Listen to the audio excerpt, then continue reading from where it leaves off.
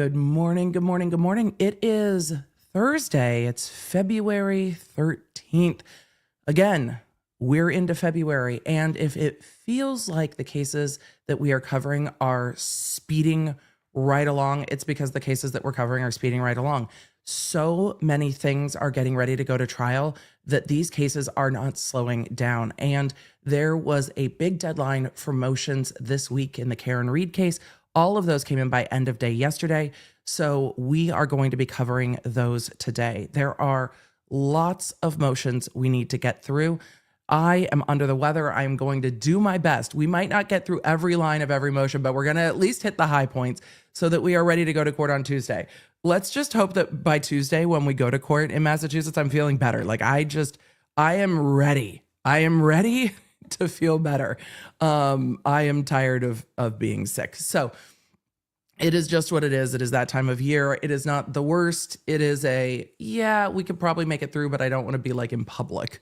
So I have a super tanker of coffee. I have some exciting Lawnard Shop updates for you all. Members, you already know. If you are not a member, do not worry. It will be open for you tomorrow. We'll talk about it. I've got my unicorn rocking today. I'm so excited. I'm so ready. So we are going to do all of that today. For all of you that have kindly pointed out when videos are not populating chapters in Replay Crew, love you. It has been an ongoing and sporadic issue. We have let everyone we can let know.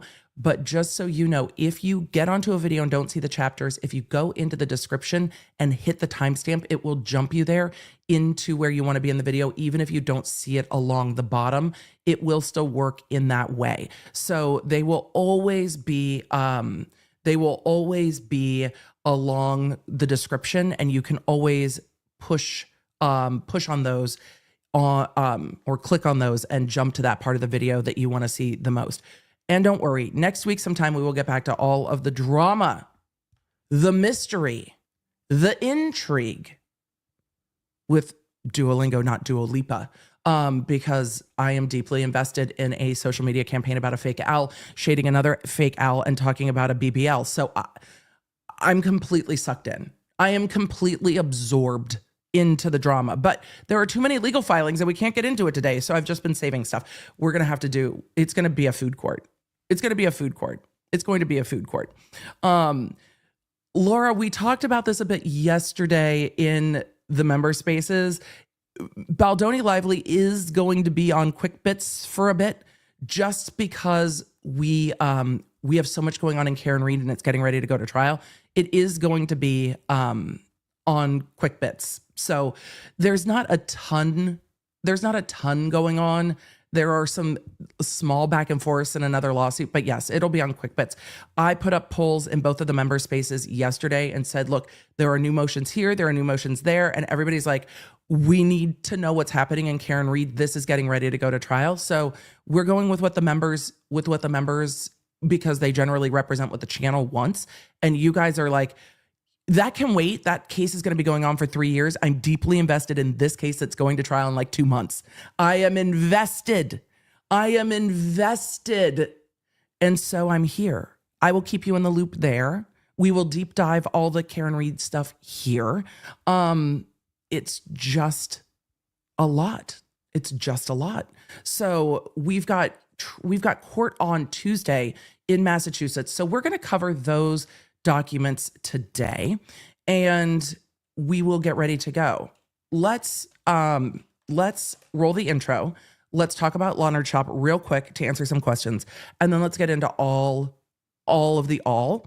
For those of you that are members, you have access to the shop now. If you are not a member on the channel, do not worry. You will have access to the shop tomorrow morning. And we have staggered the launch because the Lawnards break everything and no one ever believes us. It's always fun to be underestimated, but at some point you just get annoyed and you're like, no, we told you that we break stuff. And everybody's like, yeah. And then it breaks and they're like, we've never seen that before. It's like, you don't understand this community. We are unique. We are mighty. We are passionate. I've never seen that before. Okay. So last launch, we had a few things break. So this launch, we have staggered the way we are launching it to make sure that it is a smooth experience for everyone. And that is the goal. That is the goal. So the law nerds are amazing at finding any small system quirk. And I love it. So there are days that I'm just like, Ellen, no, these are not heavy. These are a fairly lightweight. These are a fairly lightweight earring, which is one of the reasons I like them. They do not pull on my ear holes. So yes. Also, Kendra Scott has a pretty good return policy, and you can buy them on Amazon. So buy them on Amazon, try them on, and if you want to return them. They're in my Amazon shop. Just try them on Amazon. Let's roll the intro. Let's get stuff rolling. We've got some shop stuff to share with you guys. I'm real excited. We'll talk about what's going on back here later. Hey there, I'm Emily D. Baker, the internet's go-to legal analyst, breaking down the legal side of the pop culture and entertainment stories we can't stop talking about. I'm a big fan of the cursey words. I've been a licensed attorney for over 17 years, but this is not legal advice.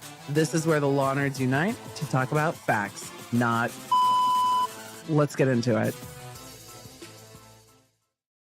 We have tried so hard to explain to companies that we work with that this community is unique. And I think there are times they're like, I mean, okay, but we work with like musicians and stuff. And like, I'm like, no, you don't understand. When you live stream, it is different. And I don't think they're used to me being as hands-on. Our distribution companies like, wait, you're on the call to talk to the warehouse about stuff? I'm like, yeah, all of Team Baker is here because we want to have the answers to things to tell the law nerds because we're in real time. It's not like if you go to a concert and hold up a sign and it's like, where's my shipping notification? The artist on stage is going to stop and be like, hey, team, can we figure out what's going on there? But on live stream, that's exactly what we're going to do. So we need all the answers because we need to know all the things so we can talk to you because live streaming is it's just different because we get to have direct one-on-one conversations in a way that you don't have in most other forms of interaction. And that's why we're like, no, you need to tell us. And they're like, most people just let us like kind of roll with it. And then we tell them later how it went. It's like, that's not going to work for us. You're not going to just like tell us later how it goes. No, because the law nerds are going to tell us first. And we need to know so we can tell the law nerds because we will tell them everything that is going on. And if there's a problem, we'll solve it, but we'll also tell them this was an issue and then we'll fix it because things are going to happen. But we want to get ahead of as many of those things as we can. So this time we staggered the launch to not overwhelm the warehouse. And we keep accidentally launching when there are holiday weeks. We confirmed this time with the warehouse that Monday was not a holiday for them, though it is a holiday for some. So we made sure that we weren't launching publicly on a Friday and then 3 days went by with a holiday where the warehouse was closed and everybody was like, hey, what's happening? But also, we are not Amazon. So we do have a warehouse that has specific hours. We have customer service that has specific work hours because everyone has work hours. So it is, we are here for you and we try to make everything go as smoothly as we can. We have launches planned out for this year. I'm very excited. When we moved to Law Nerd Shop 2.0, we planned out launches that were going to be customized and discrete drops of merch. If there are things that are incredibly popular, we will work on bringing back a favorites. Am I taking inspo from Simply Nailogical, Christine? Yes. We will work on bringing back a favorites launch, but everything is custom ordered. Everything is custom made. It is not drop shipped. It is custom, like the strings are custom dyed. The silk screening is custom done. So we are not evergreen the way that we were in the past. But if there is stuff you guys love, we will work on bringing back a favorites launch down the road. So things that sell out, they do sell out. We do our best to estimate what we have, but we will keep a note of what the favorites are. And then when we know what the favorites are, we will work on doing a favorites launch later in the year. So let us take a look at what's coming up in the shop. For the members, it's available now in your members tab. For non-members, do not worry. The shop goes live tomorrow. All right. And then we're going to get into all the Karen Reed stuff. But let me show you our Lawnard's Love Being Neurospicy launch for Lawnard Shop Launch 2 of Lawnard Shop 2.0.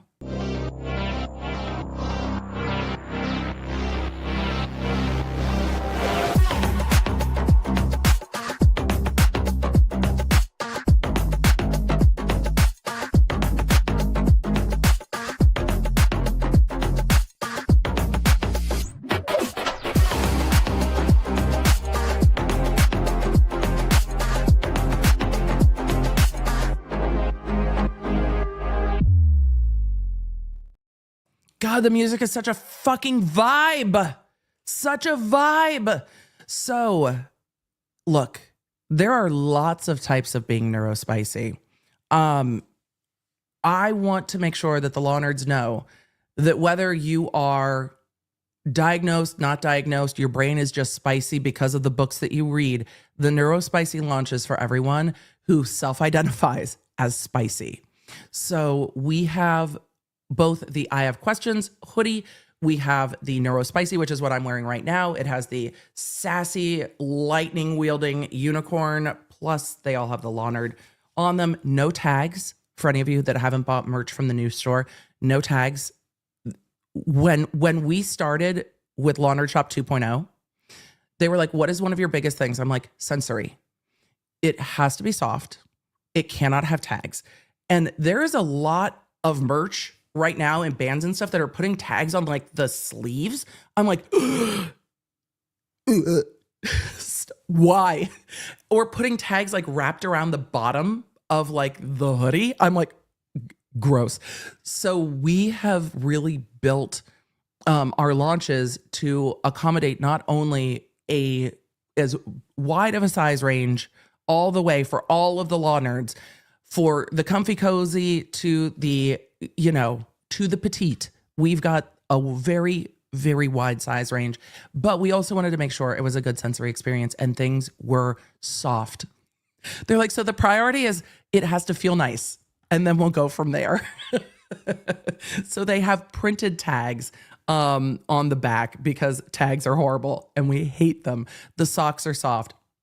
And when you guys get into the shop tomorrow, you will, I hope, be pleasantly surprised. Even our hat is soft. We changed the vendors for our hats because the hats on the back were a little bit sharp. And now we have a very well-rounded, Emily, you should have, oh, wait, I do have one in here. Hold on. I do. I didn't want to take the one off my head because I didn't want you to see my hair.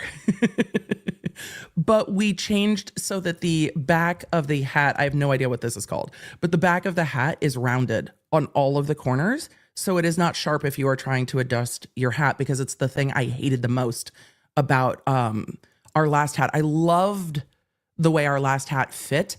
I did not like the way that the little bopper on the back, the buckle, thank you, Chad. We're like, we'll just call it a buckle. I did not like the way the buckle felt. And I wanted to make sure that on the inside, it wasn't scratchy on your forehead. So with our new hats, we have made sure that the hats are also soft. Copper Ridge asked, do the hats fit smaller heads?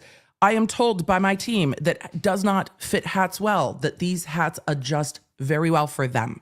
So it is not a super deep bucket, so it does not sit all the way down on your head. And we do have Team Baker that has smaller heads. And this bucket on the hat is a little bit shorter from tip to ear. It's a little bit less deep than our last bucket. So it's a little bit easier of a dad hat to fit. And then you can adjust it if you need to pull it down more. So it is very adjustable. All right. So that is where we're at with Lawnard Shop 2.0. So the Neurospicy, I'm really excited about our skulls. It's a vibe. You will see the skull in the background. Are we going to light it up next week when everybody can get into the shop? Yes. Is it neon-ish? Yes, it is. So will when the shop is open to all, will the skull be lit up? Yes. And then we're going to have to find a place to put our Neurospicy skull, because it's how I feel. Will you start seeing the neurospicy skull around elsewhere? Yes. Yes, you will. And so I love that the law nerds identify as spicy. I identify as spicy. And yesterday I was scrolling before I went to bed. And I will share this Instagram reel on my stories, and I'll see if I can find it on YouTube and share it here as well. And a gentleman was talking about the superpower that is ADHD. And he's like, why are ADHD people like just good at random shit? And I was like, I know. Hyperfocus. Hyperfocus is the answer. Why are ADHD people randomly like, oh yeah, I was bored, so I taught myself to juggle at like an expert level? I'm like, I understand this. I understand this. Have you ever hyper-focused yourself into a hobby that you were excessively good at and then you became really good at it? And we're like, oh, well, this was too easy and now I'm bored.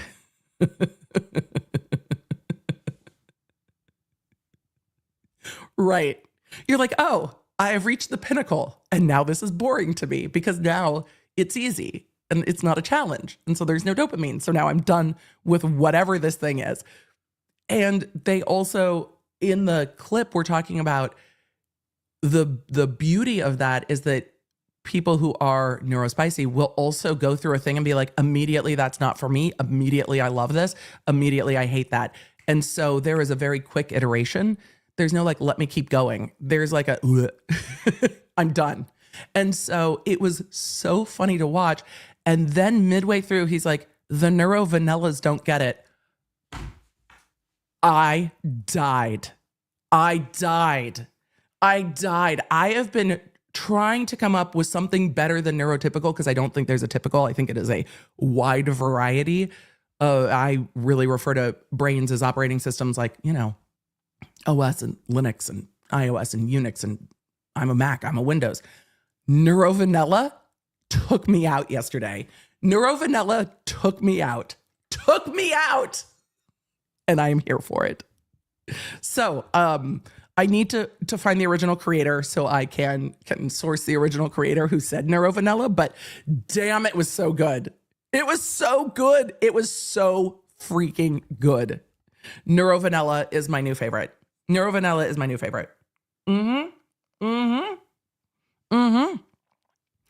So, members, I see you. Found your new emoji.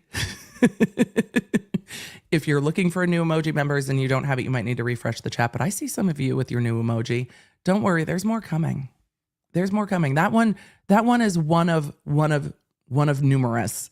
So good to see you, law nerds with your spicy skulls. I love it when we give you something new to play with. All of you are just like, yes. Are we ready to talk about Karen Reed? We have so many motions. Hold on. The Commonwealth is coming for the crash daddies. And I'm wondering if we just cover that first. Let's see. I'm putting up a poll. What do we cover first? Emily, can you make decisions? No, I'm sick. Commonwealth. Crash daddies. I don't think I did that right, but that's okay. Defense. All the things. There are multiple motions from both the Commonwealth and the defense. We're going to go through, at least topically, all of them. They're going to come up tomorrow as well. Not tomorrow, Tuesday. When I say tomorrow, I mean the next time I'm streaming. I don't actually mean tomorrow in linear time. Apologies.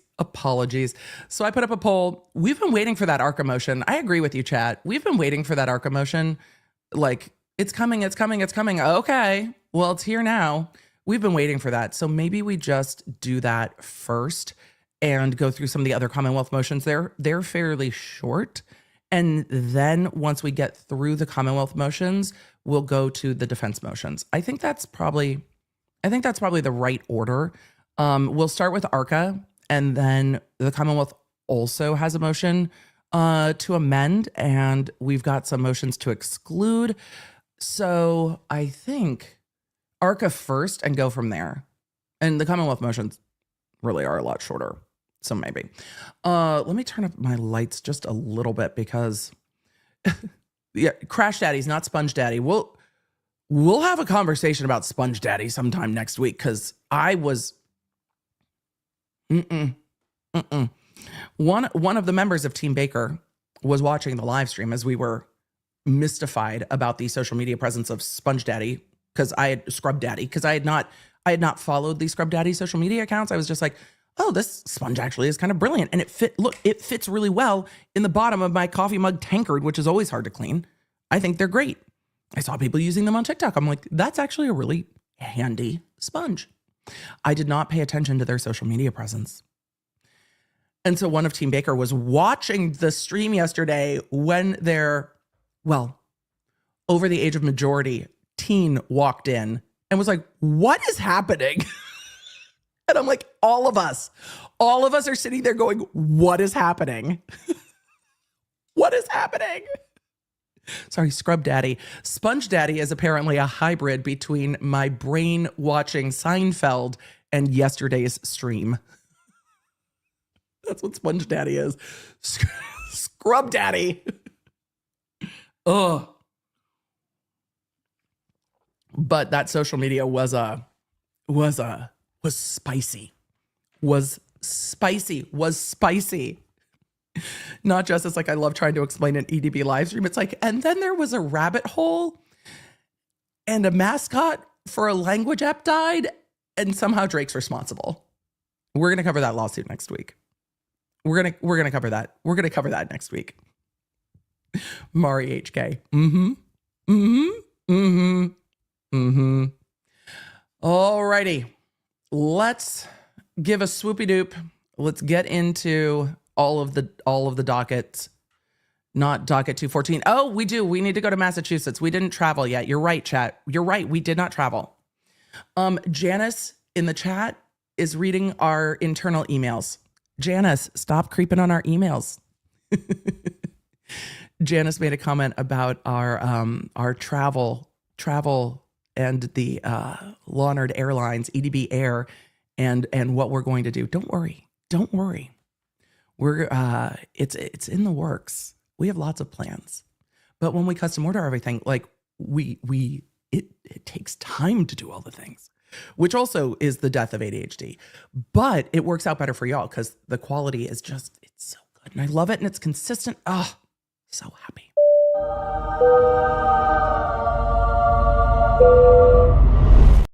All right, y'all got your frequent flyer miles to Massachusetts. I hope you packed some warm shoes and a jacket because it's cold AF in Middle Tennessee today. I imagine it is also pretty cold in Massachusetts as well. All right, 76% of you said let's cover the crash daddies first, so that's what we're doing. We are procedurally in the busiest time ahead of Karen Reed's retrial. There is not that much time, and you might look at the calendars and be like, but they're starting jury selection April 1st. When you look at how many weeks are left between now and April 1st to get court stuff done, it is not that much time. So we are going to see a fleet of litigation ahead of the new trial. And it seems that the Commonwealth has new experts that did not testify at the first trial. And so we're going to see litigation about that. We are going to have numerous court hearings. They're going to have to do new motions in limine. We're going to need to see new motions for jury voir dire questionnaires because they're going to have to ask jurors about the first trial. There's going to be a lot more litigation to come, and it's going to be incredibly busy between now and April in court in Massachusetts. But because there are also trials coming up in May, June, August, all of the cases we're tracking right now are coming to a trial at around the same time. So all of this pretrial litigation is going on around the same time. The case that got out ahead of it the most is Kohberger because the judge had a window of time to look at and said, no, we are not running this thing down to the wire. We are doing these motions well in advance. And that's why we're starting to see those motions to suppress going forward in the Kohberger case that doesn't start till August, the same way they're going forward in the Curry-Richens case that's starting in May. The judge in Idaho is trying to get ahead of it because there's going to be so many motions in limine in that case. So the pretrial litigation in all of these trials is going to be incredibly busy, which is going to make it hard to balance in the other cases that aren't on the precipice of trial. And those are just all going to be on the Emily Show on Mondays. Mondays, I'm going to keep you on the loop. Like this happened, that happened, this happened, that happened. Hopefully in like 30 minutes. Maybe it won't be, but I try. So if you have the Lauderd app, you'll get that information no matter where you're subscribed. Yes, you can subscribe to the Quick Bits channel. If you have the Lauderd app, though, it'll just pop up on Monday that that's available and you can click it. It'd be great if you subscribed. But if you just want the Lauderd app, it'll just tell you where to go when there's a new video, and that makes it easy. So let us continue. Kel Marie, that is in the works. It is in the works. Yes, it is. So it is in the works. So do not worry. It was in the works for this launch, and then there was a debacle. So yes, it is in the works. We'll talk about debacles another time because it happens. But if it's not right, it's not going. It's not going. We'll wait until it's right. But yes, there is. I love the skulls. Look, man, it's giving, for me, it's giving like Sum 41 vibes.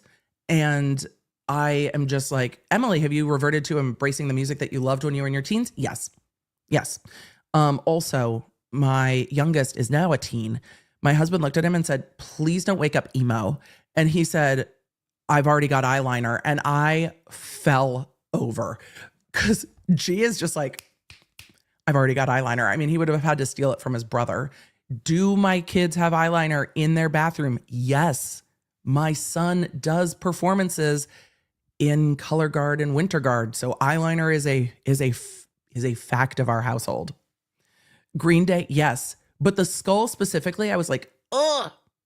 It's like, it's not the Offspring skull, but it's like, it's giving the mind blown emoji plus like a little bit of punk from like the late 90s, early 2000s.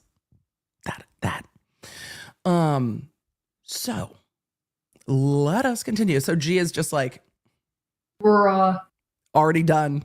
And then he woke up this morning and doesn't have school the rest of this week and is playing Civilization 7 and has told me that it seems so far that Gandhi is not going to nuke everybody. So for those of you that play Civ, you know what I'm talking about.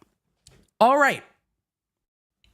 I was giving a whole road so far in the Karen Reed case, and I derailed my own road so far. I was like, this is the path forward. Ooh, look.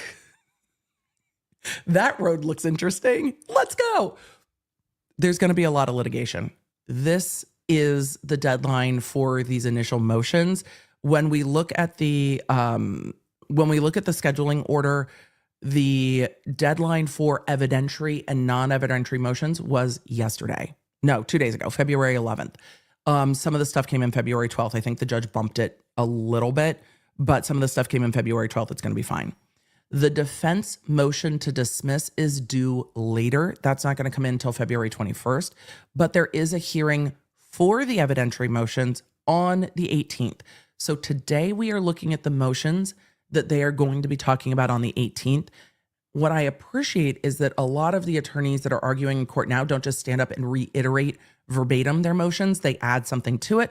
So we're going to go over the filings and then they're going to be discussing this on Tuesday. So I figure it gets us out ahead of it, and that's perfect. Let's go to the motions. So these are the evidentiary motions for the Karen Reed case. The first one is the Commonwealth's motion to exclude the ARRCA experts, aka the crash daddies. Remember, they are not arguing, or they have told us that they are not arguing, that the crash daddies are not experts of the experts. This is about discovery. Did the crash daddies, turn over the discovery? And it's really the AUSA's office, but they don't have a fun sound clip. So same. Commonwealth's motion to exclude employees of ARRCA. I understand. Do y'all understand why the Commonwealth wants to exclude the ARRCA experts? I don't agree with them. But do you understand? I get it. Yes. Immediately, Tyrone, for to exclude. What are we doing? Commonwealth's motion for to exclude. Wasn't it Brennan that got up into court and was just like, he didn't even spell, what was it? It wasn't bites. Gray key. He didn't even spell gray key properly. Sir. Commonwealth's motion 4 to exclude.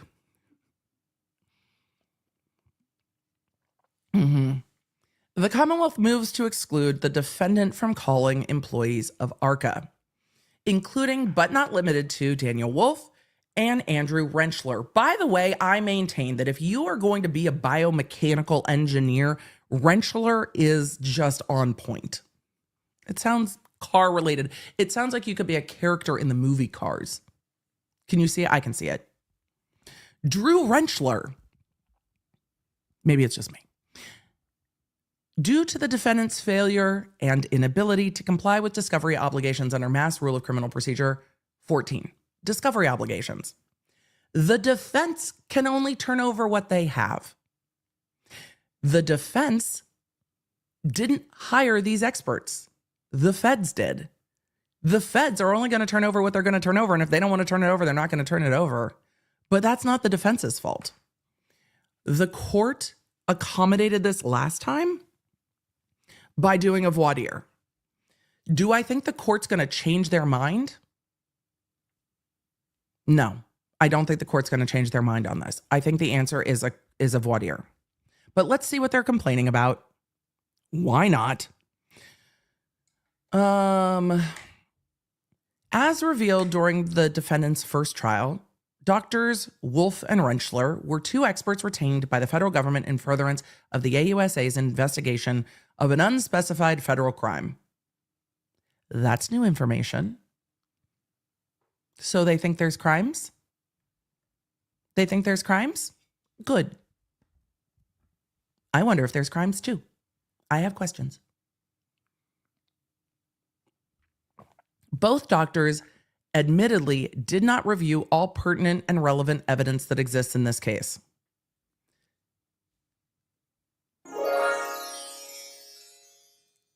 They don't have to. Excuse me, Brennan? Excuse me? They don't have to review everything. If they're just reviewing the vehicle and the victim, they don't have to review who sat at a high top table and where everyone sat when they went to a basketball game. They don't need to know what appetizers everyone had at the waterfall. That's not relevant to them.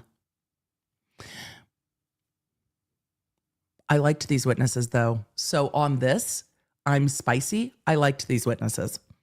I've never seen a case where you have witnesses that were not hired by either party come in and blow a case up like these experts did.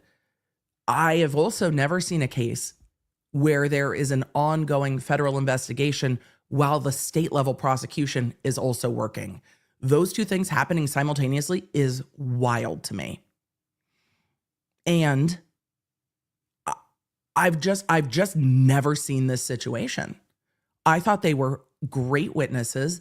They explained their position well. They had a ton of information about accident reconstruction and the effects of vehicle collisions on, the body. And their conclusion, from my perspective, was consistent with all of the coroners.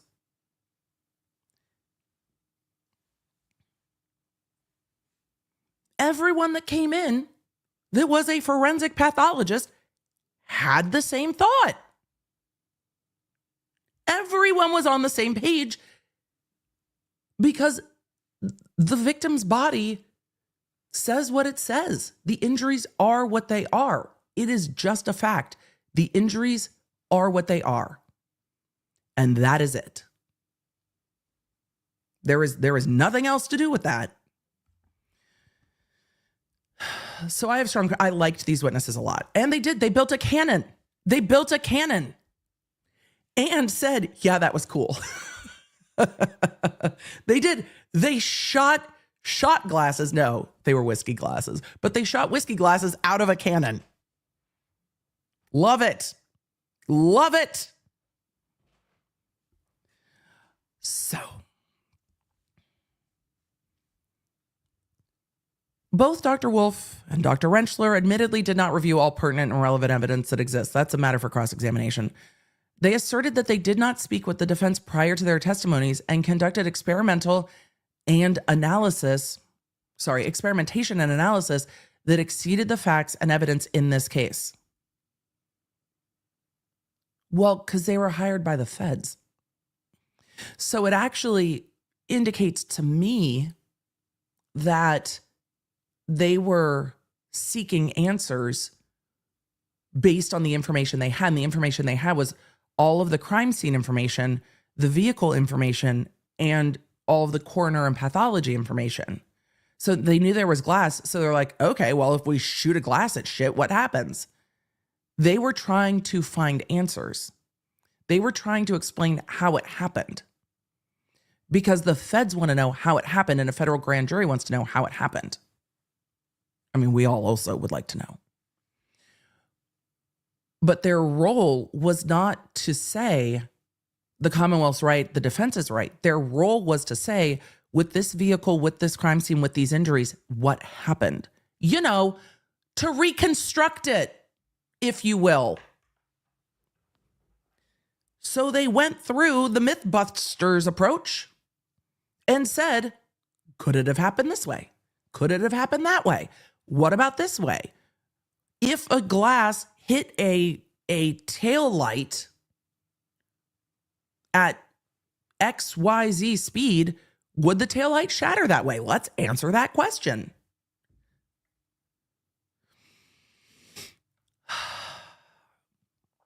The parameters of the experts' opinions. Oh, sorry. And the court allowed it. Nonetheless, oh, good. Shade the judge. That's going to make her happy. Things we know this judge loves. Good job, Bredin. Way to read the room. Nonetheless, the court permitted both doctors to testify on behalf of the defendant in June 2024. And she's going to do it again.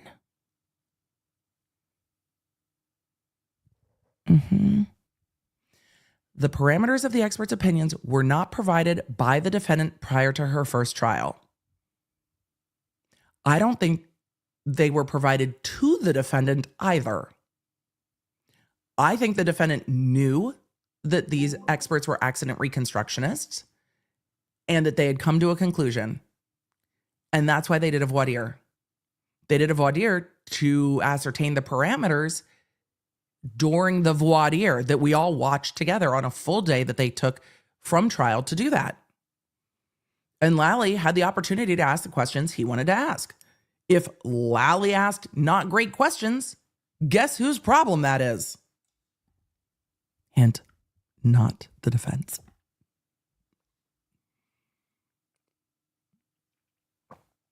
The parameters of the experts' opinions were not provided by the defendant prior to her first trial, and portions of the experts' opinions were not expected nor properly noticed. Further, during the first trial, the doctors testified to reviewing information that was not known prior to rendering their opinions, and this was not previously disclosed to the Commonwealth. Here's why this is not well taken by me. Because the Commonwealth dropped an inverted video on the defense in the middle of trial. So, like, I just don't have a lot of empathy. I just don't. Your Honor, we didn't. Okay. Doesn't that suck?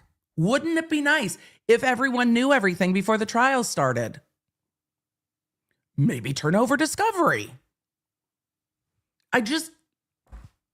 I'm in full Crimea River mode for the Commonwealth at the moment. Oh, gee, that's annoying. Tear.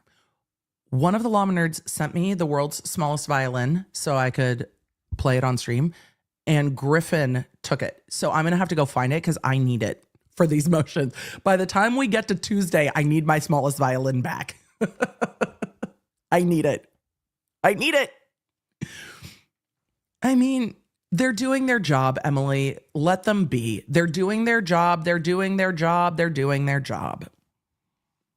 They're doing their job.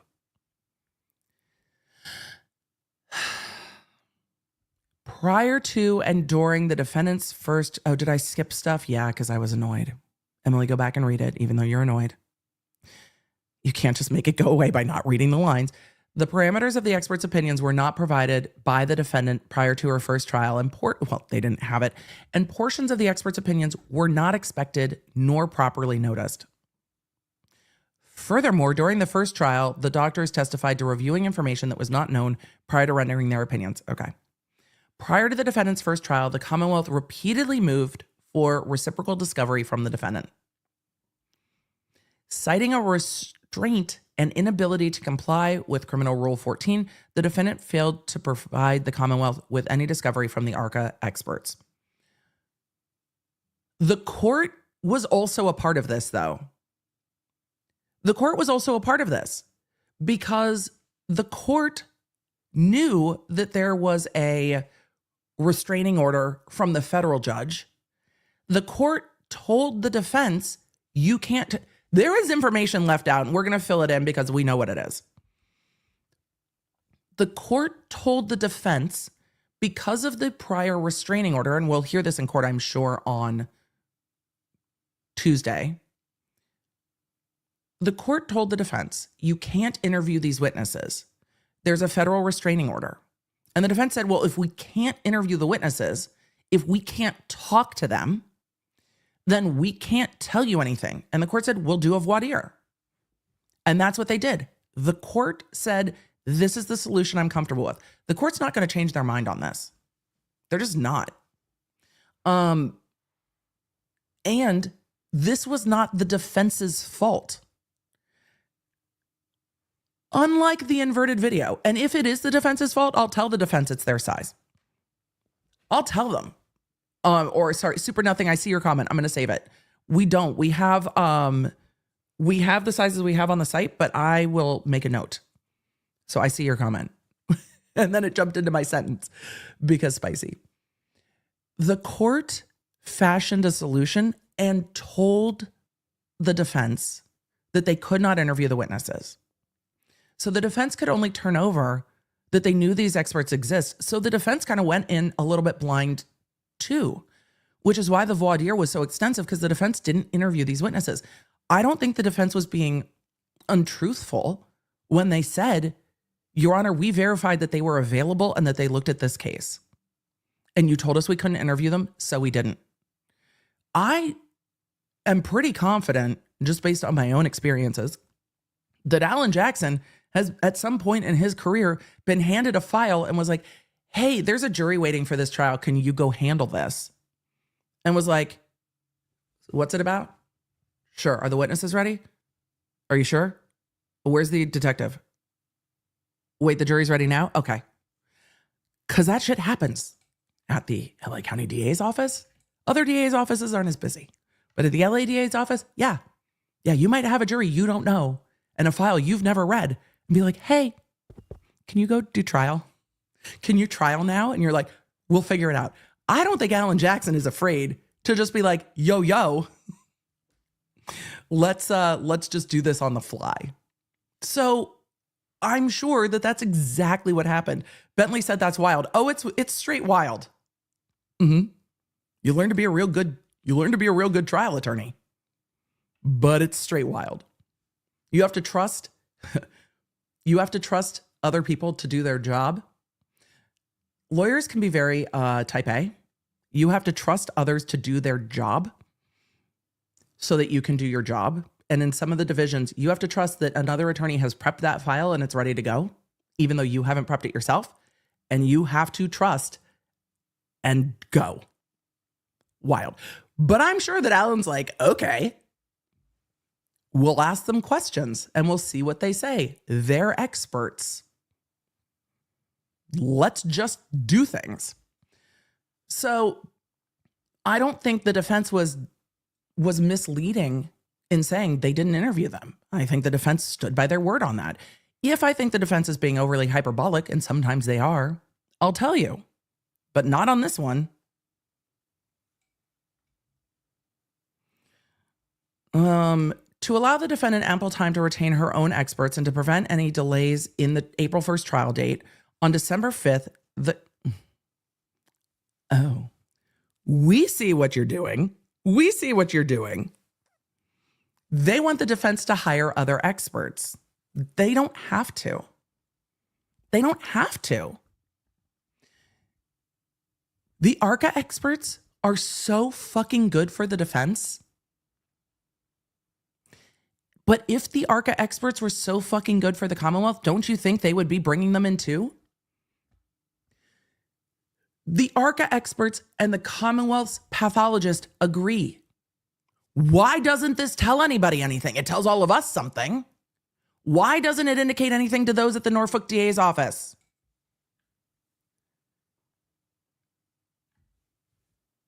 When everyone agrees but you, maybe you're the problem. Emily, you're spicy. I know.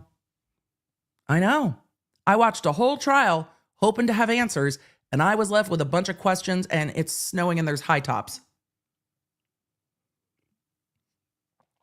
Pisses me off. To allow the defendant ample time to retain her own experts. Nah, she's going to use the Fed experts. And prevent any delays in the April 1st trial date, on December 5th, the Commonwealth renewed its request for discovery, enumerating 13 areas of discoverable materials related to ARRCA from the defendant. On January 6th, the Commonwealth notified the court and the defendant of its intention to move to exclude the ARRCA experts based on the defendant's repeated failure and inability to comply with discovery. To date, the defendant has filed no response nor produced any additional discovery. I can see the defense sitting at their computer like this. Anyone else? This is how I envision this. Just there's your discovery response. Go talk to the feds. The feds hired the experts. All of you are like, yep. Yep. On February 6th, Attorney Jackson indicated to the Commonwealth and this court that he intends to call the experts from ARRCA, presumably Drs. Wolf and Rentschler, at the defendant's upcoming trial. Of course they do. Those experts were fucking great for them. On December 4th, the Commonwealth filed a written request for discoverable material from the U.S. Attorney's Office. See Exhibit A. Exhibit A is impounded. I kind of hated at the beginning that that's what Massachusetts called putting things under seal, and now I'm kind of loving it. It's growing on me. It's a regional quirk that is growing on me.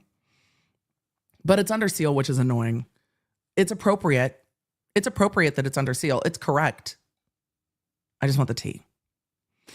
On January 30th, the Commonwealth and defense received a response from the U.S. Attorney's Office citing federal statutes and regulations that restrict the complete discovery the Commonwealth is entitled to. See Exhibit B. Oh, so the feds also said no. The feds were like, yo, we're not going to tell you all of that. That's why they did voir dire. The judge isn't going to change her mind on this. You know what the defense is entitled to in this case? Metadata.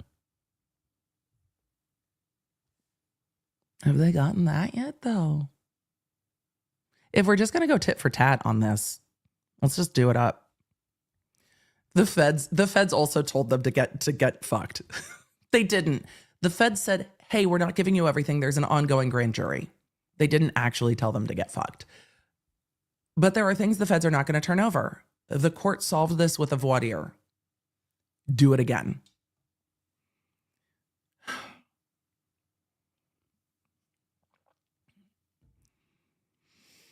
Breathe, Emily. Breathe. Particularly, despite the formal 4-page letter received on January 30th, 2025, following the party's appearance before this court on February 6th. What? I know I'm on cold medicine, but January 30th doesn't follow February 6th. It precedes it. Despite the formal 4-page letter received on January 30th, that should be a separate sentence. Following the party's appearance before this court on February 6th, the Commonwealth and defense received an email from the AUSA's office stating that their contract with ARRCA ended on July 31st, 2024, And should either party wish to engage ARRCA for additional analysis, any further engagements must not infringe on any federal privileges. Okay. Fine. So then they can engage it. Despite the 4-page formal letter, I mean, the defense is just sitting there going, despite the fact that the court told you to turn it over a year ago,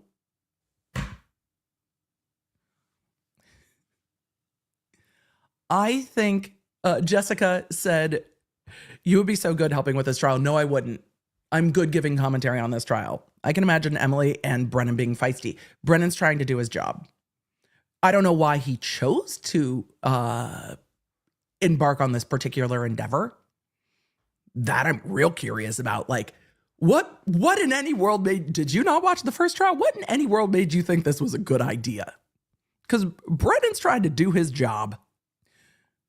But also, there is so much history here because of the first trial that we have answers to some of this shit. And it's just like, I get that you're trying to do your job, but why would you choose this? Why would you look at this case and go, yeah, I want to be the special prosecutor on that case? Unless you're going to come in and dismiss a couple counts, narrow this down to count 2 and go under a theory of she knew he was intoxicated. She was also intoxicated. And because of her level of intoxication, when she dropped him off, there was no due care. And that led to the circumstances that led to him staying out in the snow, that led to hypothermia, and then lean in on the hypothermia. But that's not the theory they're going on. That's not what they're prosecuting. So I don't know why you sign up and go, yeah, that victim was hit by a car.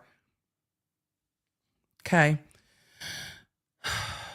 Tell me more about your formal 4-page letter. All right. Massachusetts rules demand reciprocal and expert discovery. From both sides, though.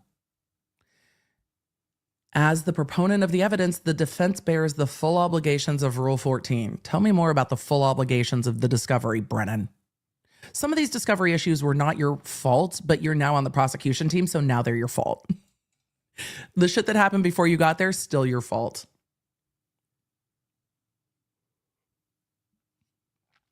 The defendant cannot shield herself from discovery obligations by citing restraints by the U.S. Attorney's Office, or by now perhaps claiming to have independently retained ARRCA for additional analysis and producing only a limited portion of the expert discovery. We'll see what happens when this goes to court on Tuesday. I imagine that the court will say we can do voir dire again. The Commonwealth remains unduly prejudiced.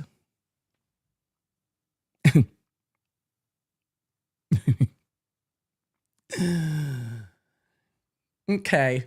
The Commonwealth remains unduly prejudiced by the defendant's delays in providing appropriate discovery. They said that with a straight face. The Commonwealth has diligently sought expert discovery from the defendant and the U.S. Attorney's Office for approximately 10 months. A second voir dire is not an appropriate remedy. It's going to be the only remedy you're going to get. Because We're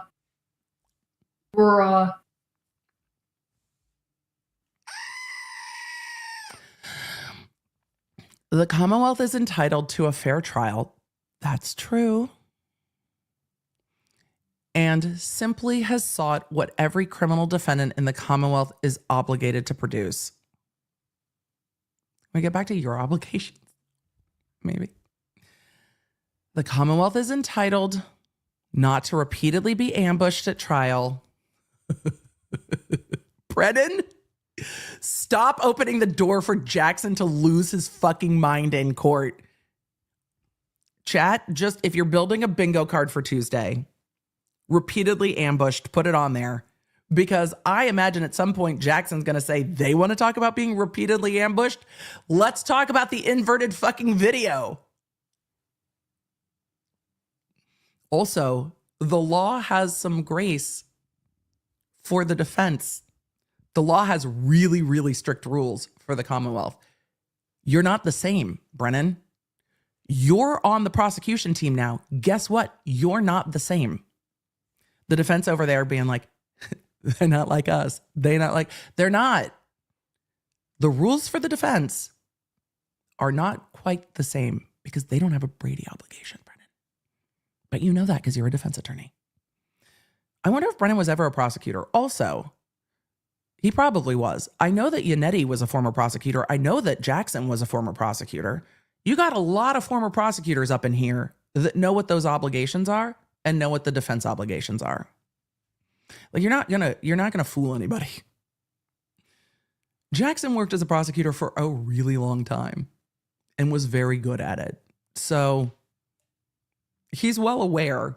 And when the judge is like, that's not how we do it in Massachusetts, Jackson is sitting there going, maybe you should though.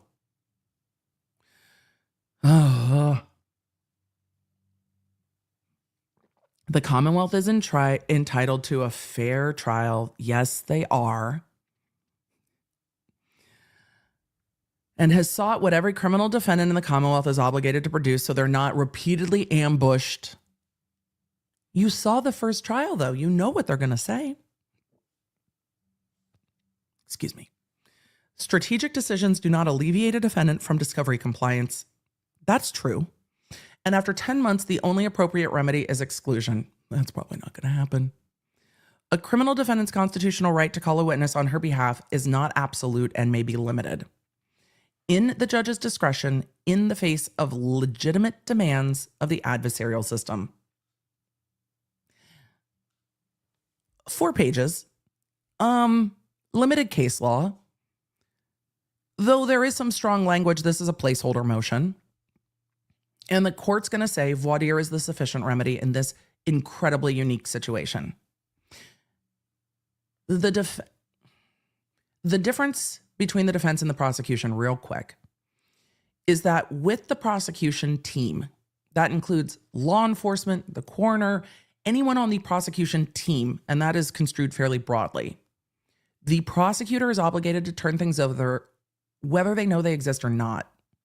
The prosecution must suss out a report and turn it over even if they don't know it exists. Sometimes the prosecution not knowing it exists, and if we believe Carrie Morrissey saying she didn't know the bullets that were turned over existed, she might not have actually known they existed. She might have. It doesn't matter her actual knowledge. She has constructive knowledge because law enforcement knew. And there was body cam showing that law enforcement knew. Law enforcement made a report. I think she knew at least part of it. But saying hypothetically she didn't know anything, it's still her obligation to turn it over. Does that seem difficult? Yes, but prosecutors know that it's their obligation to turn over shit they don't know exists. So what do you do if you're worried in a large case that there's stuff you don't know about? You go to the police department, you sit down in a conference room, and you say, bring me everything in this file. And you go through your file, you go through the discovery you turned over, and you go through the detective file. And you go through every fucking page of it. And you bait stamp things. So if you have a gap in your bait stamp numbers, you know where the gap is and you can find it. This is part of the job. It's known. The defense obligations are not the same. The defense doesn't have to go suss out anything that everyone might have. They have to turn over their experts. They have to turn over their expert reports. It's not normally the situation where the defense is calling a witness where they have no discovery on the witness, but it does happen. It happens. There are times where the defense will call a witness and be like, I haven't interviewed this witness. I don't have a report for you. I don't know what they're going to say. My client wants me to call this witness. We're calling this witness. Is that a great idea? No. Does it happen? Yes. But if the defense has never talked to the witness and the witness doesn't want to talk to their investigator, they can still call the witness, even though they've turned over nothing because they don't have anything to turn over. And in this circumstance, which is incredibly unique, and I'm sure Karen Reed and her defense team are tired of their case being, this is an incredibly unique situation that we've never seen before. I'm sure they're like, we're exhausted. But this is a unique situation where a different prosecutorial agency has all that information. They haven't even given it all to the defense, and the defense gets to make a strategic choice. And the defense attorneys trust themselves enough, and their clients trust them enough, that with an expert witness, they know that they can walk through a direct examination without having more. They're not obligated to turn over things they don't have. And that's what the judge ruled before. Before, the judge said, if they don't have it, they can't give it to you. In the prosecution situation, if the prosecutor themselves does not know, but their detective knows, they have to turn it over. It doesn't matter that the prosecutor doesn't know. So those are different situations. Hopefully that makes sense. And the judge said the reasonableness to this is voir dire. I agree with the judge. I know a lot of you think that this judge has picked a side in this case. But I could see a circumstance where judges might say, no, you did not complete your expert discovery. It's not coming in. The judge in this case did not do that. The judge in this case said, I'm going to open up a full day, send the jury home, and we're going to voir dire it. And that's the remedy. I'm letting it in. Voir dire is the remedy. I'm not going to jam up the defense on this. Even though they need to turn over expert discovery, they can't turn over what they don't have. The judge accommodated the defense in that. And not all judges would. I think they should. And this judge did. So that's my thought on that. I think this motion is we made the motion. So we made the motion. There was some sass in there, though, that maybe from the prosecution, it's just not as well taken by me, given all of the other fuckery. It's like, really, bro, you're really, we have a right not to be ambushed. Seriously. Okay. It's just not well taken sass when so much other shit is going on. You haven't earned the sass. That's what it is. Brennan, you haven't earned the sass yet. It's not earned. There are times the defense is way too hyperbolic. But have you noticed that the more shit's getting wild in this case, the less hyperbole we're hearing from the defense? Like, the defense has brought the feistiness down quite a bit. I mean, Alessi definitely got in there a bit, but the defense has brought the tone of everything down. And Brennan is bringing the tone up. And I don't think a jury's going to like it. I don't think a jury's going to feel that Brennan has earned that sass. When there is a witness on the stand that you like, Dr. Russell, Brennan's cross-examination of Dr. Russell made some good points. But the way he did it was off-putting because most of us really like Dr. Russell. And we look at Dr. Russell's cross-examination and are like, fuck off, leave her alone. She's great. He made some very good points, but it was so off-putting because we like the witness that the good points get lost and you're left with just the off-putting. But when it's a witness you don't like, or a witness who you think is not being truthful, and then you get a really strong cross-examination, you're sitting there almost rooting for it, right? Think of a cross-examination that you're just like, get him right now. It's different. Brennan cross-examining like a Jen McCabe, y'all are going to be like, get after it. Camille Vasquez, get after it. So it really, the attorneys have to read the room and read the jury, that if it is a liked witness, you can make your points and do it in a way that's not off-putting and make your points. But if you're going too hard on a witness that the jury likes, the jury's just gonna be like, I don't give a fuck what that witness says. Fuck you, dude. And that's part of it. That's part of doing a trial, is reading the room. You go hard on a liked witness or you go hard on a victim and people don't like it. It is part of the balance of a defense attorney because they do more cross-examination than prosecutors. But when the witness is being evasive, when the witness's story doesn't make sense, when the witness seems to not be telling the whole truth, a strong cross-examination feels like they're saying what you're thinking.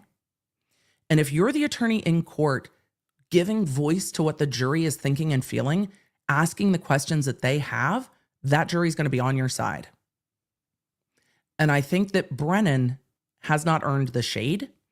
And I think that Brennan, if he carries that tone through trial, is going to turn off the jury even more than Lally. Lally put everyone to sleep.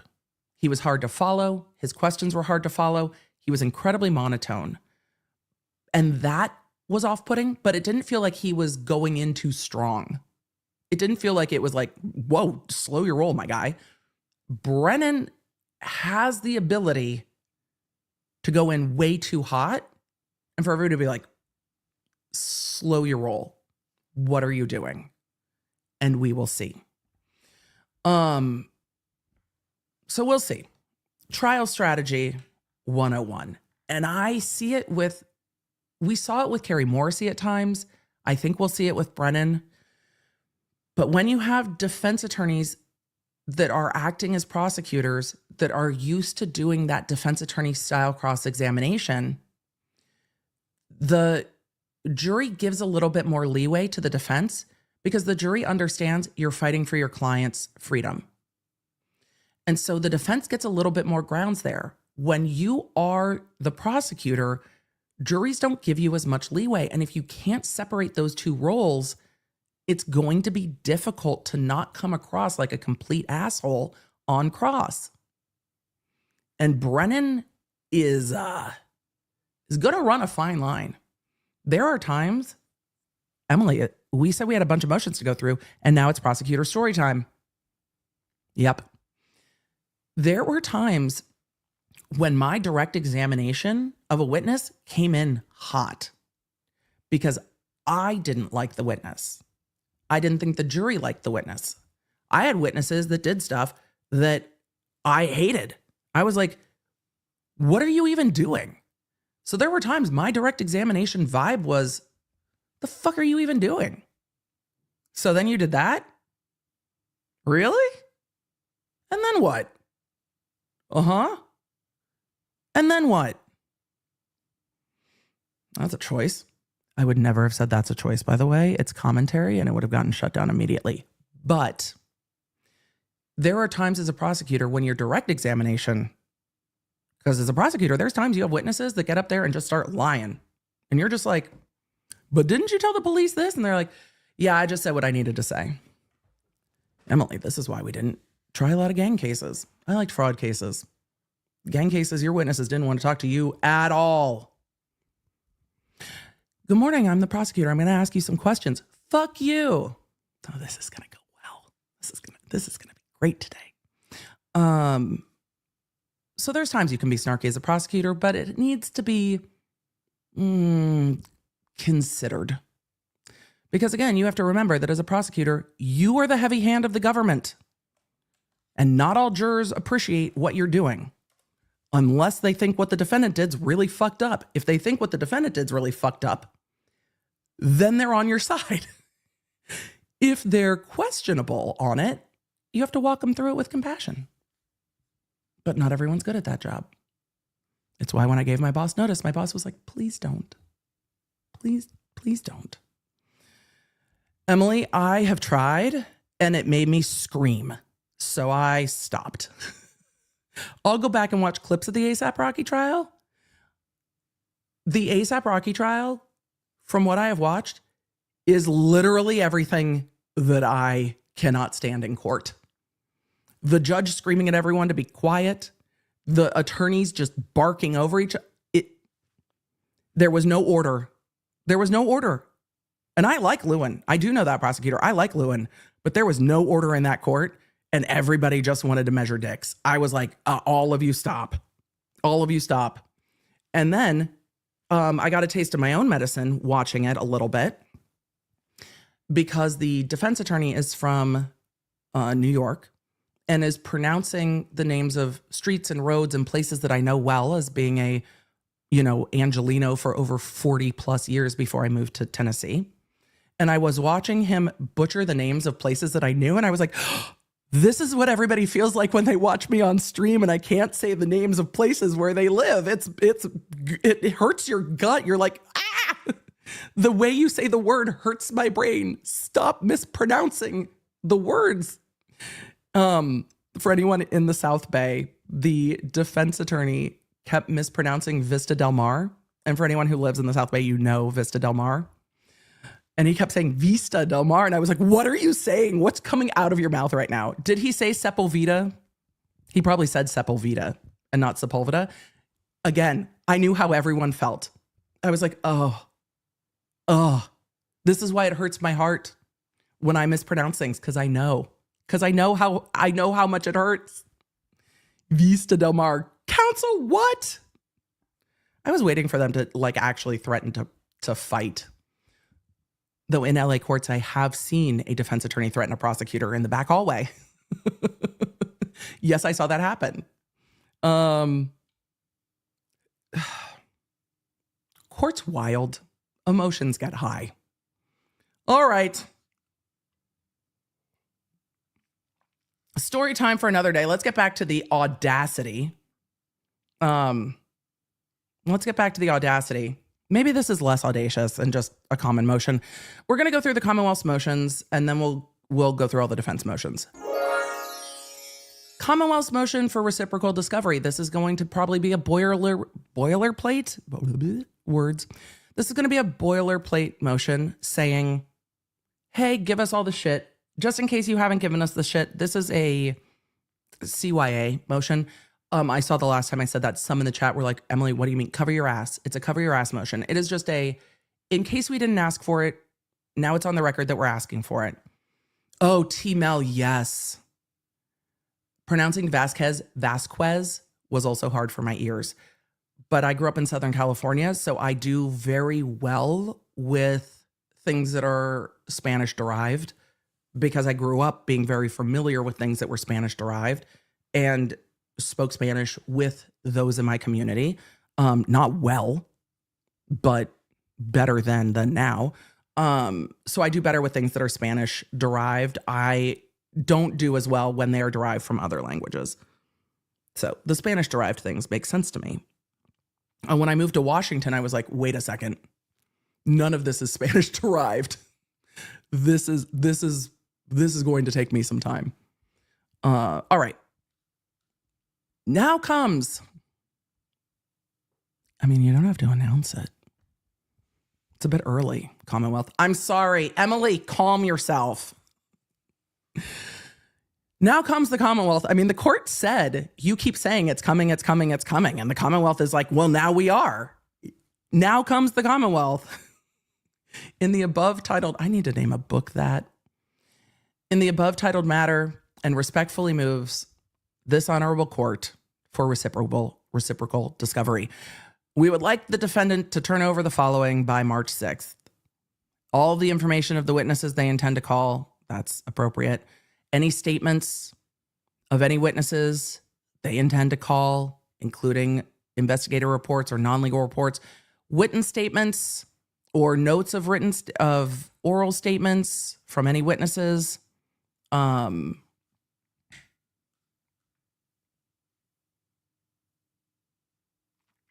Wait a second. Is that a typo? Any written, I was going to zoom through this and then my brain buffered. Oh, Kristen, yeah, right? Kristen said not LA, Canada. It's La Canada, not LA, Canada. Yes. Or La Canada, right? If it doesn't have coffee crisp, you can't call it Canada, period. And La Canada does not. Any written or recorded statement, as well as any oral statement reduced to writing of any individual whom the Commonwealth intends to call as a witness. Why would you be asking the defense to turn over witnesses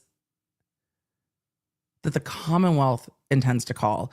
Are you talking about defense interviews of Commonwealth witnesses? Or is that a typo? I can't tell. It might be that they're asking if the defense interviewed any of the Commonwealth witnesses. It's worded oddly.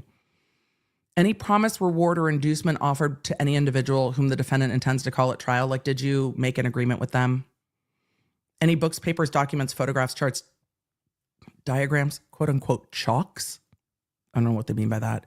Tangible objects or other materials and relevant evidence the defendant intends to rely on at trial. So exhibits or demonstrations or demonstratives. Any evidence the defendant intends to introduce or rely upon. Any expert witness. I don't know why they need the home address. They should just get the work address. Statements, raw data, raw materials. Oh, you would like the raw data from the experts? Nancy said chalks are exhibits in Massachusetts. Thank you. I supposed correctly. The regional differences are so wild to me, but Massachusetts definitely leans into an older tradition of law. They just all the way in. I mean, they're not wearing wigs, but all the way in. I want to bring back wigs in court so that Gen Z can just be in court and be like, wig. I'm waiting for it. I'm waiting for it to just turn into the court scene from Idiocracy. All compensation paid, yes. All contracts or agreements, and a copy of testing results. This is all standard boilerplate discovery. Written notice of whether the defendant will rely upon any defense or lack of criminal responsibility due to mental disease or defect. This is all, again, boilerplate. To prevent, quote, trial by ambush. This is just boilerplate. The Commonwealth is entitled to reciprocal discovery from the defense by March 6th. Previously, the defense, here's the shade. Previously, the defendant selectively produced reciprocal discovery in 3 increments. One day before the first trial, April 15th, then during the trial, April 28th and May 5th. As the Commonwealth is entitled to a fair trial, all reciprocal discovery shall be ordered to be produced. It's my remembrance, and if I am wrong, I may be, but it's my remembrance that when things were turned over during trial, it's because the defense did not have it before then. If there were things the defense sat on, I don't remember it. Please remind me. But it seemed to me that when it came to Dr. Russell, that Dr. Russell and the defense didn't connect till they were in trial.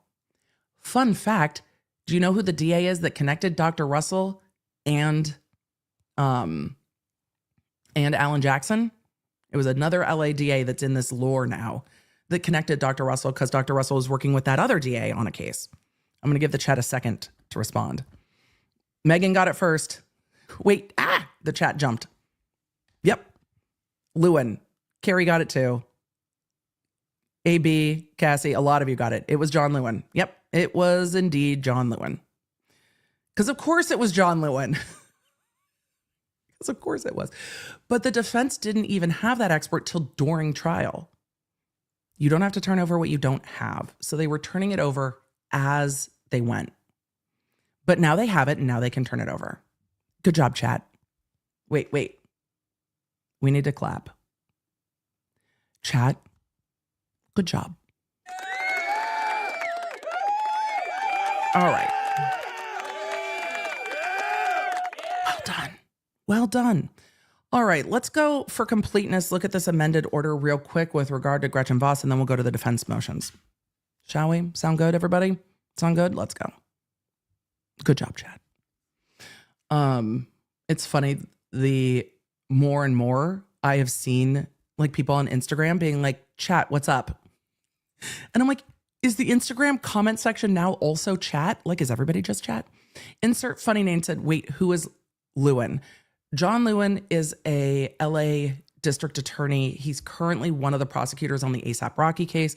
If you watch the jinx about the prosecution of Phil Spector, he was the prosecutor that prosecuted Phil Spector. The jinx was, I think, really well done.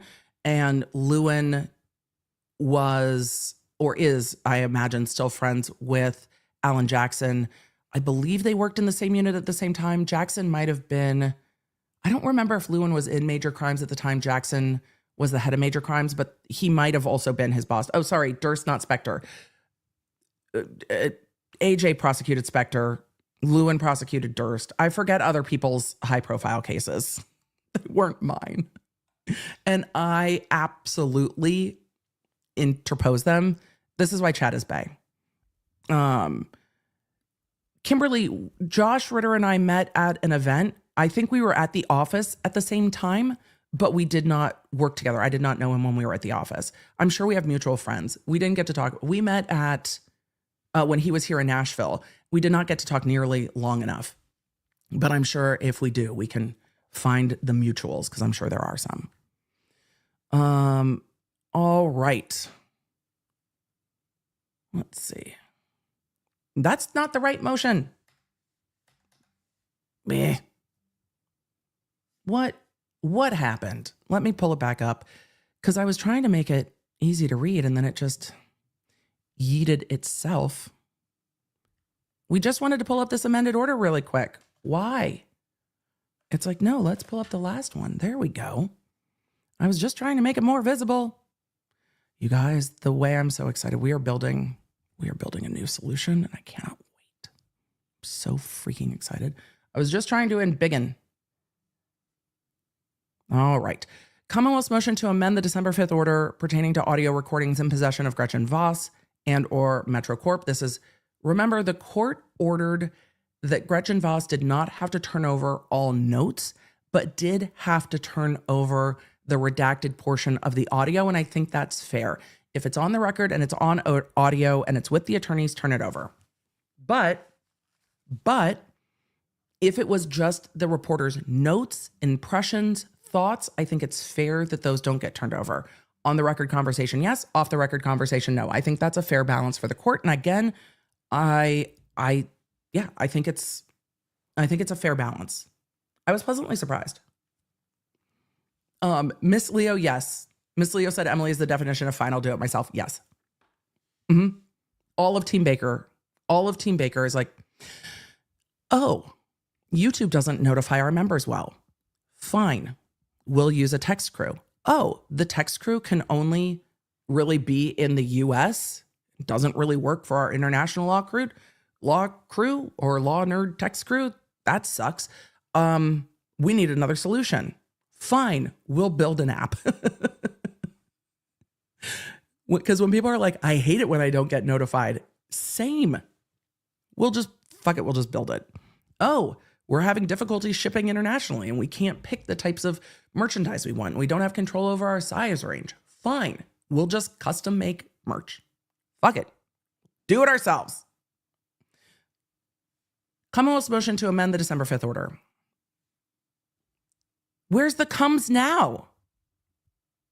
We're not coming now? Just the Commonwealth.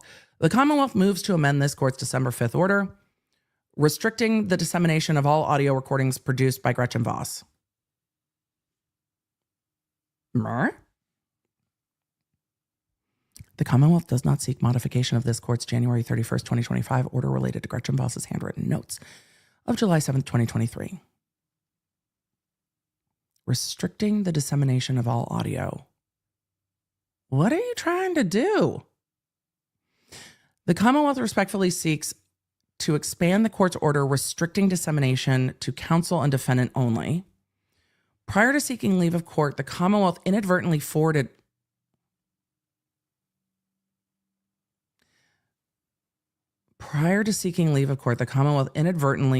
the material to a stenographer for transcription. The Commonwealth requested that the stenographer not listen to the audio, and to date, only undersigned counsel has listened to the audio recordings. In addition to counsel, the Commonwealth respectfully requests that this court amend its order to allow the audio recordings to be shared with a paralegal, a multimedia assistant, and a stenographer to prepare the defendant's statement for presentation at trial. Okay, that's fair. I'm less confused. The Commonwealth asserts that this modification is necessary and appropriate to permit the Commonwealth to effectively prepare. Okay, that's fair. I was very confused at the beginning. Look, tell me what you need at the beginning and then give me the exposition. The Commonwealth, okay. Chat, I got you. All of you were like, meh, it was written weird. And then I was confused and I read it weird.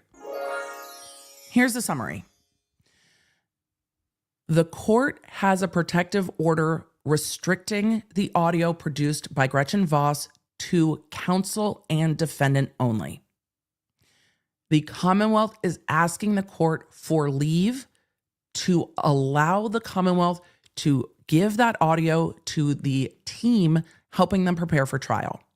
But that's not counsel. It needs to go to a paralegal, a multimedia assistant, and a stenographer. If you are going to produce something at trial that is audio or video, generally there needs to be a transcript of it. Somebody has to make the transcript.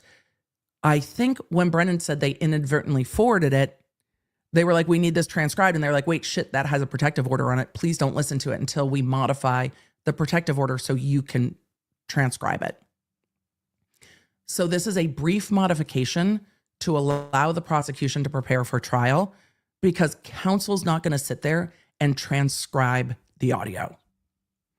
Emily, did you spend an entire summer transcribing audio of a hostage situation as a law clerk? Yes, I did. Transcription's hard, y'all.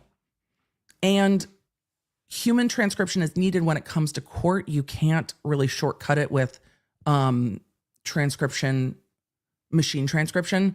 I mean, I guess you could use machine transcription and then have a human review it, but you need a stenographer to make a transcript accurately because it's for court purposes. So expanding the protective order just a little bit so the Commonwealth can prepare for trial, that's probably going to be granted. That's common. It was just written oddly. It was written oddly. B2 said, try transcribing cursive first for the National Archives because handwriting.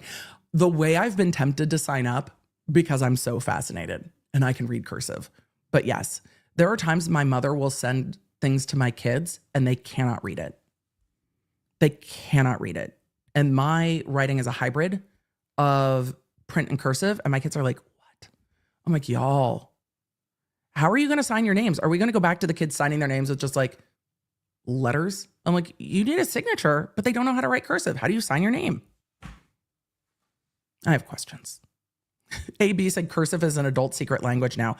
I should teach my kids to write cursive so they can pass notes to their friends that we should just tell them it's like Pig Latin or whatever. So it's wild. KW, no, kids do not learn cursive. They do not learn cursive at all. So, how do they write quickly? They type or voice transcribe. Yeah, they don't write cursive. Though to be fair, my kid could probably code cursive onto a computer easier than he could write cursive with his hand. That is fair. I love this. I love this. I think learning cursive, Emily, you're not an educator, just pipe down. But I imagine that cursive connects different things in the brain and the fine motor skills in just a different way. But no, my kids did not learn cursive. But I think it's probably good for fine motor and it should be learned. Also, it's cool. Also, I don't know, I see my kids also shifting back to liking analog things. Like I see a pushback. My teen enjoys our record player and enjoys listening to albums all the way through the way they used to be. Well, all of our albums are from the 90s, but the way that they were made to be listened through. My Chemical Romance kind of did that to him, listening through the Black Parade and the story of the album. He's like, oh, listening to this album in order makes sense to my brain. He wanted a camera, like a camera, not just a digital camera. So I see them pushing back towards, oh, Trisha Lynn, you're right, damn it. I see them pushing back into enjoying some analog things and pushing back against everything being tech. And I wonder how far that pushback will go. Like my youngest, who's also a teen, is obsessed with like the Game Boy and like the Nintendo 3DS. Just easy, no distractions. So we're seeing it. All right. Are we ready for the defense motions? Where do we start?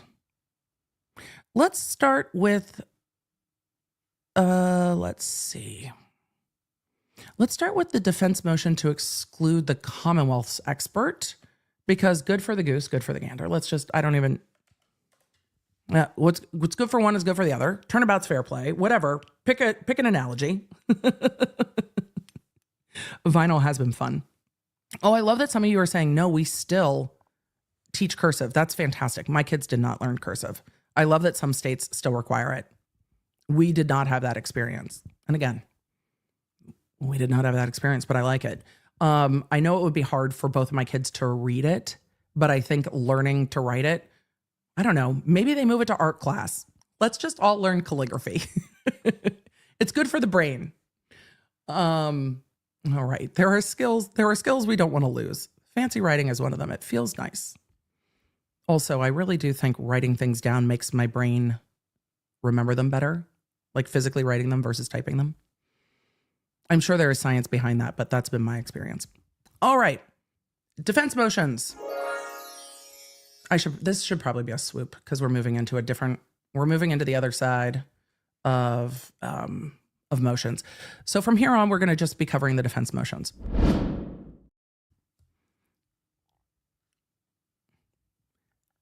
Motion of the defendant to exclude the testimony of the Commonwealth's witness, James W. Crosby, MS, PhD. This is new. Let's explore, shall we? Now comes the defendant. Counsel, I jest, but if court ever moves away from the comes now comes, and here comes, and there goes, I'm going to be sad. Now comes defendant Karen Reed and respectfully moves this honorable court to exclude the testimony of James W. Crosby, Commonwealth expert, concerning the medical cause of injuries to the right arm of the decedent John O'Keefe. Ah, interesting. The Commonwealth has their own expert to contradict Dr. Russell. Interesting. Ashley, this is not a spoiler because I've chosen that it's not a spoiler. Now comes the sass from Dr. Russell is more accurate. Oh, I can't wait because Dr. Russell has an affidavit attached. Look, I stand Dr. Russell. I think there were good points made on cross-examination by Brennan, but I like Dr. Russell. I do. Rolling along, I agree. Pink Floyd, The Wall has to be listened to in order. Yes, and like Live Throwing Copper needs to be listened to in order. Purple, Stone Temple Pilots, one of the best albums ever made, needs to be listened to in order.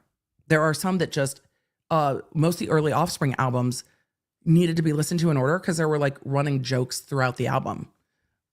Agreed. Let's see. Exclusion of this testimony is compelled because it fails each of the two main prongs of the Daubert-Lanigan inquiry, qualifications and methodology. Oh, there's no methodology.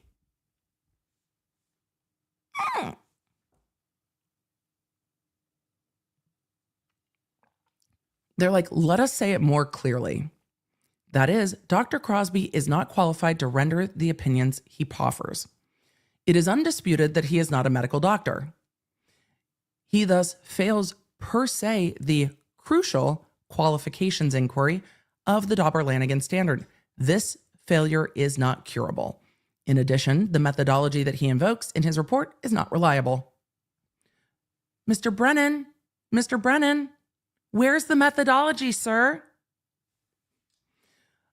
Among other defects in his methodology, there is no showing that it is generally accepted in the relevant medical community. Oh, I want to see a hearing on this. Let's do this hearing. The methodology is not accepted in the relevant medical community. The methodology is replete with errors, as is demonstrated in the affidavit of Dr. Russell, which is submitted in support of the motion. We'll get there next. The failure of either of the Daubert-Lanigan prongs requires exclusion of the testimony. Dr. Crosby fails both prongs. Argument. The Commonwealth fails to and cannot meet its burden to establish the requisite qualifications of Dr. Crosby. The crucial issue in Massachusetts for a Daubert-Lanigan inquiry, oh my God, we've been through this so many times now. I feel like we are experts at Daubert-Lanigan. We know the prongs. The subject matter of which the testimony Dr. Crosby, as described in the self-styled preliminary report dated January 24, 2025, is the medical cause of the injuries and wounds of the right arm of the decedent, footnote 1. For the purposes of this motion, the defendant has redacted various photos in the Dr. Crosby report to account for lividity and personal information stated on the hospital wristband. Fair. On June 18th, 2024, this court was clear and emphatic. Do we see the difference? In this motion, the defense is leaning into, which is always a strong play. Sometimes attorneys are too pissed to do this well, but it's always a strong play to lean into, Your Honor, remember? Remember, your ruling was right. You're right. So smart. Thank you, Your Honor. Do the same thing here. High five. Where in the Commonwealth's last motion, it was like, the court allowed this in against all logic. That's not going to work as well. The court was clear and emphatic in its statement about the foundational qualifications a proffered witness in Massachusetts must possess before they can opine on the medical cause of injury to a person. Such person must be a medical doctor. Specifically on that date, Your Honor ruled, quote,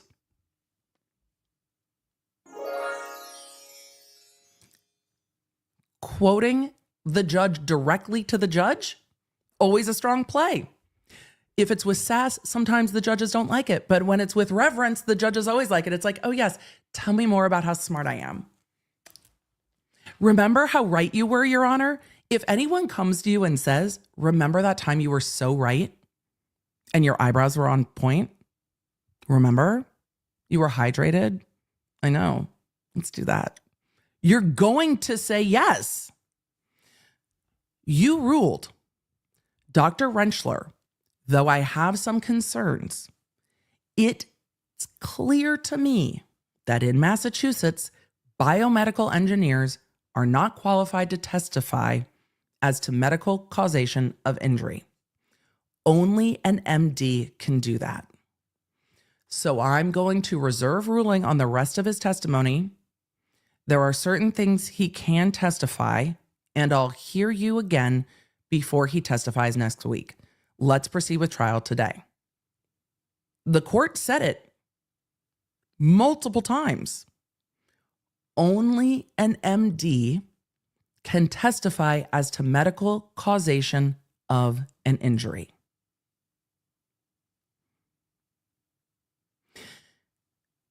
June 18th, 2024, voir dire testimony of Dr.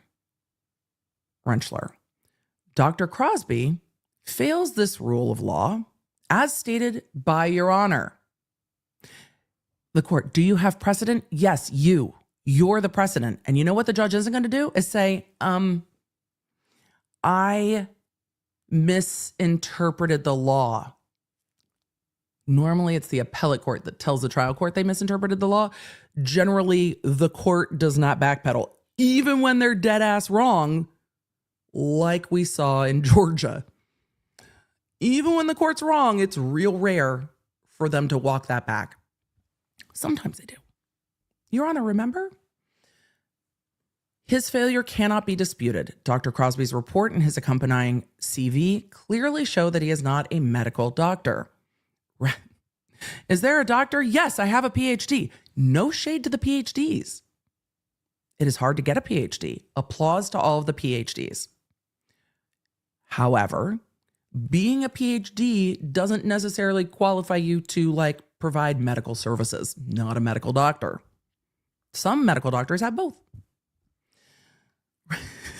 B2 said, I'm offended. Dr. B2, please no offense. Also, if you just play one on TV, doesn't count. If you're a lawyer that calls yourself doctor, I've got a particular level of shade for you, but we'll get there. The documents demonstrate that Commonwealth's expert merely possesses a Master of Science degree from the College of Veterinary Medicine and a PhD in veterinary medical science. Oh, this is going to be interesting. Can a vet opine about the cause of injury when the cause of injury is caused by an animal? Because a vet's not treating the human that received the injury. That's interesting. That's interesting. He possesses a Master of Science degree from the College of Veterinary Medicine and a PhD. You guys are saying not a vet. I think it's an interesting question, but he doesn't treat humans. So while a vet may see humans that have injuries from an animal, they're not treating it.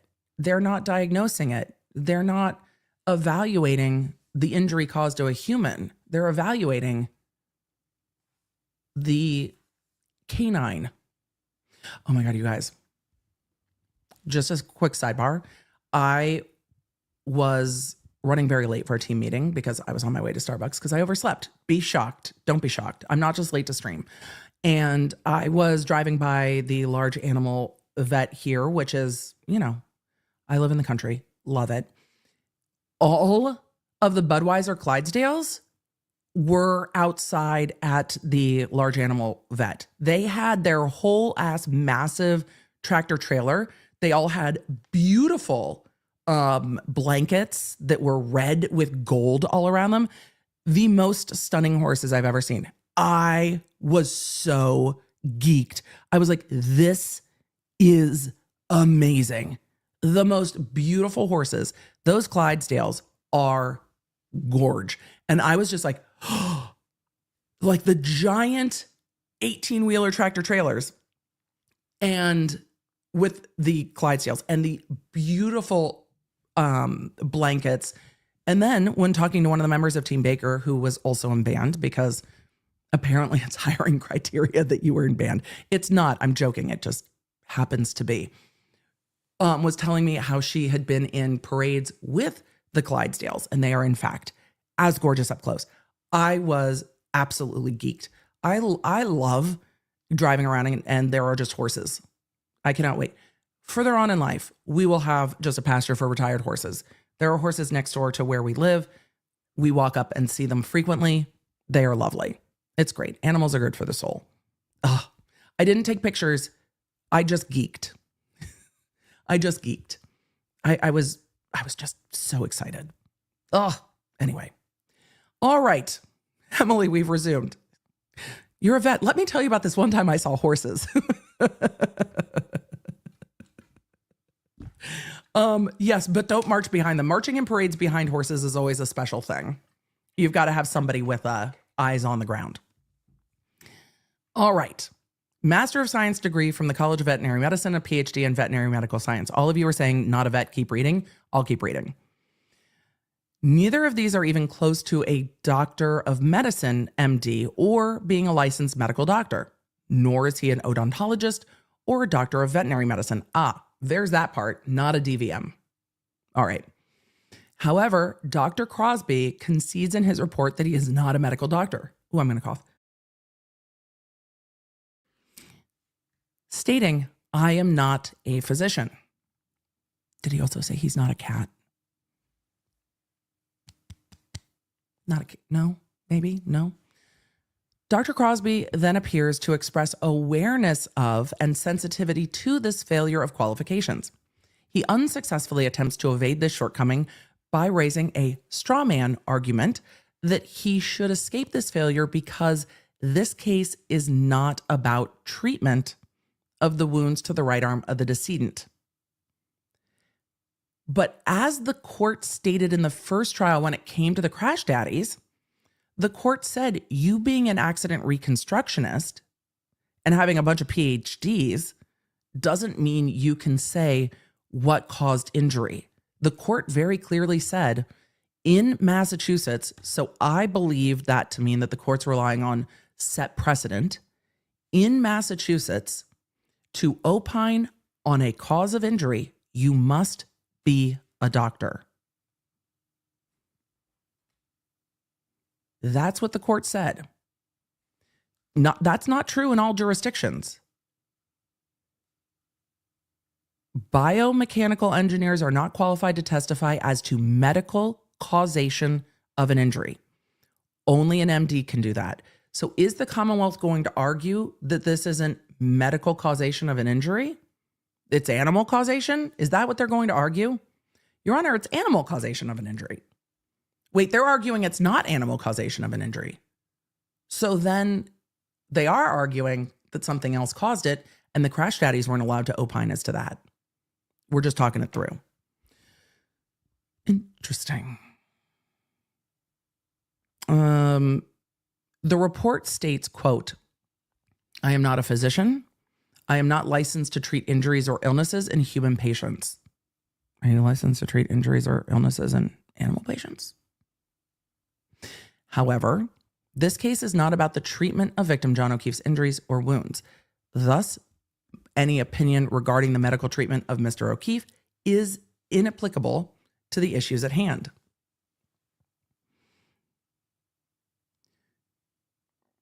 Any opinion regarding the medical treatment of it's about identifying the injuries. Even Dr. Russell doesn't talk about treating the injuries to John O'Keefe's arm. His injuries on his arm don't need to be treated.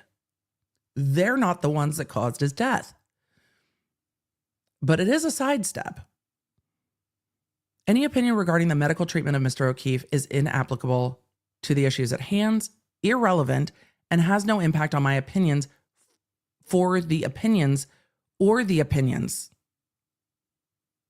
What is that sentence? Fuck that sentence. What in the for the people, by the people, of the people is happening in this sentence? Has no impact on my opinions, for the opinions, or the opinions. Fuck that sentence. God damn it. I am sick. I do not have the patience for this sentence today. Ugh. What, if any, opinion do you have, sir? Has no impact on my opinions, for the opinions, or the opinions that have been asked of me in this case. God damn it. Just F in the chat for that sentence. Just, God damn it. I hate this. It is my opinion. It is just my opinion. That's my opinion. No, it's not. It's an order. Fuck that sentence. It's awful. I hate it. God damn it. I just want to understand, and that sentence brings no understanding. The unilateral manufacturing of a treatment issue out of nowhere by Dr. Crosby is flummoxing. God, the defense has leaned in. Did Alessi write this? I'm zooming to the end. Is this Alessi? Alessi, is that you, bro? I feel like it is. Hey, Alessi. Alessi's brain bled. No, not you. Alexa, cancel. God damn it. Cancel. I'm getting trolled by my own technology. Shut up. I said Alessi. Of course it's Alessi. He loves the word flummoxing. Alessi's entire head exploded putting that sentence in here. Oh, we got a lot of motion to go. All right. We got a long way to go and a short time to get there, chat. Let's go. Alessi loved writing this. Once I saw flummoxing, we knew it was Alessi. The unilateral manufacturing of a treatment issue out of nowhere by Dr. Crosby is flummoxing and nonsensical. First, the defense has never mentioned any treatment of the decedent. Defense witness Dr. Russell rendered opinions about the medical cause of the wounds to the right arm of decedent. She did not render any opinion on treatment. Second, the fact that this case is not about the treatment of the wounds. Second, the fact that this case is not about the treatment of the wounds to the right arm of Mr. O'Keefe cannot save Dr. Crosby from his lack of the requisite qualifications, nor can it be allowed to camouflage the fact that the import of Dr. Crosby's entire report is him opining on the medical cause of the wounds to the right arm of the decedent, something he legally cannot do in the Commonwealth of Massachusetts. In this regard, his report states, quote, "Dear Mr. Brennan, this letter is a preliminary response to your request for my professional expert opinion regarding injuries and defects to the right arm of decedent John O'Keefe. I was asked to examine the evidence in this case, including images, reports, and the involved dog itself." OT. He's the one that evaluated the dog. He can probably testify about evaluating the dog, but not about the dog vis-a-vis John O'Keefe's arm. Interesting. I have questions. I love this. Lawyer B said, "I call Alessi DMX. X is coming for you. X is going to give it to you. And going to use the word flummoxed while doing it." It's such a good word. Bring back flummoxed in everyday conversation. And the whole generation will just go flux capacitor. All right. I was asked to examine the evidence in this case, including images, reports, and the involved dog itself, and determine, if possible, the potential source and nature of the defects documented on the right arm. Injuries. Wouldn't a doctor just call them injuries? Of decedent John O'Keefe. I was particularly asked if I could determine to a scientific degree of certainty. Isn't it normally asked to a medical degree of certainty from a medical expert? Just curious. Whether those defects were consistent with a dog bite or other animal bite. I want to know everything now.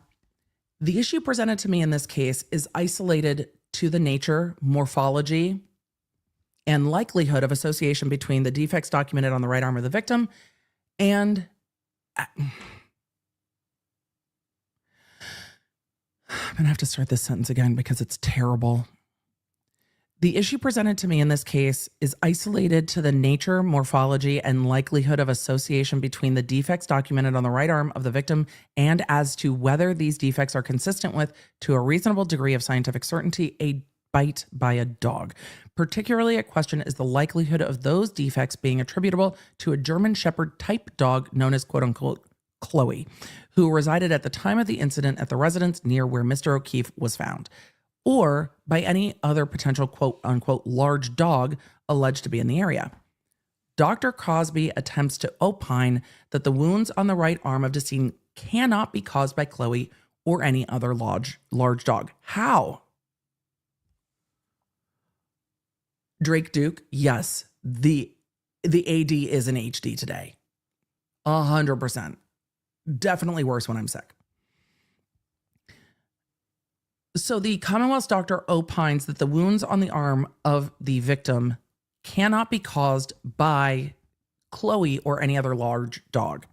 Thus, his straw man discussion of the treatment of the decedent is a distraction is very much beside the point, and it fails. The Commonwealth's experts venturing well beyond his qualifications in attempting to make the sweeping determination that the wounds on the right arm of the decedent victim could not have been caused by Chloe or any other large dog is also illuminated by his own proclamations. Tell me more. The name of his consulting group is Canine Aggression. It sounds like a band from the 90s.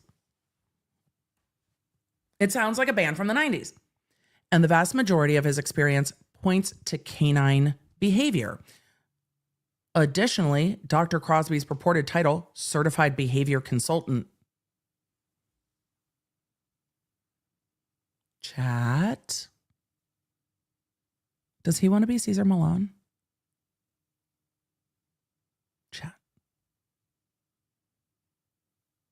Chat. AB in the chat said, pretty sure I saw canine aggression in a dive bar in 2002. Yes.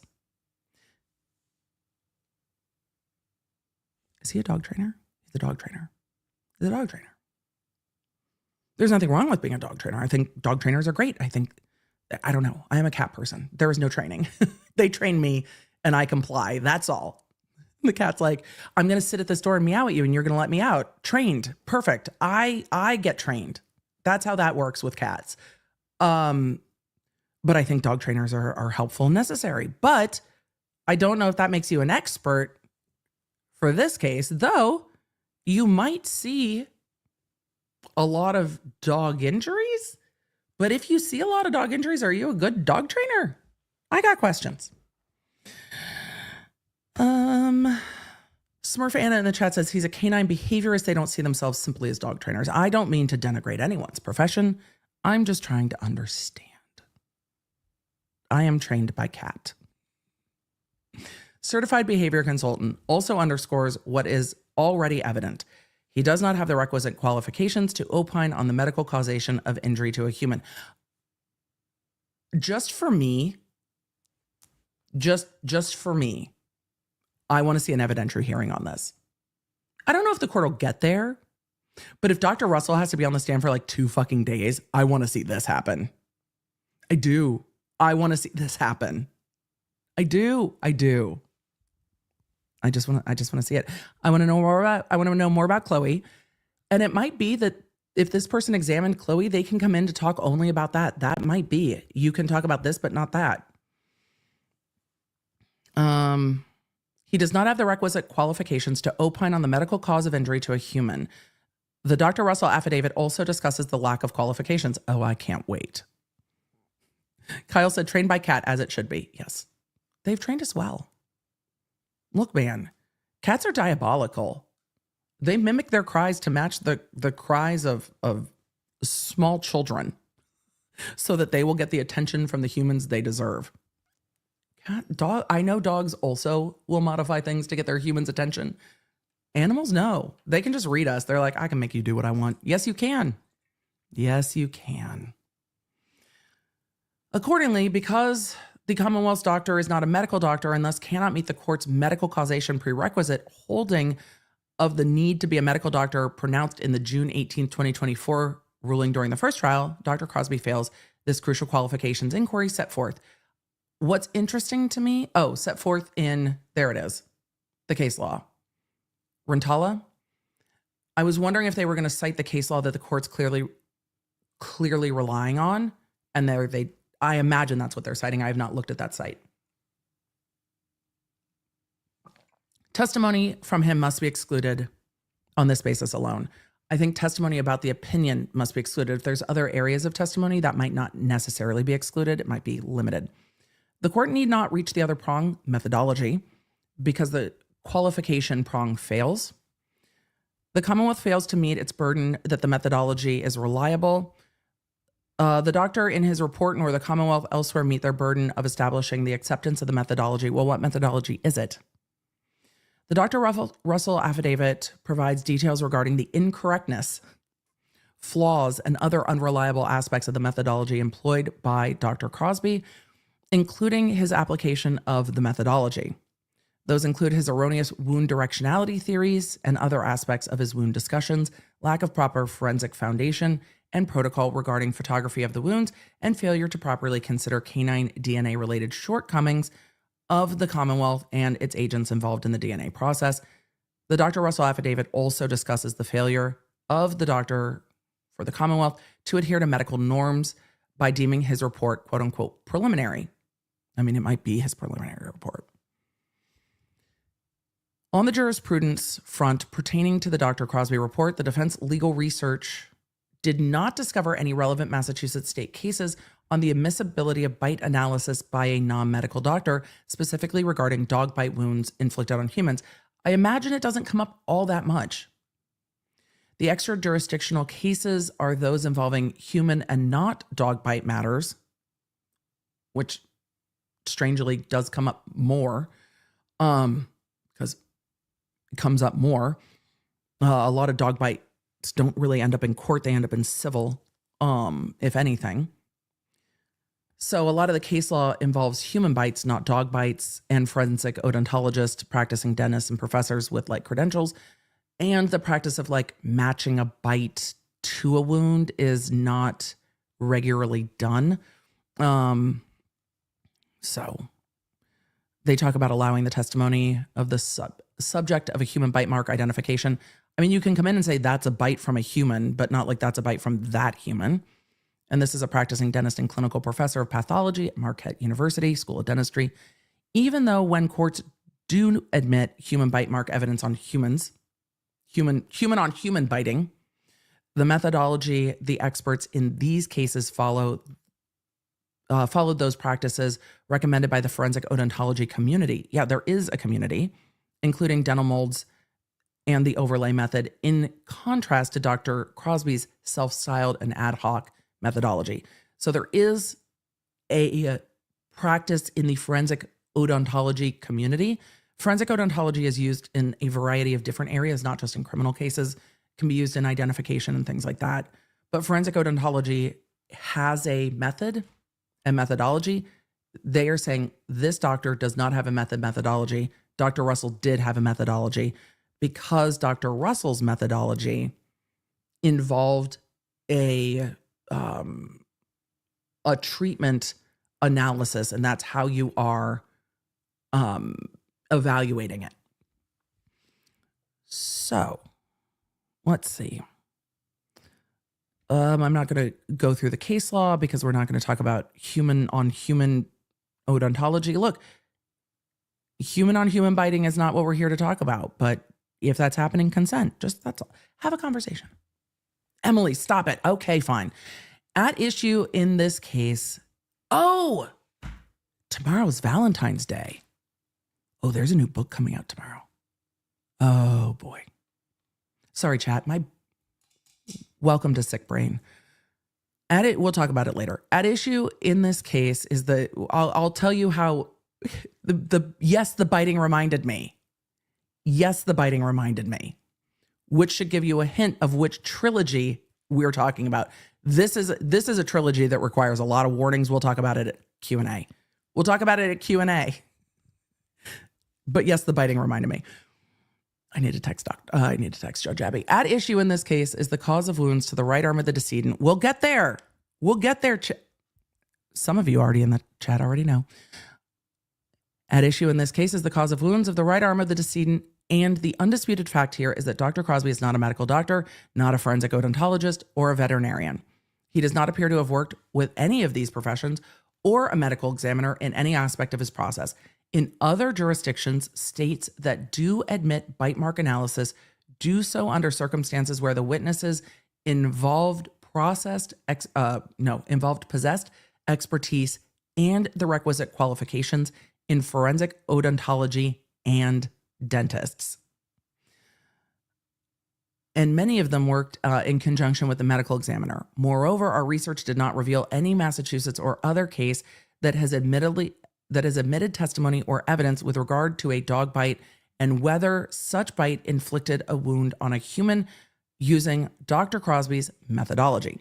Dr. Crosby does not even allege, let alone establish, that his purported methodology is generally accepted in the relevant medical community. This general acceptance concept is a key prerequisite, I said that weird, key prerequisite of the Daubert-Lanigan standard. Yeah, you have to be an expert first, and then you have to have methodology. As a result, the Commonwealth fails on this point as well. Damn it, Alessi! Alessi, you know what you're doing. We applaud you, sir, but also we cannot. The thrust of Dr. Crosby's report appears to be based heavily on odontology matters, even though Dr. Crosby is not a forensic odontologist or a veterinarian. The shortcoming of that thrust aside, for the moment, the scientific community has long questioned the reliability of forensic odontology in a legal context, no matter the qualifications of its proponent. There is a difference between saying that a bite mark is caused by a human and trying to take that bite mark and identify the human. There are differences there. Let's see. And then they're getting into forensic odontology. It's not the issue here. It is a side quest that we are not taking today. We've taken all the other side quests. This one we're not taking. In 2009, the National Academy of Sciences published a report on the use of forensic science in the courtroom. National Academy of Sciences, Strengthening Forensic Science in the United States. The report noted that although some forensic odontologists think that bite marks may demonstrate sufficient detail for positive identification, no scientific studies support this assessment, and no large population studies have been conducted. Right. Yes, it's a human, can't say which human. Even more applicable to Dr. Crosby's report is the fact that the bite marks under non-ideal conditions have little published data, and it is unclear if forensic odontologists can identify the origins of these marks under these conditions. We're not going through the error rate of forensic odontology. This person's not a forensic odontologist. Dr. Russell importantly noted that when a human is attacked by a dog, it is not a static situation.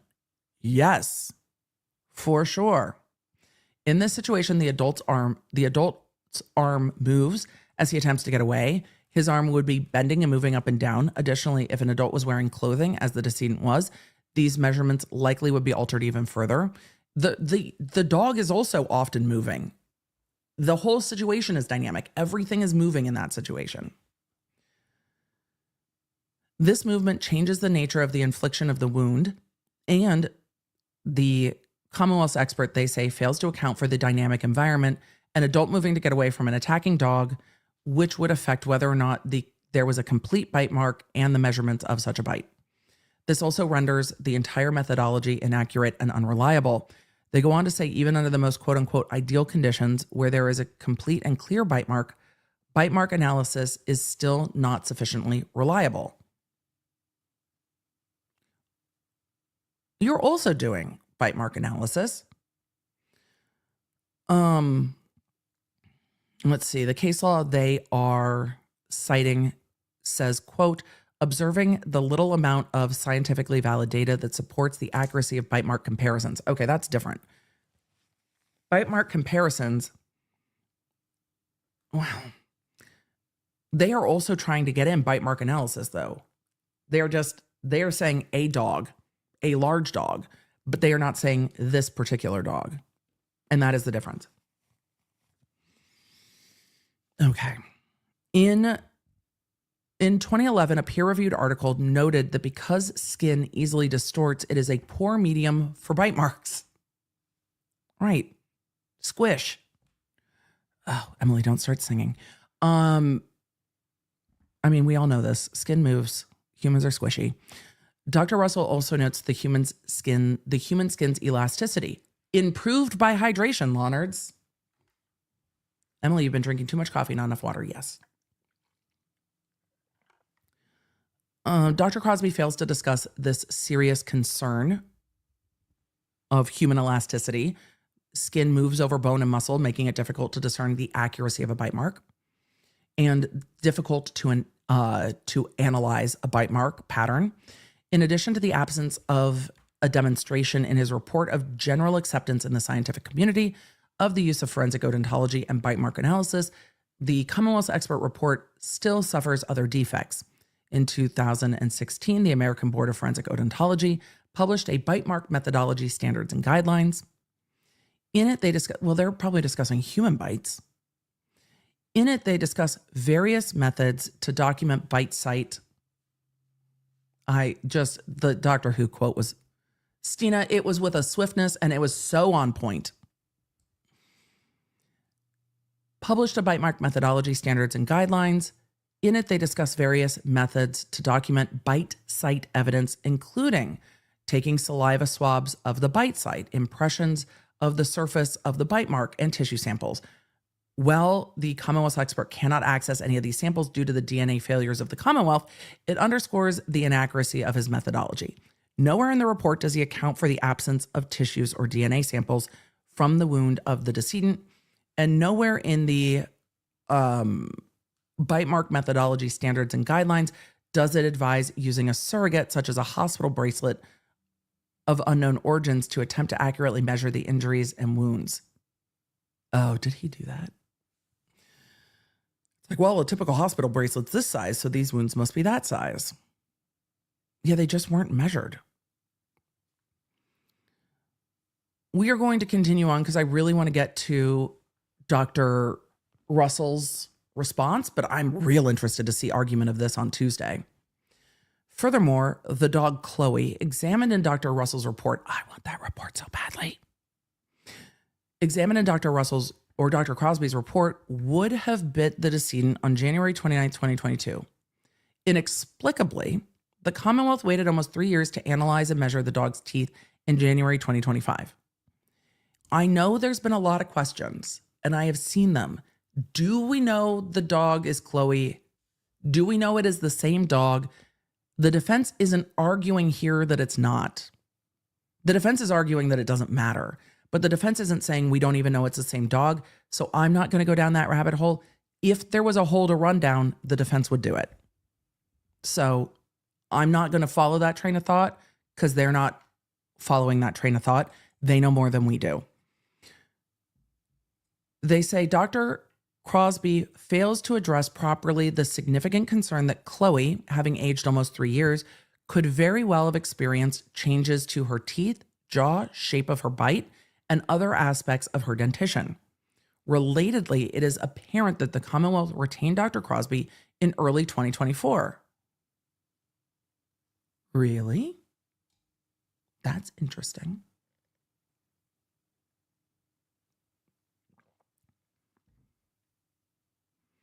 But waited until December of 2024 to apparently take bite impressions from the dog they claim is Chloe. Oh, there it is.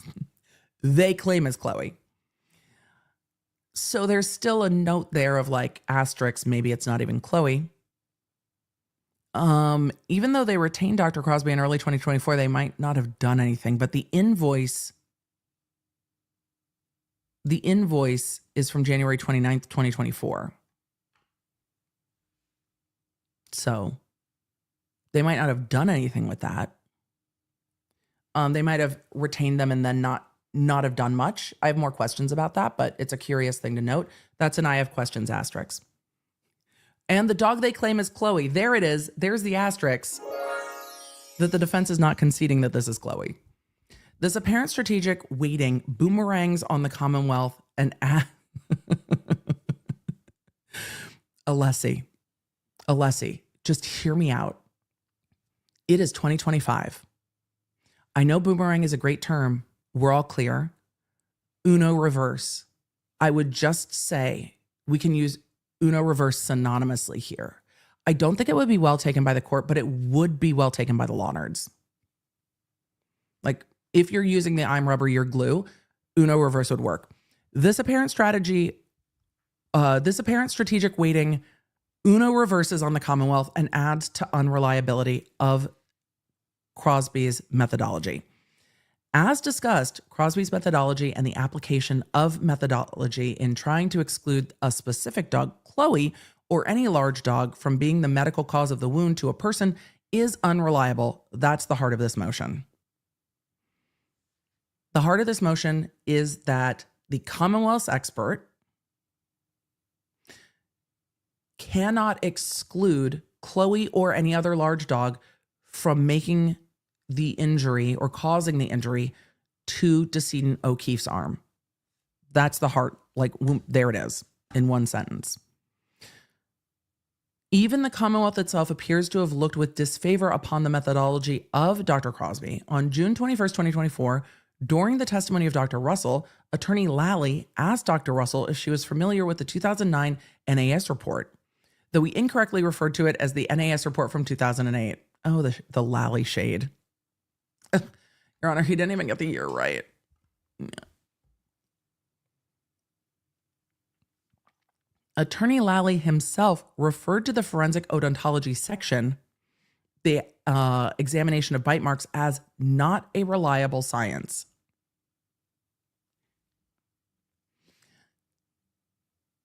I wonder if the Commonwealth retained Dr. Crosby to consult with them to prepare for the cross-examination of Dr. Russell. However,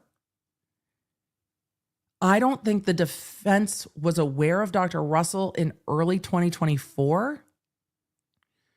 I think the allegations were out there that those were bite marks, and the Commonwealth was trying to figure out how to address that allegation. But I don't think Dr. Russell was even identified yet.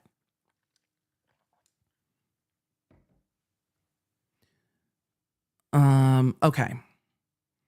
Attorney Lally questioned Dr. Russell on the practice of matching the mold of a bite mark to a human wound and noted that the unreliability of the method has led to questioning its validity, its value in scientific objectivity. It's an odd sentence too. But I don't think in early 2024, the defense was aware of Dr. Russell, because it seems that Dr. Russell came to the defense's awareness, or they connected with Dr. Russell in trial, which would have been what? May 2024? April 2024? So a few months later.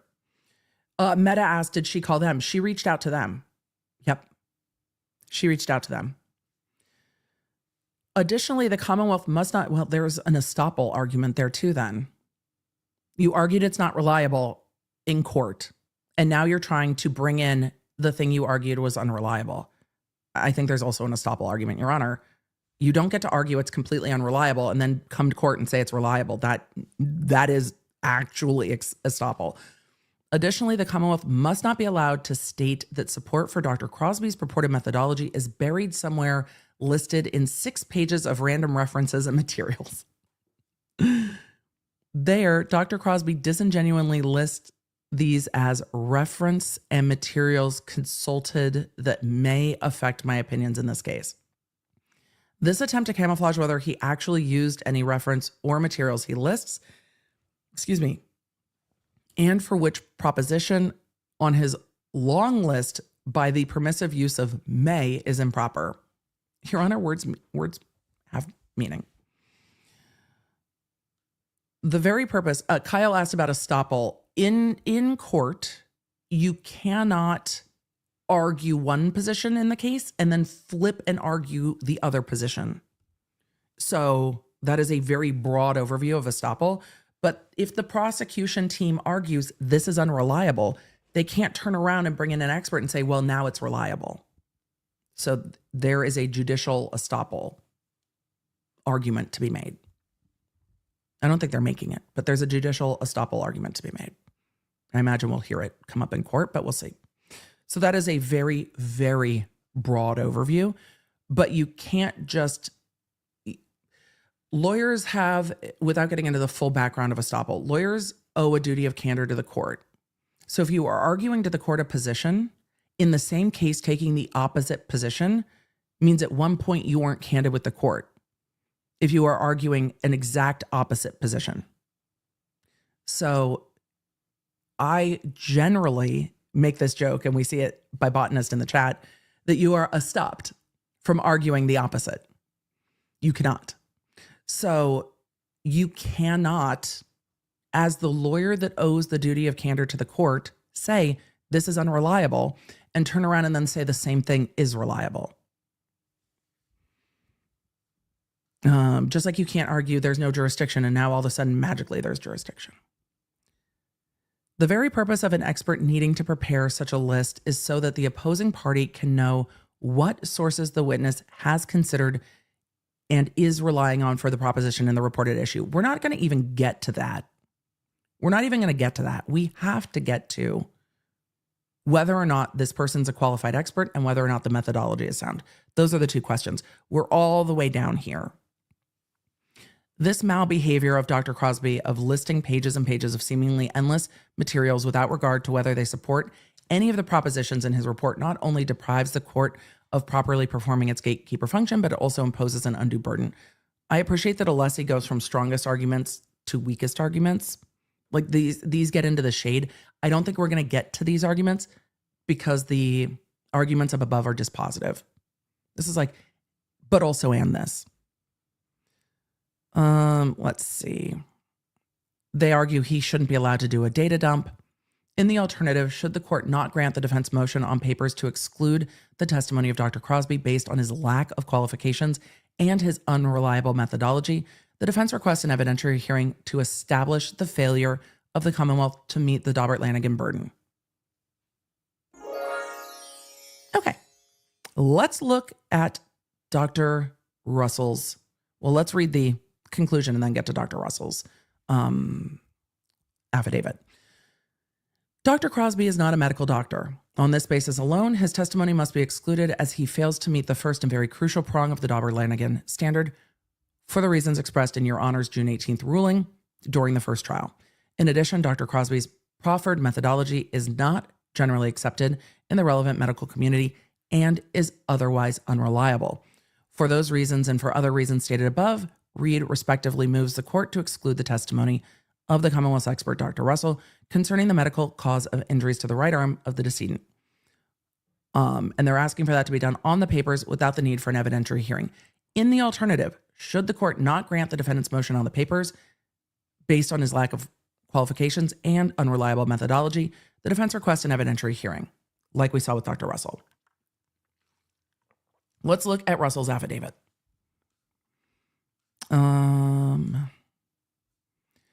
Remember, when the Commonwealth made their motion to exclude Dr. Russell, one of the things that Alessi pointed out was that the Commonwealth didn't have a doctor to dispute Dr. Russell's methodology.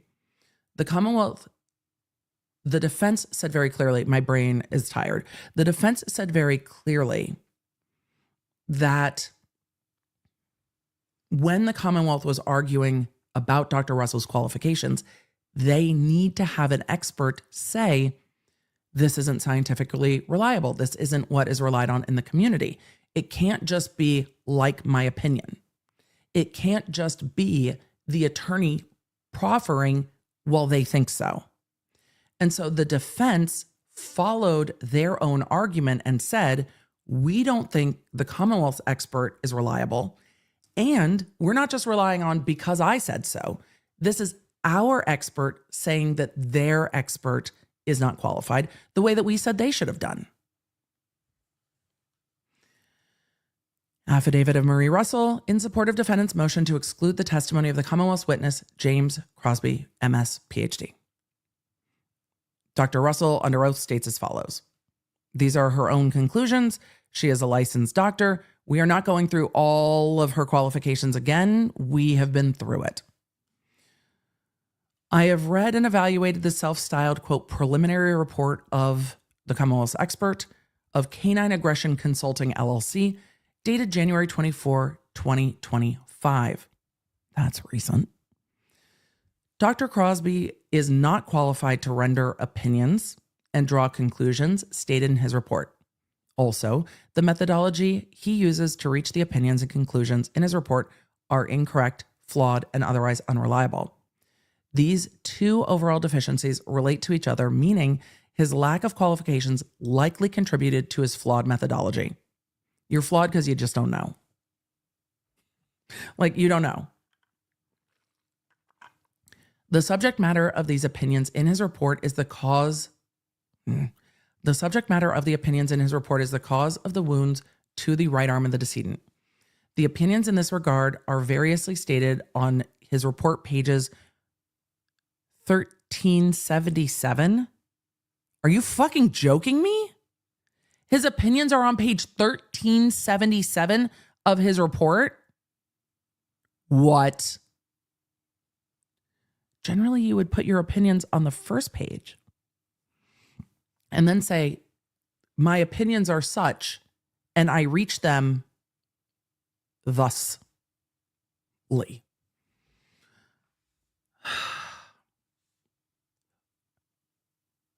The opinions are stated on the report, page 1377, 1382, and 1393.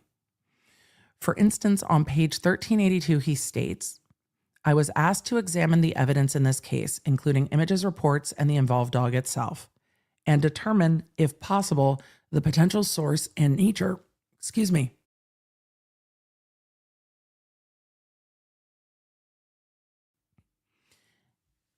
and determine, if possible, the potential source and nature of the defects documented to the right arm of the decedent, John O'Keefe.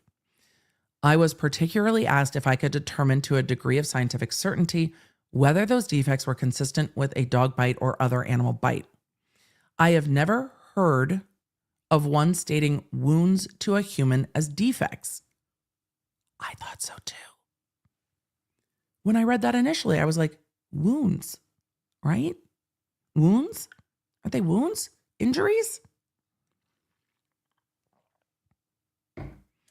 Nor have I experienced a non-medical doctor acting on his or her own to determine the medical cause of injury to a person, ante-mortem or post-mortem. Lack of qualifications. The Commonwealth's expert is not a doctor. He's not a forensic odontologist. He's not a veterinarian.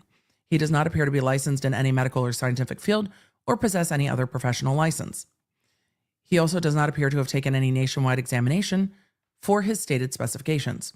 I am unfamiliar with the 2 degrees he possesses in veterinary medical science.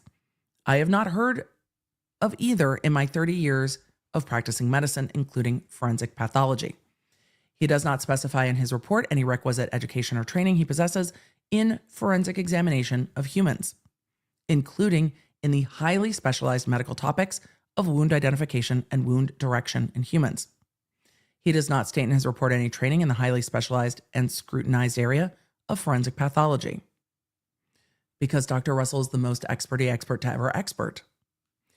He does not state in his report that he worked with a forensic pathologist or a medical examiner for any matter addressed in his report. He states in his report that, quote, particularly at question, unquote, is whether the wounds on the right arm of the decedent are caused by a dog named Chloe or another potential large dog. On the report, page 1382, he strays from that charge and claims that certain wounds on the right arm of the decedent are, quote, consistent with an engagement of some sharp or semi-sharp object. Cancel. My devices are on one today. Look, just like the court did not allow, mostly, law enforcement to testify about the medical cause of injury, even though they kept trying to, just like the court did not allow the biomechanical engineers who do have training in the cause of injury, but are not doctor. They have training in the force executed on a human body and how to reduce that force. It's part of their work, but they are not medical doctors. They were not allowed to testify. This individual cannot testify that the injuries to the victim are from some sort of sharp object any more than you and I can. I mean, I worked as an EMT. I have cut myself. Does that make me an expert? No. Would I look at that and be like, something sharp did that? Probably. But we are not qualified. We have our life experience, but so does the jury. An expert has to be specifically qualified to impart information to the jury outside the common experience. Jurors can look at something and be like, oh, you got it. That's a cut. He can't give that opinion. I hate expert reports that bury their opinion. I think the opinions should be clearly stated on the first page, and then the basis for those opinions should follow it in the report. That's my opinion. Yes, the chat, whoever was trying to catch a falling knife in the chat is more of an expert qualified in this area than this individual. But the Commonwealth wanted to say that Dr. Russell wasn't qualified. Okay. Okay. Let's continue. He does not state in his report any qualifications that would allow him to make such a claim. In my experience, only certain medical doctors are qualified to make such a claim. I am one such medical doctor. Hey, Brennan, you pissed off Dr. Russell. You pissed off Dr. Russell. You pissed off Dr. Russell with the disrespect. And Dr. Russell is going to take that disrespect and flip it right back around on your expert. Do not piss off the experts. Dr. Russell is like, yeah? What? I am one such medical doctor. Your expert? Your so-called expert with their debunked opinions? Your expert? Not so much an expert. Dr. Russell's not holding back. I'm here for the shade. Just because I'm entertained. Lack of reliable methodology of Dr. Crosby. Let's hear more about what Dr. Crosby was doing. There are numerous errors and other flaws in the methodology and application of the methodology described and utilized by the Commonwealth's expert in his report, which individually and collectively render his report medically and scientifically unsound and otherwise unreliable. This affidavit is not intended to address all of those flaws, but the ones I do discuss each render his report and especially, Your Honor, it's so bad we don't have enough time. So I'm just going to hit the high points because the rest of this shit's fucked. I can't get to all of it because there's not enough time. It's going to be really interesting to see what the court does here. Hearing, hearing, hearing.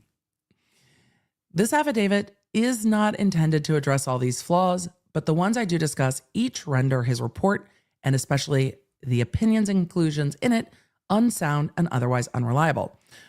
From the overall structural perspective, his report is defective scientifically and medically.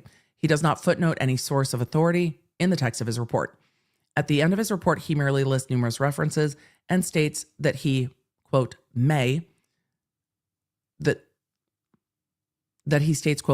affect his opinions in the case. You have to state what you rely on. He also describes his report as a preliminary response to your request. Neither of these approaches meet medical or scientific norms. The use he apparently intends for the report. Yeah, if it's a preliminary report, where's the final report? I like that Dr. Russell was like, don't worry. We'll sit on it. Hey, Brennan. Your expert's not a doctor, my guy. Likewise, he did not provide in the text of his report any citation to any literature source which would show that his methodology or his application of the methodology under the circumstances of this case are in accordance with general acceptance in the media, where Dr. Russell was relying on, this is how we treat injuries.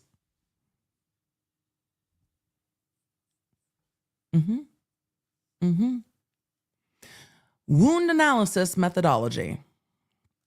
The subject of wound analysis, including wound directionality in humans, is a highly specialized area of the practice of medicine. Many physicians lack sufficient knowledge, training, experience, and skills to engage in this area, which is the subject of substantial training and many medical textbooks and peer-reviewed articles. I possess the requisite education, knowledge, training, and experience and skills in this area. Right. She was in the ER forever. The methodology and application of the methodology by Dr. Crosby concerning the wound analysis of the right arm of the decedent are incorrect. First, he evaluates the decedent and his wound as if they were the subject of a static environment as opposed to the proper dynamic environment that existed when the decedent was being attacked by a large dog. Remember, Dr. Russell testified because Dr. Russell not only was an ER doc, but also was a forensic pathologist and worked as a forensic pathologist in the morgue, that these wounds were caused before death. So there's no evidence that this was a static environment because the injuries were caused after death. What's not addressed because of the pathology of how John O'Keefe passed, what was not addressed is whether or not this was after the victim was unconscious, which I guess is a possibility here because the victim was not immediately deceased when they were injured. Hypothermia was at issue here. So could there be a circumstance where the victim was unconscious and it wasn't as dynamic? Yes, but I don't think that Dr. Crosby can render that opinion.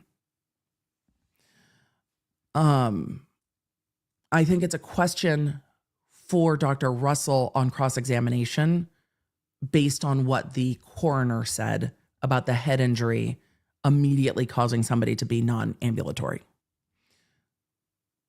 Continuing on. The Commonwealth expert, Dr. Russell, says wrongly evaluates the dynamic human body like it was a hard plastic and static mannequin. That's not good. For instance, he does not account for the movement of various body parts of the decedent during the attack, such as substantial flexing of his right arm or the movement of his right shoulder to protect himself that would decrease the angle of the elbow and move the wounds closer together. The failure of Dr. Crosby to account for these movements renders wrong and unusable all the wound measurements in the report. And they wrongly applied his canine dentition measurements to the theoretical static arm, which angle of the elbow crease never moves during a dog attack, according to their methodology. Right? Dr. Russell has said that the elbow moves. And so sometimes the arm is closer together. Sometimes the arm is further apart. But you have lots of moving joints up in here.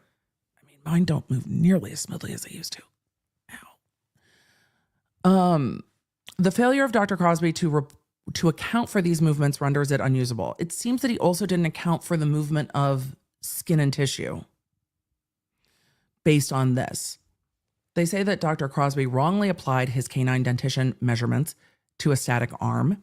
He does not account for the elasticity and compressibility of human skin, which is also not static, right? Squish.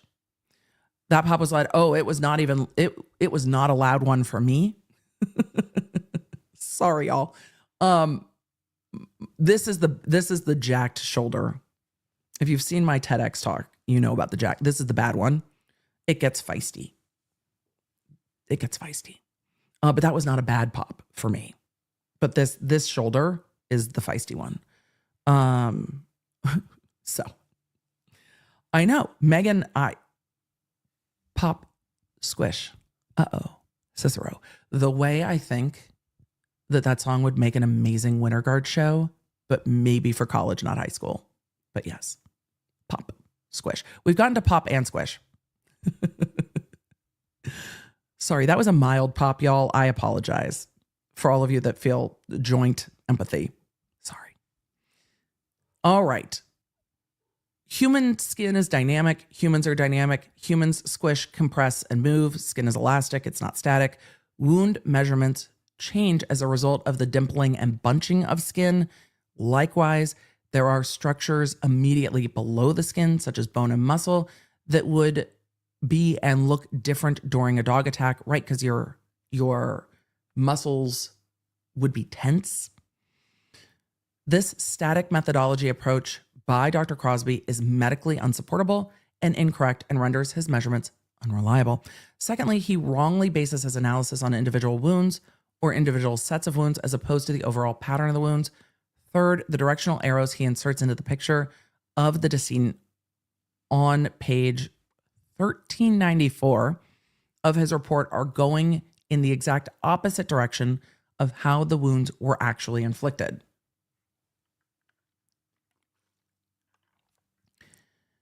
Because of this error in directionality of the wounds, his measurements and conclusions about the distance between the wounds are incorrect. Your Honor, it couldn't go that way. I know, sometimes I'm insufferable, John. Sometimes. I mean, for some all the times, but sometimes. We got to throw it in there. Just, it's like a casual name drop. But it was one of the topics of conversations. All right. The conflict in orientation is a flaw in the methodology. I need to see the whole damn... No, I don't. No, I don't. Emily, you bitched a blue streak forever about like a 179-page lawsuit. Do not get up on this internet right now and tell me you want to see all 1,300 whatever pages of this report, because you don't. And if it was available, you'd complain about it for a million years. Yes, yes. Yes, yes, I would. Yes, yes, I would. But also, I'm curious about the pictures. I don't want like the 1,400 pages of this report. I don't, but I'm curious about the pictures. I'm curious about the directionality. Which is why I want to see a hearing. I don't think they need to get to a hearing. I think the court is going to say, not a medical doctor, can't render medical opinions. What are the other opinions? And then maybe have a hearing to narrow down those opinions. But not a medical doctor can't give medical opinions, I think, is where the court's going to cut this off and not waste the time of court to have a hearing on those. Maybe on others. I don't know how many opinions this expert gave. Fifth, Dr. Russell says Dr. Crosby does not account for the partial or incomplete bite scenario that is present in the wounds of the decedent. He wrongly assumes both jaws of the dog would be making compressions, as opposed to glancing bites against the skin and less than all teeth impacting the right arm. In a dynamic situation, you can understand that, because if the dog got a full jaw on the elbow, you would see wounds on both sides of the elbow. And in this case, there are not wounds on both sides of the elbow. You would have wounds both places. Me knocking my hat off, you only have wounds on the top part of the elbow. It's possible that somebody's moving away, and that is how they didn't get wounds on the bottom. There's no wounds on the bottom. That is just the fact. Okay. Dr. Russell says that the Commonwealth expert wrongly assumes both jaws of the dogs would be making compression as opposed to glancing bites against the skin and less than all the teeth impacting the right arm of the decedent. Nor does he account for the effect of the hoodie sweatshirt the defendant was wearing in making and discussing his measurements, conclusions, and opinions. These are yet more defects in his methodology. There's not defects in the arm. There's injuries to the arm. There's defects in your methodology. The defects are in the report, not the human. Photography methodology. Oh, tell me. Forensic photography requires proper qualifications and training. The use and application of forensic photography methodology is highly scrutinized, and for good reason. Yes, distortion can happen. Emily, have you been trained to take photographs in different scenarios? Yes. Dental photography was one of the things I took classes on, because if you do not do it right, you can distort measurements. You can end up, you're not just taking photos sometimes for aesthetics or documentation. You need them to actually have like a 1-to-1 scale, or you need to know what the scale is. So yeah, there are times you need to know what the scale is on the thing, and you need to be trained in it, because all of us know that photography based on angle is not the same. Why the fuck do you think my camera's mounted up there? Y'all, when I sit down to do like television-y stuff, I immediately look at the camera and go, can you push up? Can you go up? Because TV puts those cameras fucking low. Like low, low, low, low. It's awful. Those are the TV angles. They're like, no, we're low. I'm like, get that camera off the floor. I do not want a camera at this angle of my face. It's not going to be cute. Put that camera up there and shoot it back down. My face looks better. You shoot it from the bottom up, not cute. All of this looks bigger. Stop it. It matters. So the angle of the camera very much matters and can just change things. Dr. B asked me to learn tooth photography. This was a Dr. B request. So that I could help train others. There is no discussion in the report of Dr. Crosby about who took the photographs or how or when they were taken. I mean, that's an obvious miss. An obvious miss. You guys know who's the best at selfies? Octo. Octo is the best at selfies. I think it's because of the 8 arms. Octo is the best at selfies. Sophie said TV cameras are just rude. Then, yeah, they want the TV look. They don't. There is a look and they want it to be consistent, but it puts the cameras way too low. I hate it. The things I fight about, I'm like, Lighting also matters significantly. TV likes that dramatic light where like one side of your face is dark. I don't know. I'm a YouTuber. I just want it to be clear. I want you to be able to see me. I don't need to like, we don't need the dramatic lighting. Hold on. There's the dramatic lighting. Wait. Now we're just sitting in the dark. Dramatic TV lighting on one side of the face. Here, we'll just do this one for today. Let's see if we like the dramatic lighting. We'll just light the one side. All right. There was no documentation of general acceptance in the medical community to use the hospital band that Dr. Crosby applied as a substitute for the requisite American Board of Forensic Odontology 2-dimension ruler. What in the world? What in the world? What? We'll just use it. We'll just use a band. Dr. Russell is like, the fuck you will. Okay. The use of a hospital band rather than a ruler, which neither the photographer at the hospital nor the medical examiner for the Commonwealth used, as they should have in photographing the wounds. Yeah, everybody should have used it. Everybody should have used a ruler. At least the pathologist at minimum, the coroner at minimum, should have used a ruler. I agree. I think, well, what I think doesn't really matter, but I just wonder if when they looked at the victim's injuries, they went, well, those don't seem to be the cause of death, and so we're not going to spend as much time and energy on that. I just wonder if that was a part of the analysis there.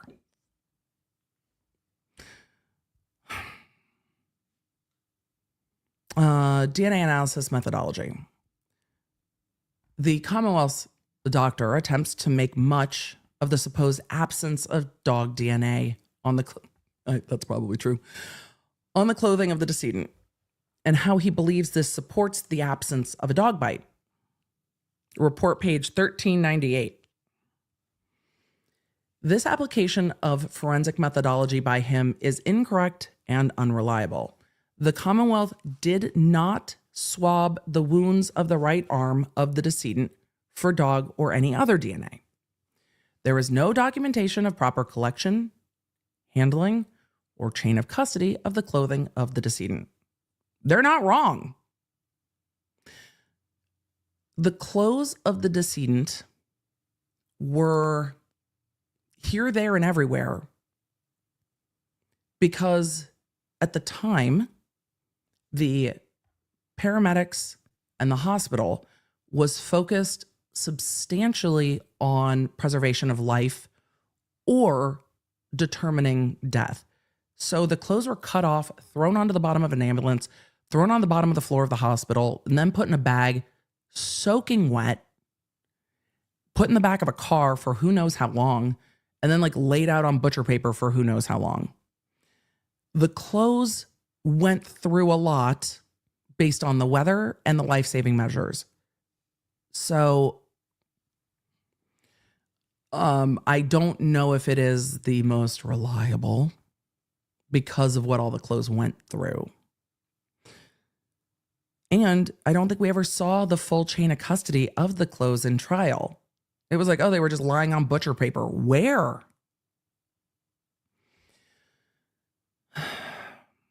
The DNA testing protocol for dog DNA employed by the Commonwealth and relied upon by Dr. Crosby in his report is based on a flawed foundation. As a result, the supposed absence of DNA claimed by Dr. Crosby in his report does not reliably support the conclusion that the dog DNA was not on any wound of the decedent or his clothing, because they never tested the decedent for it. They weren't looking for it. The pathologist was looking at the head injury and the hypothermia. That was the focus. The arm was not their focus. The arm was clearly not the cause of death. They went injuries on the arm, documented, marked. They were looking at the head injuries and the hypothermia. That was their focus. So this motion,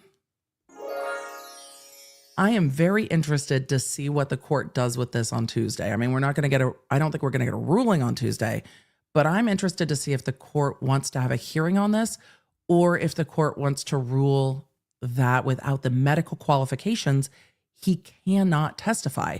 The court was very clear in the last trial that if you are not a doctor, you cannot testify about medical causation, and that other qualifications do not count, no matter how good those qualifications are.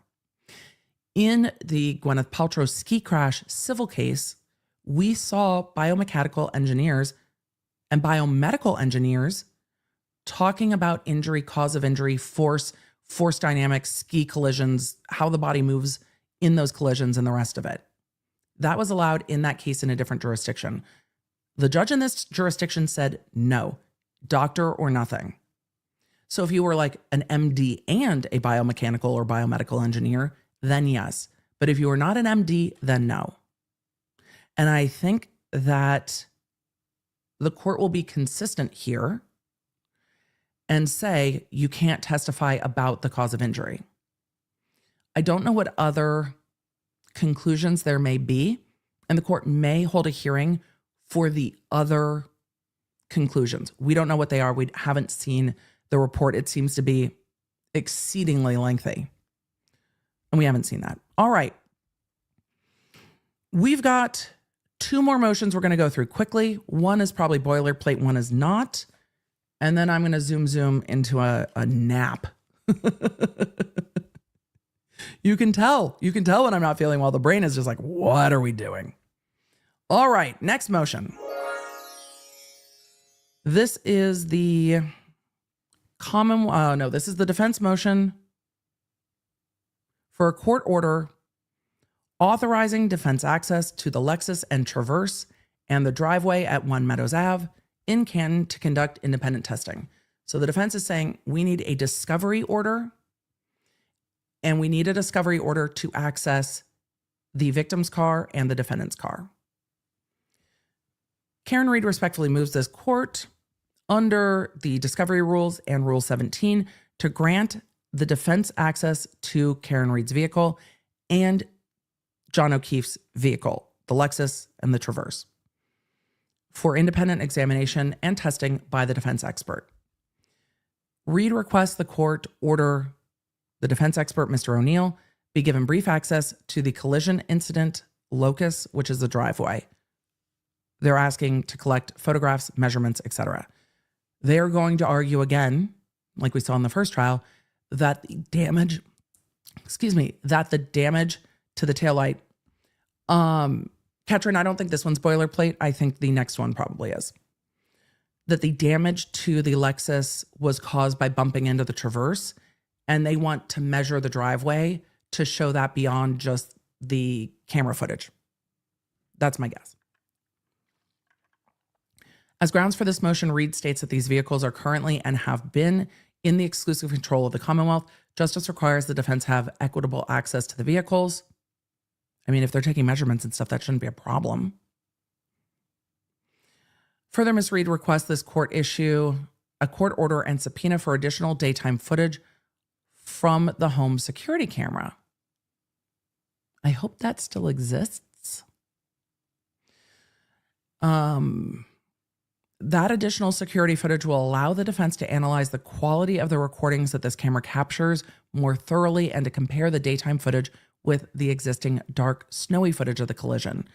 The defense expert also seeks brief access to Mr. O'Keefe's driveway in order to visualize the incident location, take measurements, and conduct scans of the area. I don't know who's in possession of that area, but I'm sure that they will be able to sort that out, or I hope they will be able to sort that out. They should be able to get measurements. So we'll see. This access will contribute to an accurate reconstruction of the collision incident and would help satisfy Ms. Reed's constitutional right to present all necessary evidence. So they're going to do accident reconstruction of One Meadows. Factual background, or they want to. Factual background. We know what Reed is accused of. I'm not going through all of this. We saw this at the first trial. We know. We're zooming. Because we know that the defense asserts that the taillight was damaged when Reed was backing out of the driveway and hit the traverse. The defense has a constitutional and statutory right of access to the vehicles, the security camera footage, and the collision location. Reed requests access to the Lexus, the Chevy, and the daytime footage. The defense has the right to access and independently test this relevant and material evidence. And then they cite the case law with regard to it to support that. This right originates from the constitutional law in both federal and state courts. Yes, the defense has the right to test evidence. Let's see. Denial of Ms. Reed's right to access and examine this evidence would be an infringement of her due process rights. I don't know if they're going to argue this much. I think the biggest thing here would be timing. The Massachusetts Declaration of Rights provides similar protections. We know. The Massachusetts Constitution and related principles of fundamental fairness require that Reed have access to it. Yes. The fundamental constitutional due process rights are No. I am too under the weather. Are codified through the Massachusetts Rule of Criminal Procedure. We're going with codified. Chad, I see your notes. I'll go back up when we finish. I promise we're going to get through it. I'll go back up. As we zoom through the case law, because we're zooming through the case law. The two vehicles, daytime security footage and driveway are all material and relevant evidence that is critical for Reed's defense. Reed is entitled to a fair and independent evaluation of the evidence. Yes. The Commonwealth claims that pieces of the right taillight of Reed's Lexus broke off and were left at 34 Fairview the night of Mr. O'Keefe's death. Security footage from One Meadows Ave shows the back of Reed's Lexus colliding with the parked Chevy in the early morning hours of January 29th, 2022. Whether the Lexus taillight was broken in that collision is crucial evidence and material to Reed's defense. Reed has a fundamental right to access these vehicles, the security footage, and the location. Further, in light of the state police's unexplained choice, what?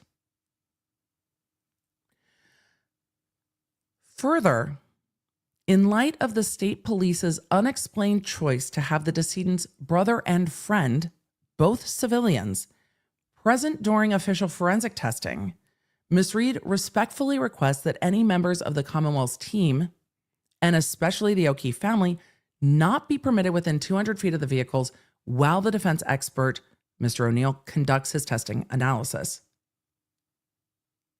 I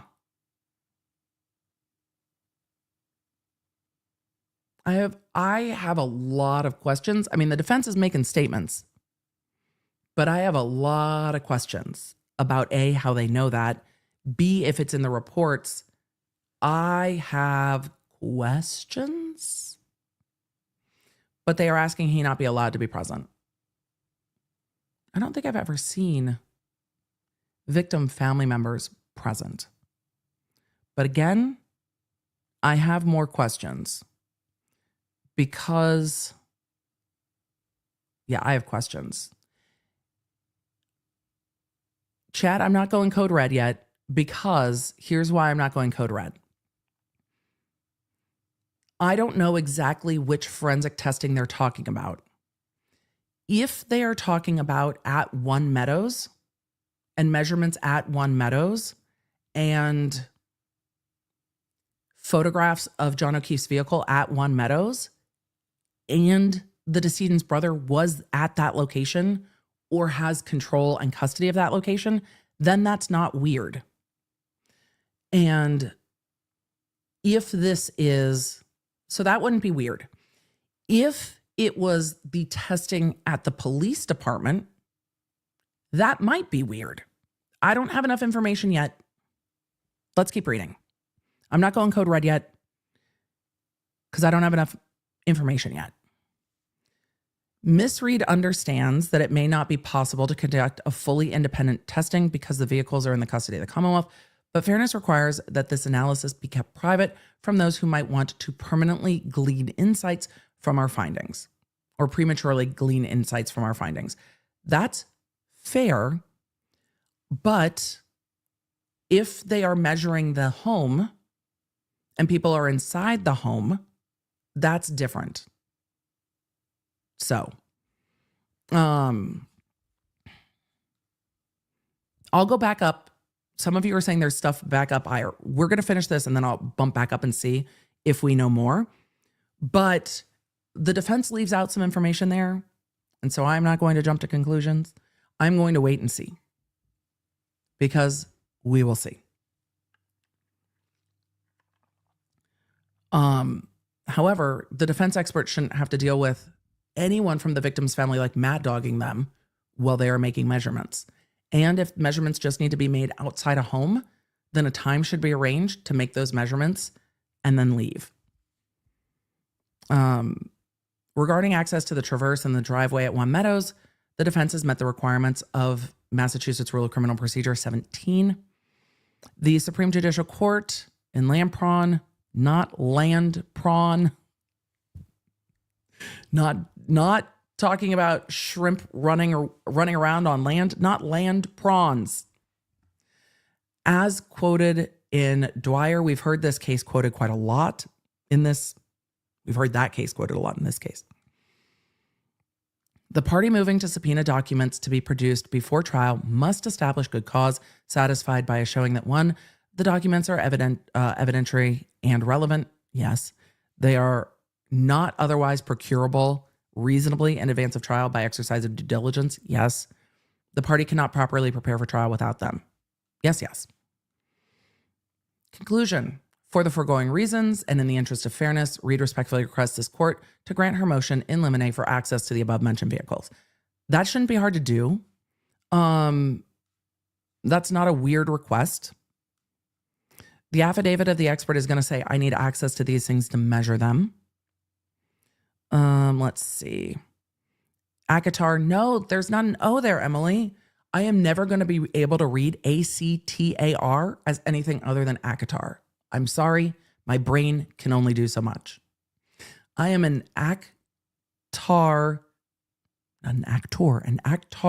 accredited accident reconstructionist. Oh, look, an accident reconstructionist.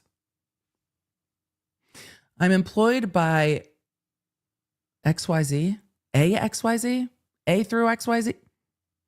Jesus, these names. AXYZ Incorporated, an engineering consulting firm that specializes in accident reconstruction and video analysis.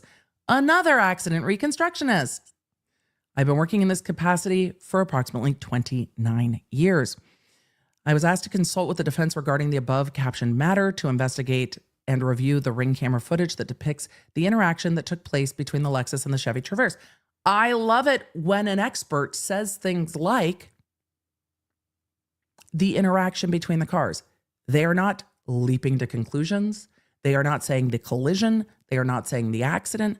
They are saying, I want to neutrally look at this interaction and then tell you what I find after I conduct analysis. I appreciate that so much because you see some experts already having a conclusion. This expert's wording indicates to me that they want to do the analysis. They want to see what the interaction between the cars are. I like it. Not outcome determinative. Just, I would like to explore the evidence. To perform this video analysis, I will need to have 3D measurements for the site where the incident occurred without snow being present. Good luck. I can perform this analysis. I mean, is there snow on the ground now? Maybe not. I can perform this analysis using the laser scan data collected previously by Aperture LLC. Alternatively, the company personnel would need to enter the driveway of One Meadows Ave in Canton at a time when there is no snow covering the driveway or apparatuses and the surfaces were dry. We would set up a 3D scanner in multiple locations of the driveway. We saw this type of 3D scan in the Murdaugh case. We may also need to take measurements separate and apart from the 3D scan, along with photographs and video of the site. I can estimate that the investigation and work in the driveway would take approximately 2 hours. That seems imminently reasonable. To conduct an accident reconstruction regarding the matter, I will need 3D measurement data and photographs for the exterior of both vehicles. I can perform the initial alignment analysis with the laser scan data and photographs collected previously by Aperture. Alternatively, personnel would need to perform a 3D scan of the exterior of both vehicles. That should not be hard to accommodate. Both vehicles are in police custody. Pull them out into a open area and let them scan it. All of the scanning and photographs to recreate the size and shape of the vehicles would take, how long did they say? 2 hours. I may need to fill the tires on one or both of the vehicles with air. I love this expert.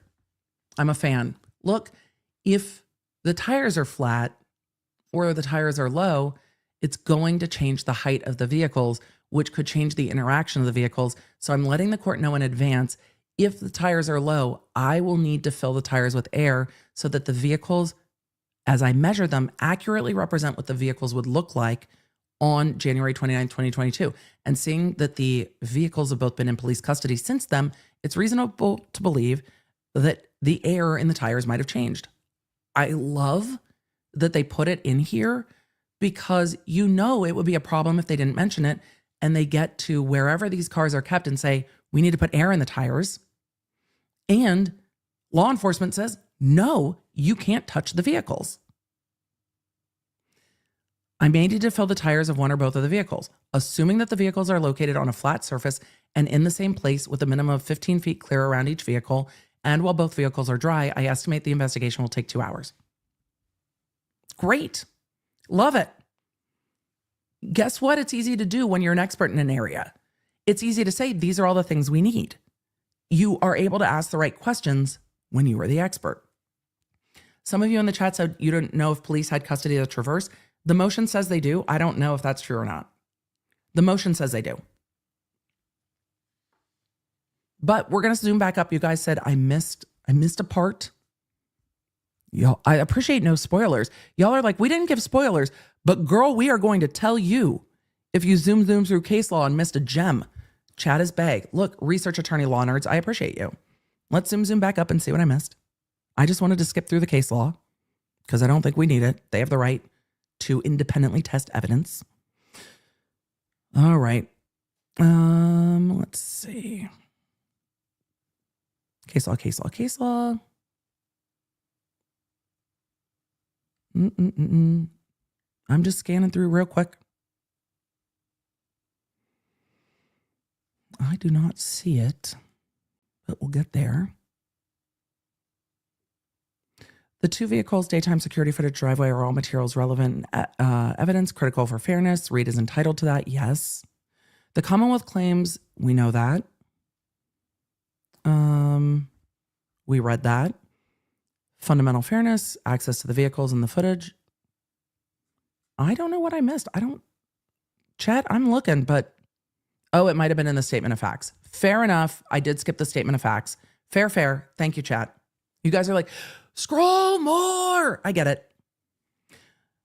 The Commonwealth, via the Massachusetts State Police, conducted multiple rounds of vehicle testing, processing, analysis, and conclusion. For those of you listening along, we have jumped back to the factual background. That's where we're at now, because chat are the best research attorneys in the world. Also, since moving to a climate where weather fluctuates beyond a 10-degree range, often in the same day, tire air pressure is a whole ass fucking thing. It was not nearly as much of a situation in California. The winter does all kinds of things to tires. I have learned so much more. So much more. It's a whole thing. I didn't know. It was like when I was 16 and my dad's like, the car sounds weird. And I'm like, yeah. He's like, did you put oil in it? I'm like, who, what now? I need to do what? You got to tell me these things. IDK. But a whole different thing living in cold weather. It's fun. I have neighbors from Michigan. They've been very helpful. When I lived in Massachusetts, I didn't own a car, so I didn't know. When people asked me to designate drive, which I was not a problem being a DD, here was my problem being a DD in Massachusetts. I'm like, y'all, there's snow and like ice. So I am sober, but I am not qualified to drive in this situation. They're like, yeah, it'll be fine. It'll be fine. It was not always fine, but it was always late at night. So normally we made it work. It was not always fine. The Commonwealth, via the Massachusetts State Police, conducted multiple rounds of vehicle testing, processing analysis, and collision reconstruction without informing the defense of their plans to do so. On February 3rd, 2022, the Massachusetts State Police were given access to the driveway at Meadows Avenue in order to complete forensic tests and photograph the scene. After the Commonwealth took possession of the vehicles, they conducted multiple further accident reconstructions and analyses, including as recently as July 24th, 2024.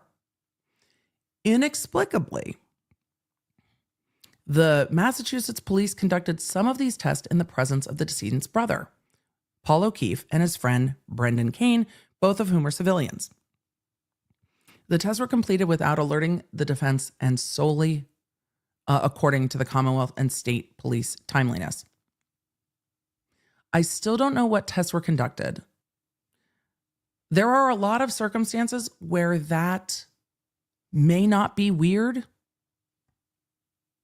to me.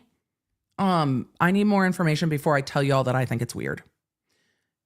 Here's the circumstances where this does not seem weird to me. The defense says inexplainably. Here's my questions. First, does law enforcement have possession of John O'Keefe's car?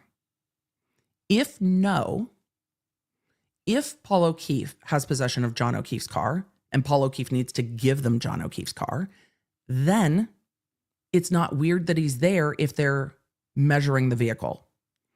If Paul O'Keefe is giving them access to 1 Meadows Avenue, then it's not weird that Paul O'Keefe is at 1 Meadows Avenue when they are measuring things at 1 Meadows Avenue. If they invited Paul O'Keefe to the police department while they were doing forensic testing of Karen Reed's Lexus, then I have a lot of questions. So there are circumstances where this might not be unusual. There are circumstances where this might be unusual. I'm not making a judgment call. I need more information. And Lizard said, Paul doesn't live at the house, Peggy and the kids do. That's fair, but Paul might be the person from the family liaising with police and maybe the one making arrangements for the police to come and make measurements. That's not unusual to me.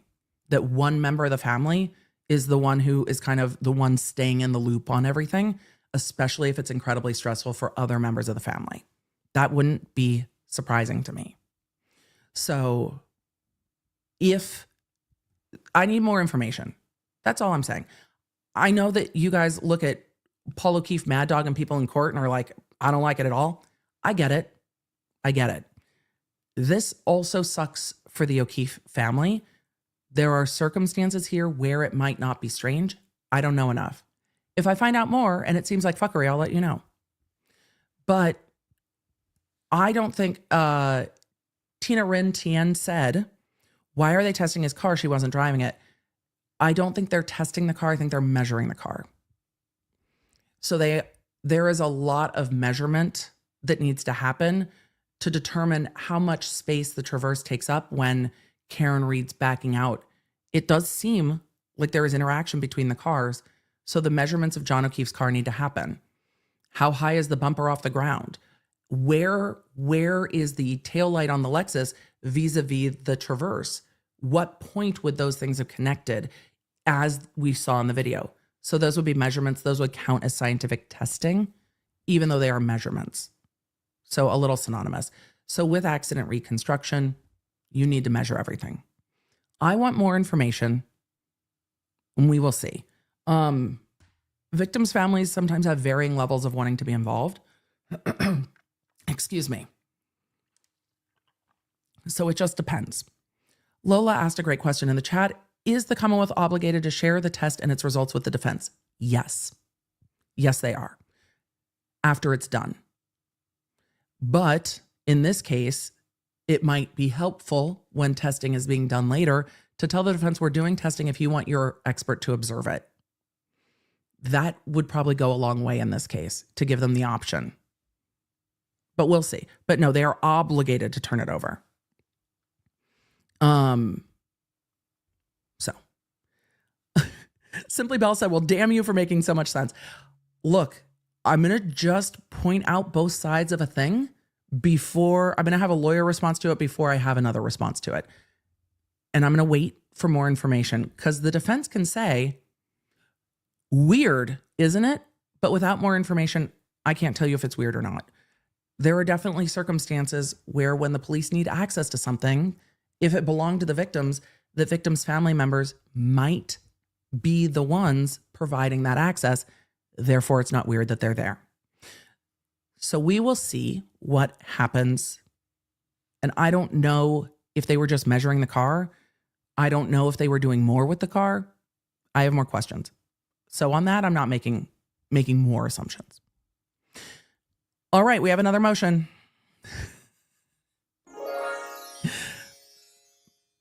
Mod Squad, Miguelina, Team Baker, to everyone that I said, I do not feel well, and I'm going to try to keep it quick. And then you've watched me hour after hour soliloquy into totally different areas. I'm sorry. I said it was going to be quick and that I did not feel well. And yet, it is none of those things. It is none of those things. We have one more motion, chat. One more motion. It's 13 pages. We've got this, everybody. We've got it. We've got this. Just like, we got it. We got it. We got it. We got it. Oh, we've got it.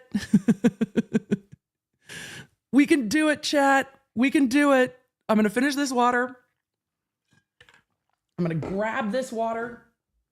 And we're going to go through this last motion. I'm ready to pull my hair back. It's bugging the crap out of me. So for all of you asking, is this the saucy one? I don't know. All right, there we go. We're good. Do I need to take my earrings off? Is that where we're at for this next motion? Do we need to buckle? Oh, all of you are like, buckle up. Oh, Chad, I love it. I love it when it's like no spoilers, but like warning. All right, well, I'm glad we didn't go code red yet. All right, chat. Let's see. Let's see what we've got. We are getting into the motion to compel discovery. Marissa said, yeah, I was going to say take the hoops off. Uh-oh. I mean, if we need to, we will. If we need to, we will. All right. Well, maybe, did we accidentally save the best for last? I thought that this was going to be boilerplate motion to compel discovery. It seems that perhaps I am wrong. Chat's like, girl, you might be wrong. You might be wrong. I'm here to be wrong if it makes it entertaining. I'm down for it. I'm down for it. I thought it was boilerplate. This one is spicy. Chat. Well, buckle up now. Buckle up. We accidentally did this in the best order possibly. Yay us. Defendant Karen Reed's motion to compel discovery. Defendant would like discovery. The items set forth herein are relevant and material. I'm not going to go through all the case law. The defendant is entitled to discovery, period. What they don't have is what I'm interested in. Karen Reed has a right to discovery. Constitutional right, code, like stick to the code. She has a right to discovery. Information subject to such mandatory discovery includes all material and relevant police reports, photographs, tangible objects, and intended exhibits, reports of physical examinations, and any specific or of any scientific tests, experiments, and statements, footnote 1, of persons the party intends to call as a witness. We've seen this in motion after motion. True, true. Footnote 1. Why is that footnote so long? According to Massachusetts Rule of Criminal Procedure 14, a statement includes writings or recordings made by a, quote, person having percipient knowledge of relevant facts and which contains such facts signed or otherwise adopted or approved by such person or a stenographic, mechanical, electronic, or other recording or transcription thereof, which is a substantial verbatim recital of an oral declaration. It's the name of a book. And which is recorded contemporaneously with the making of the oral declaration. Also could be a good band name. Kind of like oral cigarettes. Statements may be formal or informal. Informal statements, not intended for court, are not only often admissible at trial, but often more probative than formal signed statements in anticipation of litigation. Thank you. Thank you for the footnote explaining what a statement is. It's discoverable. Let's go back to the filing. Let's see. Mandatory discovery also includes facts of an exculpatory nature. Footnote 2. Evidence. We had been wanting to get to this. We're going to see more of this in the motion to dismiss. This is the case law talking about what is exculpatory. Evidence is considered exculpatory and thus subject to mandatory disclosure if it merely, quote, tends to diminish a defendant's culpability. That is a low standard. Tends to diminish. It's a meh. Maybe could. It could diminish the defendant's culpability. Could is a low standard. I agree that it should be a low standard. Because turn over more, if it's not relevant, if it's not exculpatory, then it doesn't come in at trial, but it still gets turned over. So the standard to turn it over is meh. That's fair, which is why it is best practice to just turn over everything except like work product. Turn it all over and then argue to keep it out if it's not relevant. That's proper. Okay. They stated the Commonwealth's obligation to turn over evidence. Mandatory disclosure of statements, stuff that's exculpatory. Rules of evidence says turn it over. They are moving the court under the rules of evidence to turn over the following shit. Defense request number 1. All chain of custody logs. Do those even exist? Anyone? Do those exist? Does it exist?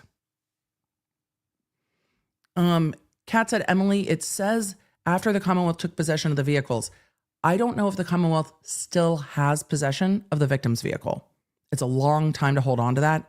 They might have measured it and released it from custody. So I don't know. Which is why I parsed that, because I'm not sure they still have possession of it. It says constructive possession, so the victim's family might have the victim's vehicle. Defense request 1, request for all chain of custody logs, reports, evidence logs, and or other documentation regarding how the district attorney's office and or state police came into possession of each distinct production of video surveillance footage from CPD that has been provided. Yep. Per my last email. That's a summary. Per defense counsel's November 8th, 2024 email, Ms. Reed seeks discovery of all chain of custody logs, reports, evidence logs, other documentation about how the fuck you ended up in possession of all the video. Who downloaded it, when, how, why, what, all the things. This information will provide defense counsel with relevant details about how, when, and from whom the Commonwealth obtained the CPD footage, how it was logged into evidence, and what footage was saved.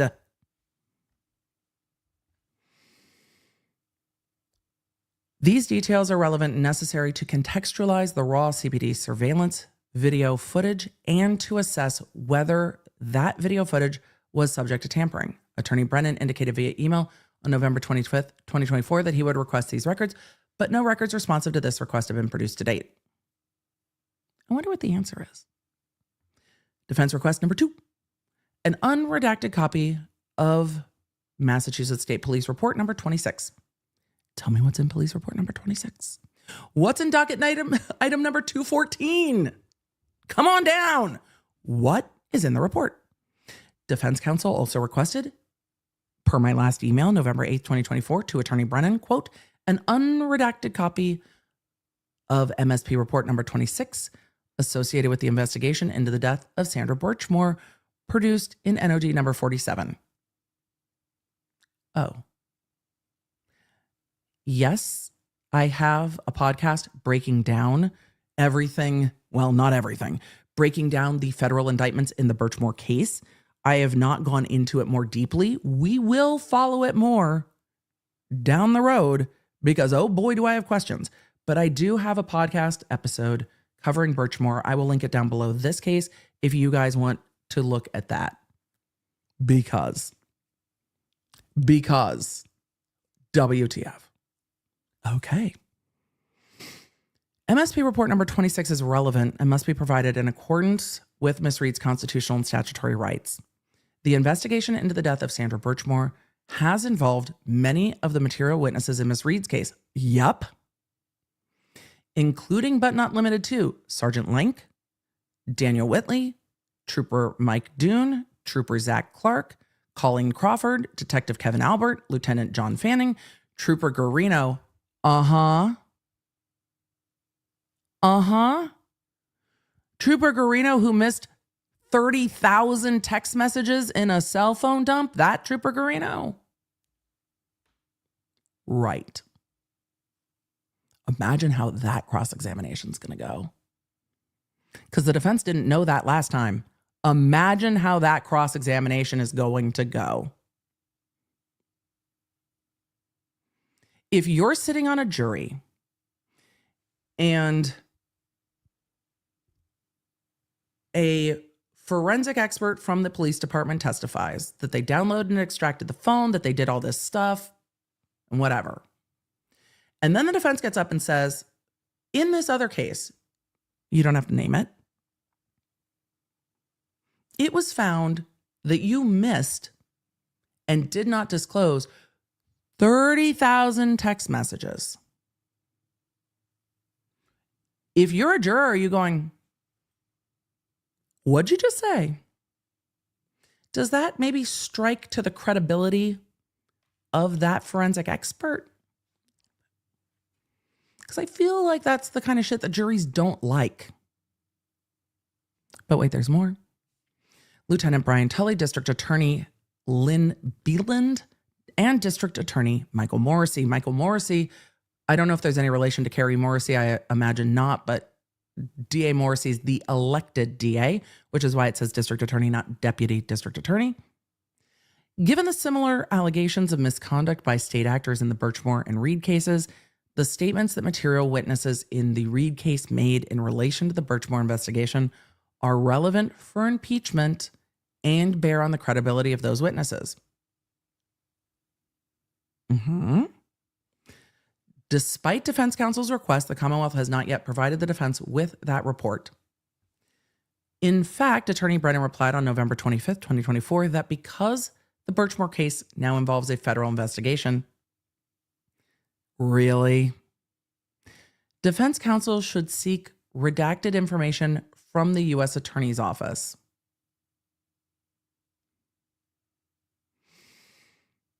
Is there a protective order?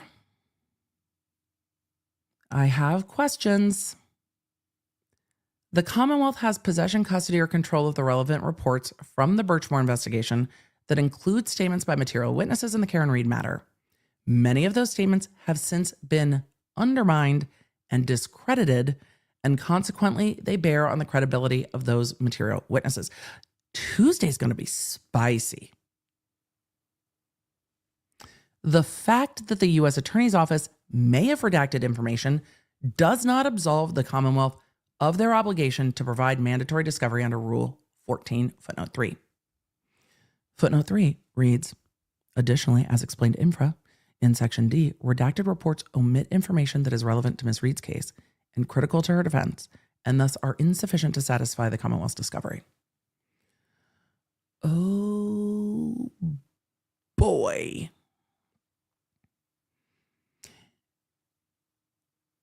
I'm interested to hear what the Commonwealth has to say about whether or not there is a protective order in that case, because the indictment's already been unsealed, so it's not as protected as the ongoing I'm assuming investigative grand jury in the Reed case.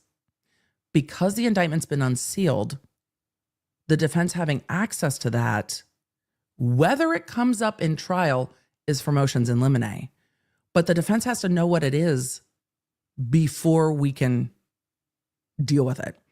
Katrina said, wait, are we in court on Tuesday? Yes, on these motions. On these motions. Tuesday's gonna be spicy. So the defense has been given redacted reports from the Birchmore case. A lot of the witnesses overlap. Some of them don't. I mean, Morrissey's not going to be a witness in this case. But it's not been turned over to them. And they say, accordingly, this request remains outstanding.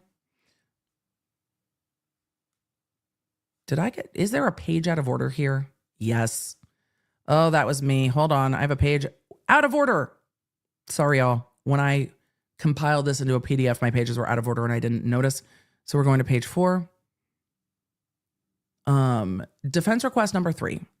An unredacted copy of the public record response relating to all email correspondence and communication associated with the Birchmore investigation. That might be very broad. We'll see. In that same email, defense counsel requested an unredacted copy of the public record response relating to all email correspondence and communications associated with the investigation into Sandra Birchmore, produced in NOD 47.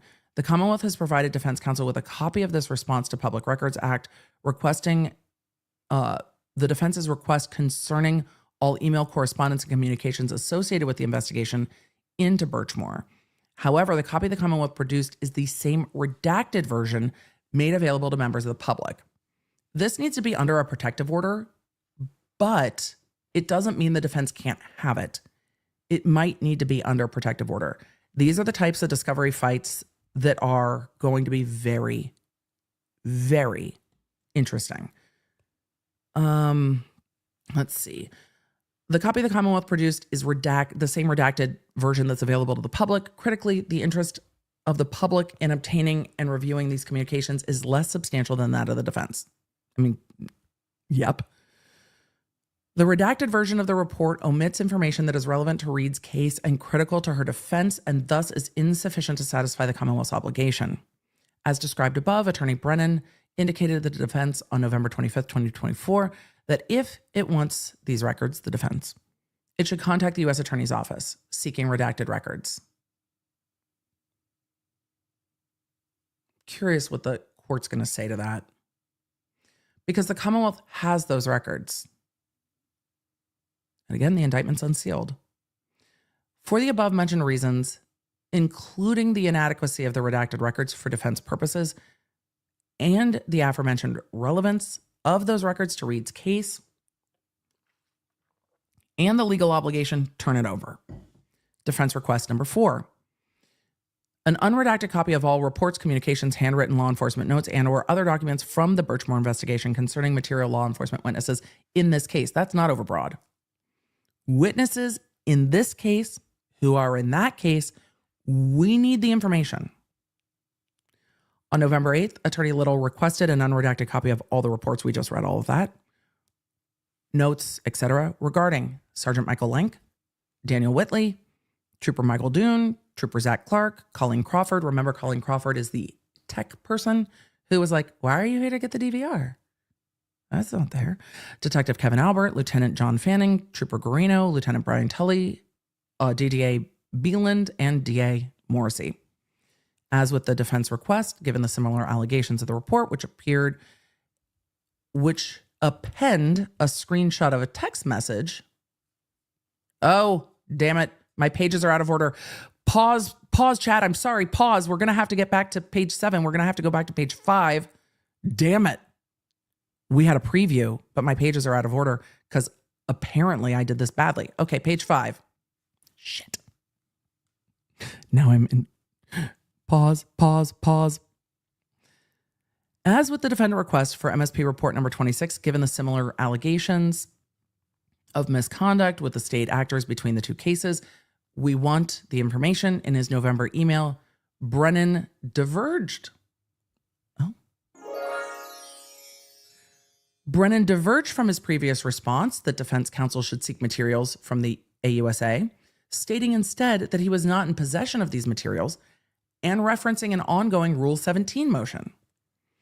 The reply is not responsive to the defense request. There is no ongoing defense Rule 17 motion regarding unredacted reports, communications, or law enforcement notes. Moreover, despite 88 Brennan's assertion to the contrary, the Commonwealth is in constructive possession, care, or custody of these records. If law enforcement has them, the Commonwealth has them. Those witnesses are members of the prosecution team under Massachusetts law by virtue of their participation in investigating the Reed case. Thus, the reports and communications are in the possession of the Commonwealth, constructive possession. And the records must be produced. Oh, the defense is going to get stuff. Oh boy. Defense request number 5. Defense request number 5, all communications, documents, reports, memoranda, recordings of interviews, physical evidence, findings, and or other evidence relating to the IA investigation into Trooper Michael Proctor, including transcripts of the administrative proceedings. On November 8th, 2024, defense counsel requested all of that. Attorney Brennan provided defense counsel with a small number of generic letters about the IA investigation, as well as an internal affairs report, which simply states that Trooper Proctor has been suspended. However, the Commonwealth has yet to provide any underlying reports or documents detailing or relating to the substance of the investigation. On November 25th, Attorney Brennan replied to Attorney Little's request by asserting that he is not in possession of those materials. Well, he probably isn't. Law enforcement is. Other than the documents he has already shared, or not in possession of the other materials that other than what he's already shared, and that he, go to page 6, doesn't believe the Massachusetts State Police shares IA information because, as he understands it, it's protected under the case law of Martin.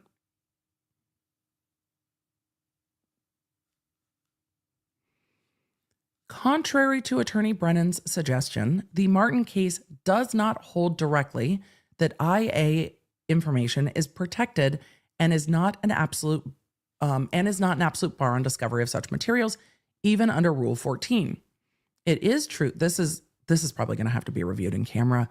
It is true that although police officers generally fall within the definition of persons who have participated in investigating or evaluating the case and either regularly report to the prosecutor's office or have done so in the past for the purposes of Rule 14, possession, custody, or control analysis, Massachusetts courts have recognized that IA files in particular are not always in the possession, custody, or control of the Commonwealth. I'm going to cough. Give me one sec. Massachusetts courts have recognized that IA files are not always in the possession, custody, or control of the Commonwealth. It's going to be in the possession, custody, and control of Massachusetts State Police, and it's not going to be part of the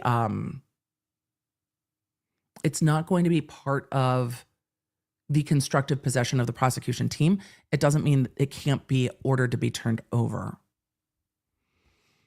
The Supreme Judicial Court of Massachusetts has held that if a prosecutor has possession or control of the records of an investigation by IA of a police department with respect to a particular matter, the prosecutor must review the material in response to a request. This is going to get down to who has it, and it's probably going to need to be in camera. there is balancing on what gets turned over to the defense, and there is case law that is going to be on point because this comes up. This is not unusual that it comes up. Often, which also causes me concern, often what is going on with IA is not turned over until it is done. Ongoing investigations are generally not disclosed. But the case law in Massachusetts may be different, and we will see. Accordingly, the Commonwealth has a discovery obligation to provide any communications and documents that relate to the IA investigation of Trooper Proctor that they are in the possession of. And it might be that IA has told the Commonwealth this is what's happening, but it sounds like that's what's already been turned over. I don't know if the Commonwealth is going to have more than what's already been turned over. We'll see. Defense Request 6, request for all material and relevant communications made between members of law enforcement and witnesses in this case, including but not limited to Sergeant Buchnick and Chris Albert by email address and or cell phone from the inception of this case to present. The defense is requesting all written communications between and among the Norfolk County District Attorney's Office and or its law enforcement agents on the one hand, and all witnesses in the case. That is generally not turned over. Spencer Webb, you are asking the question that many in the chat are asking. Is this why the Commonwealth keeps prolonging Proctor's hearings? I wanted to answer that question just to clear one thing up. The Commonwealth isn't in charge of the IA hearings. Massachusetts State Police are in charge. But if you add Massachusetts State Police into that question, I have that question as well. Massachusetts State Police is in charge of that. I do not know if there is more that is needed in those hearings because we haven't seen it. I don't know. But that is not within the purview of the Commonwealth. If that, it doesn't make it better, but just as a point of clarification, many have that question in the chat. Okay, let's hear about these communications. Oftentimes, communications with witnesses, if the witness makes statements, are turned over. So if not work product, but witness statements, I'm curious as to what the defense knows and is asking for. On August 13th, 2024, the Stoughton, I hope I said that right, Stoughton, one of those two, District Court received a police report made by Sergeant Buchnick regarding an instance of alleged witness intimidation. Ooh. What now? August 13th, 2024. We need to go to page 7. Stoughton, thank you. Stoughton, not Stoughton. Thanks, chat. A report made by Buchnick regarding an instance of witness intimidation. We need to go to page 7. My pages were out of order. Apologies. There we go. In his report, which appended a screenshot of a text message, footnote 4, between Sergeant Buchnick and Chris Albert, Buchnick describes an incident that took place on July 10th, 2024, outside Albert's Pizza D&E Pizza Shop in Canton. Oh boy. All of the circus outside of this case is ending up in the legal filings in this case. Am I surprised? No. What happened in July? And if you're asking me if I know, I don't know. I follow what happens in court on this case and literally la on all of the rest of it. Because it's too much. Too much.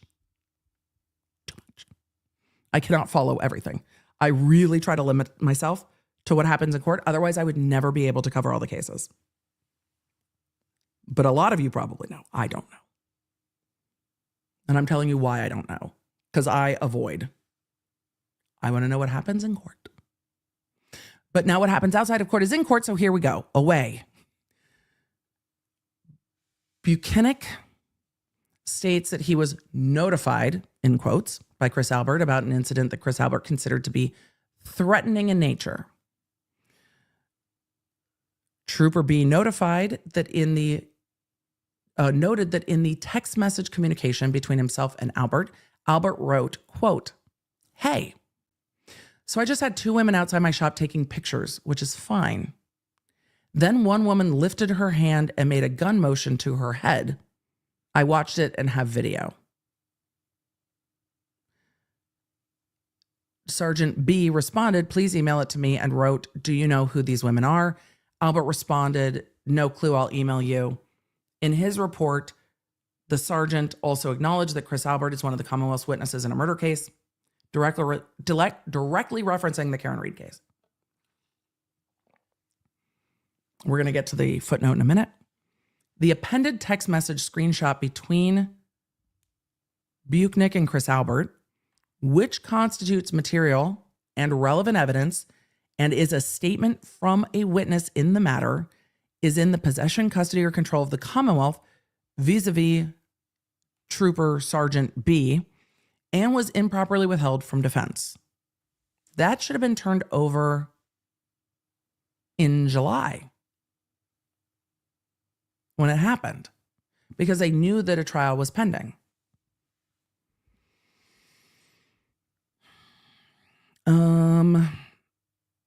Interesting that it went to a different DA's office. I mean, that might be the right jurisdiction, but it was my understanding that the pizza shop is in Canton. So if the pizza shop's in Canton, just work with me here. If it's not in Canton, ignore everything I say next. If the pizza shop's in Canton, which I think it is, and the waterfall's in Canton, and Fairview's in Canton, and Meadows Ave is in Canton, and all of the Canton stuff goes to Norfolk DA's office, shouldn't this have stayed with the same DA's office? Just a question. I have a question mark there, asterisk. The appended text message screenshot between Buchnick and Albert, which constitutes material relevant evidence and is a statement from a witness in this matter, is in the possession, custody, or control of the Commonwealth and was improperly withheld from the defense. They say Buchnick is an investigating officer who authored a police report detailing communications with Chris Albert, has been identified as a witness in the matter at hand, and is directly involved in the prosecution's preparation of this case. Accordingly, Buchnick is an active member of the prosecution team under Massachusetts law. Yep. And if there's witness intimidation, it needs to be turned over because it's probably going to come up. And it came up in the first trial. And then they cite case law talking about who is the prosecution team. I'm not even going to quote it because yes, they're part of the prosecution team. That's the answer. The text message from witness Chris Albert to Sergeant Buchnick constitutes statements that must be disclosed. And then they cite the case law. Footnote 4. The relevant text message between Chris Albert and Sergeant Buchnick were iMessages, text messages between two Apple devices. Oh. Is the defense going to be like, gimme all of the text messages. Gimme all the text. Give it to me. If you're texting about stuff on your personal cell, it can open up your personal cell to all of the things. Give out your work number. All right. They are continuing to cite case law, talk about material relevant police reports need to be turned over. The text messages also may contain material exculpatory evidence that warrants production. And then they cite the criminal rules of procedure. The nature of the July 10th, 2024 exchange. Oh, tells me more. The nature of the July 10th, 2024 exchange implies an ongoing line of communication that necessitates the need for all relevant communication via phone and email between Sergeant Buchnick and Chris Albert since the inception of the case. Excuse me, Your Honor. iCloud accounts, please. We're going to need all the iMessages between all of these folks. Now, please. Or it's going to need to be reviewed in camera. But this is one of the investigators in the case and a witness in the case. So statements made to an investigator in the case by a witness in the case get turned over to the defense. That's how that goes. That is known. That is the way.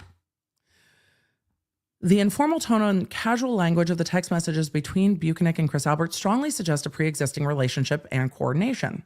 I don't know about coordination. I'm not going to speculate about pre-existing. It might be. Chat, you are welcome to disagree with me. But it is also reasonable that since the investigation of this case, it has become that they are less formal with each other. I'm not saying that's the case. Either way, it doesn't matter. It still needs to be turned over. Whether they were friendly before or became friendly after, either way, it needs to be turned over. If they are friendly before, it needs to be disclosed. But literally everything in this case. And it's a small town. It wouldn't surprise me if people are friendly. But if that's not what they said in the first trial, then it's also impeachment. The nature of the July 10th exchange implies the ongoing line of communications that necessitates all the communications. The defense is saying this suggests a pre-existing relationship and coordination. It at least, at minimum, it suggests an ongoing familiar relationship. I think pre-existing maybe overreaches, but it also might be accurate. We'll see. This inference is supported by Sergeant Buchanan's police report, in which he refers to being notified by Albert on July 10th, 2024, and requests video evidence. It would not be uncommon for me if a lead investigator in a case gave the work cell phone, asterisk work cell phone, to witnesses in the case when there had been ongoing issues in the case and said, if anything happens, let me know.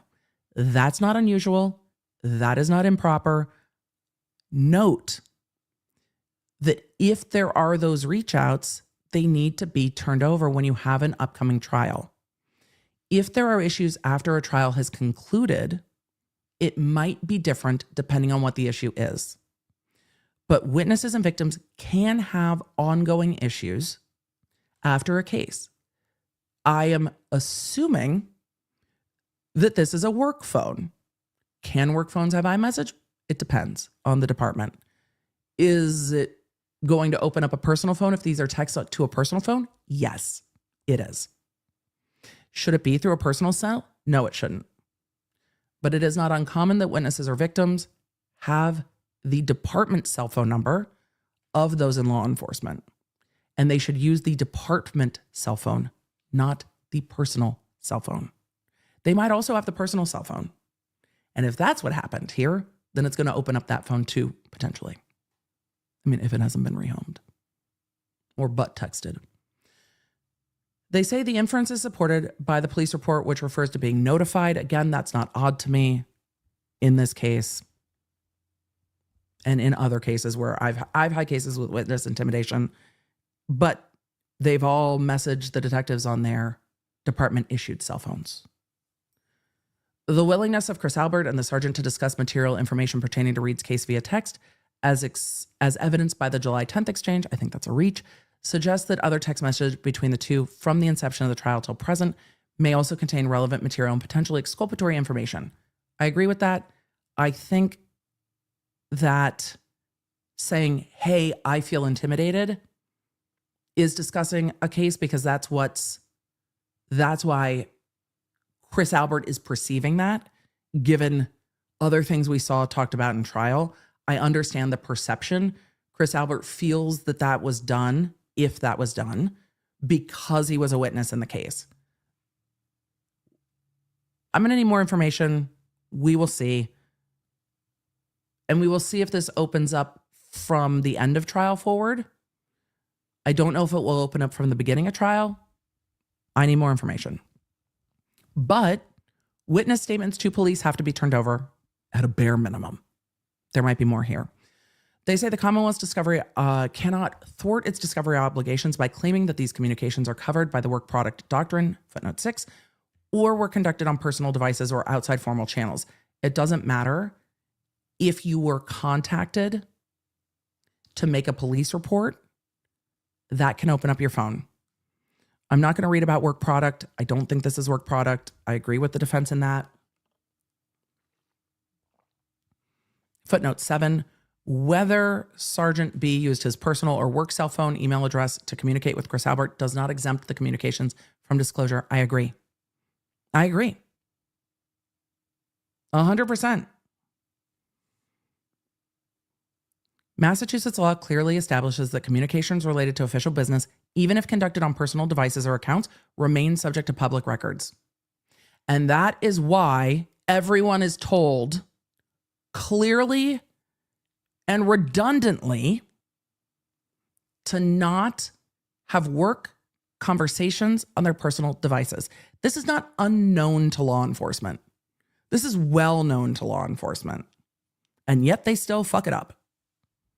They're like, it's never gonna. It is. It is gonna be a thing. It's not never gonna be a thing. It is gonna be a thing. It's going to be a thing.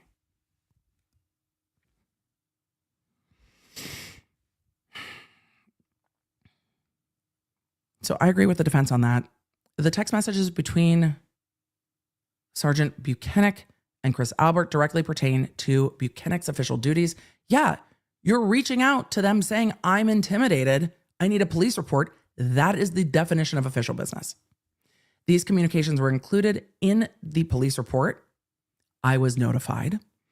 Further confirming their relevance, agreed, to the investigation and their status as official reports. The inclusion of such material in a police report underscores its evidentiary value and negates any claim that it falls outside the Commonwealth's discovery obligations due to the work product exception. That's not work product. That is a witness statement. I agree. All right. They go on to say, here, Ms. Reed expressly requests all material and relevant communications between law enforcement and civilian witnesses in the case. Because it seems like they're ongoing, including between Sergeant Buchanan and Chris Albert, made by email or cell phone from the inception of the case to the present. I think they opened that door. Defense request 7, provide copies of all notes and correspondence regarding any testing conducted in this case, along with research and materials. That's part of the obligation. This is a catch-all. Hey, we're entitled to all this. Turn it over. We have made the formal request. Defense request 8, provide all communications between members of the Norfolk County DA's office or its law enforcement agents. That might be work product. And all experts retained in connection with the case, including dates, substance of phone calls, copies of written correspondence, dates of any strategy meetings, and list any materials received. Some of that might be overly broad and work product. Some of it might not. However, ask for more, let the court narrow it down. The defense is seeking all communications between members of the DA's office. They reiterated their heading. Some of that, notice how short this paragraph is? Some of that's going to be a no. But they requested it, and the Commonwealth can't turn around and say, well, you never requested it. They did. Fine. Defense 9, all written communications, including emails and texts between any member of the DA's office and law enforcement and expert witnesses that the Commonwealth intends to call. Some of that may be work product, but if it is witness statements get turned over. This information is necessary in order for counsel to properly prepare. This is mandatory discovery of witness statements, including facts that may be exculpatory, etc. Defense request 10, a legible, the shade, a legible copy of NDO, so report 2390-2395. The Commonwealth produced a series of text messages in NDAO found at base stamp 2390 to 2395, which are completely illegible,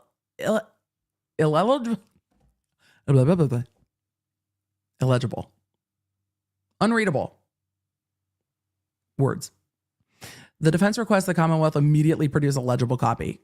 Excuse me, it doesn't help if you turn it over if we can't see shit. Make it better.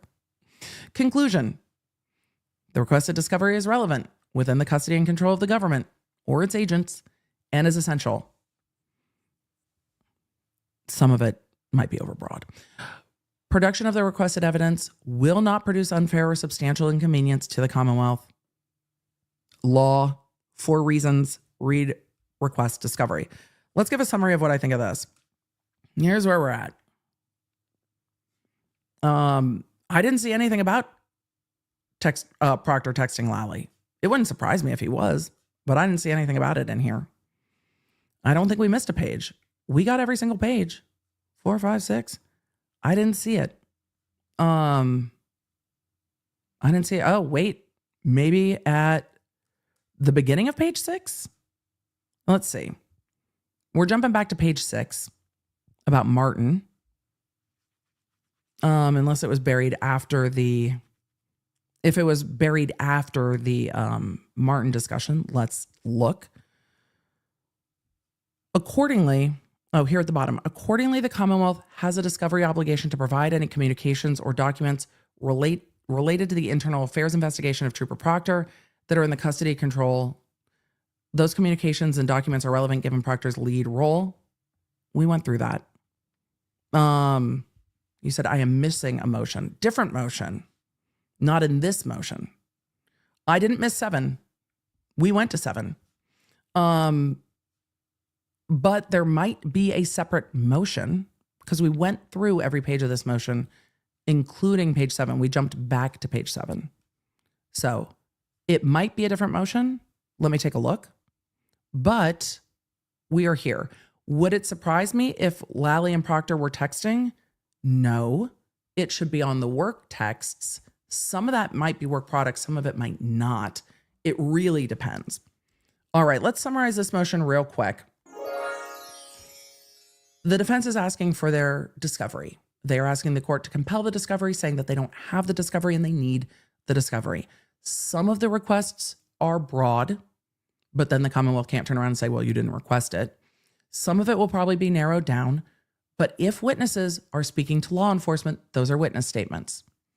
There will be argument, I am sure, from the Commonwealth with regard to the IA investigation for Trooper Proctor, that investigation is not completed and therefore those documents are not discoverable. We'll see what the court determines. But with regard to the information from the Birchmore case, giving the defense the redacted copy doesn't seem like the right result, especially as it relates to witnesses in this case. If it doesn't relate to witnesses in this case, I can understand the court saying it's not relevant to this case. But as to witnesses that either will be called or not called that were part of the investigative team in this case, that shouldn't be redacted for the defense. That also shouldn't have to have the Commonwealth say, go get it from the feds, because the Commonwealth should have that. So there is another motion. Y'all have told me there's another motion. Yes, Miguelina, it is. Let's see. Let me see if I have it. 1, 2, 3, 4. Nope. Let me grab it real quick, chat. There was one more. I've missed a 1. I have missed a 1. We did all the pages, but we have missed a motion. So hold on. I told you a lot of motions were filed. You're gonna have to just give me a second. No, wrong music. Hold on. Nope. Look, I have multiple buttons. The FBI is the same color as the music bed. Let's go grab it. Give me a sec. We'll grab it. But wait, there's more. If it's 50 pages, we're gonna have to do it a different day because there's no way I will survive. At all. I will not survive. But if it's not that long, we will survive. So let me go grab it real quick. There's got to be another one that I missed last night, which is possible. And if I don't see it, we will do it another day. Y'all said it's spicy. But there were a lot of motions. All of you were like, more motions. We're doing music again. Oh, it doesn't want to. There we go. Should put on the other music. Give me 1 second. We did the motion to compel. We did the motion to exclude. We did all the motions to exclude. We did the motion for reciprocal discovery. We did the motion to amend. I do not see another motion. Let me look one other place. Nope, I don't see it. You guys, I do not see it. I will promise you, We did the motion for reciprocal discovery, did we not? I'm pretty sure that we did. Let me just double check my file. I am sick, so the law nerds coming in as the research attorneys, it's very helpful. Let's see. We did the defendant's motion to compel. We did the defendant's Rule 14 and 17 motion. We did the Commonwealth's motion to exclude, or no, the defense motion to exclude. We did the Commonwealth's motion to amend. We did the, let's see, Commonwealth's motion for reciprocal discovery of experts, which we did. The Commonwealth's motion for reciprocal discovery was boilerplate, basically. You guys are saying there's a defense motion for reciprocal discovery. Let me see if I have it. We just went over Karen Reed's motion to compel that I have my pages slightly out of order. We did that one. Let's see. No, I do not have it. Do you guys know what date it was? What date was it? To exclude impeachment material in reciprocal discovery. I'll find it. Was it one of the motions from yesterday? So I have not seen it. But you guys, if I don't find it swiftly, then I will cover it on Tuesday. It was from yesterday. Okay.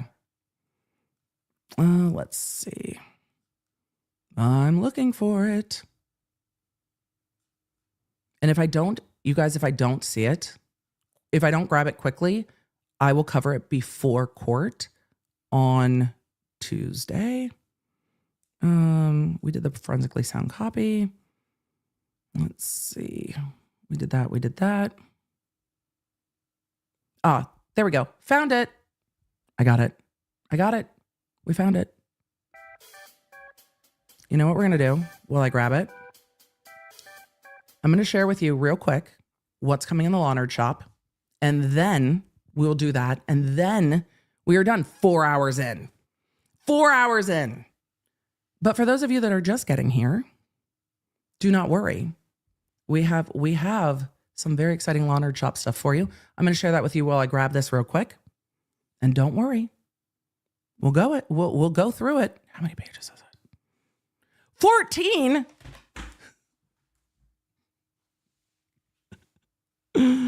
Oh, chat. All right. All right.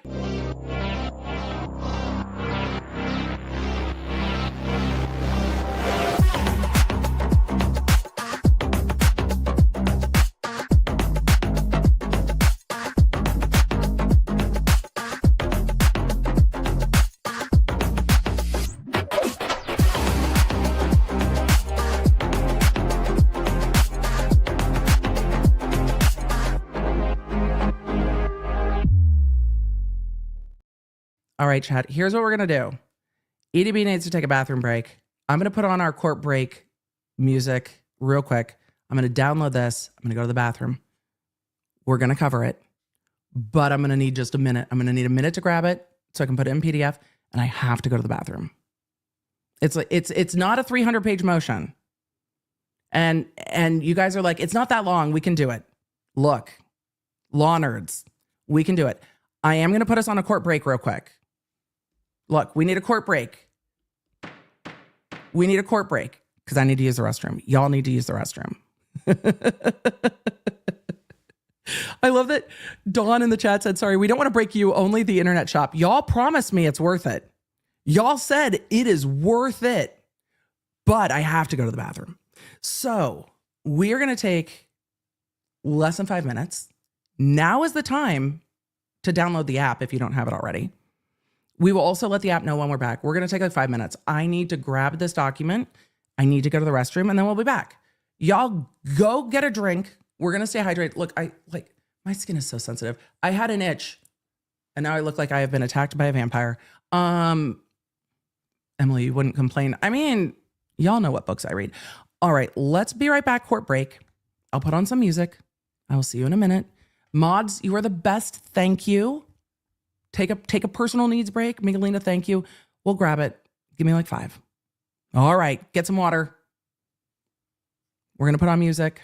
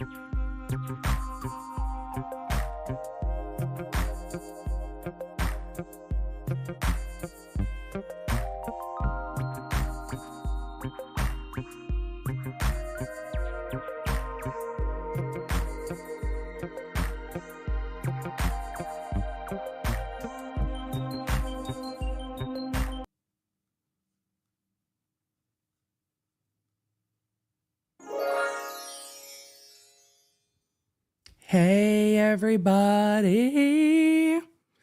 All right. Look, all of you are like, girl, you cannot miss this motion. And by all of you, I mean lawnards of the chat, the moderation team, our producers, Team Baker. Everyone is as invested as you are. We are all invested. All of us are like, we're invested. I was like, Griffin, how you doing, buddy? He's like, playing Civ. All right. Like, what are we doing after this? He's like, you're going to come up and watch me play Civ. I'm like, great. I'm going to do one more motion. He's like, all right. I'm like, all right. All right, law nerds. We, look, law has been busy. Streaming 3 days a week, we still can't cover it all. But guess what? We're going to try. We're going to try. We're going to try. All of you that are not members, remember the Law Nerd Shop, Law Nerd Love Spicy launch is public tomorrow. Team Baker has seen all of your requests for merch. Don't worry, it's on our minds. So we're always here to accommodate the law nerds. So don't worry. Don't worry. Let's get into this last motion. Yes, no, chat, you're like, there's a motion for Pro Hoc Vice. Look, it'll be granted. We don't need to cover a Pro Hoc Vice motion. We don't got time. It will, Pro Hocs get granted. It'll be fine. We'll cover it later. The defense team is growing by the day. We'll get to it later. Do not fear. Today, we need to do this. We need to do this. All right. I think our lights are bright enough. It's good. G is loving the new Civ. Lyndon, loving the new Civ. So, all right. Lisa in the chat said pro ceviche. I mean, I'm always pro ceviche unless there's tomato because devil fruit. But pro hoc vice, which means like for this matter only. Hey, Your Honor, I don't practice in this jurisdiction, but like, can I come do this, please? Because the defendant wants me to do this. Can I come do this? Pro hoc vice. But yes, I'm also pro ceviche. All right, last motion. We are still in Massachusetts. Then we are done. No matter what happens from here, we're done.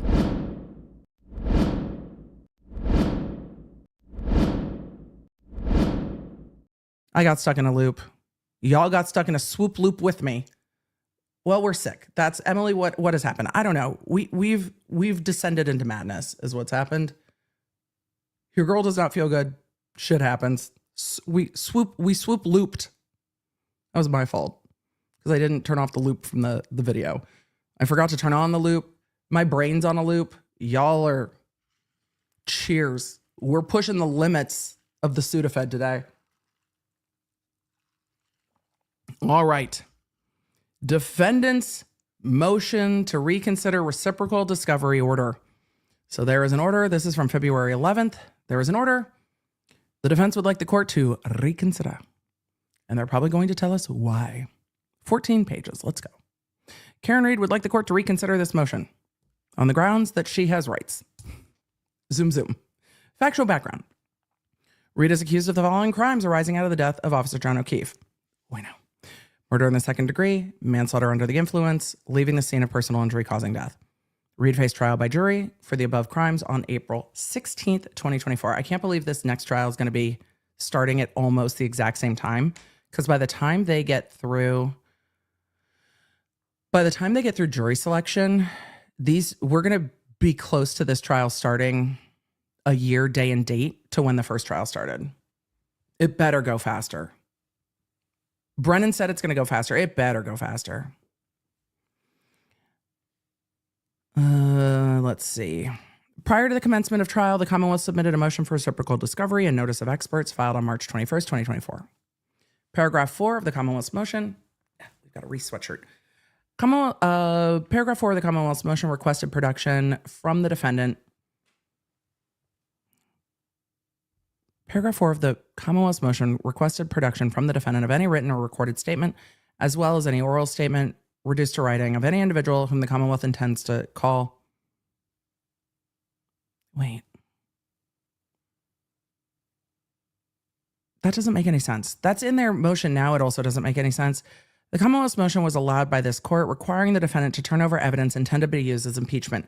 I said it was weird. I said it was weird the last time. I said, is this the impeachment? The last time we read this paragraph, and we read it in the last motion by the Commonwealth earlier today, and I was like, this doesn't make sense to my brain that the Commonwealth is requesting from the defense any production of statements relating to the Commonwealth's witnesses. And I was sitting there going, huh?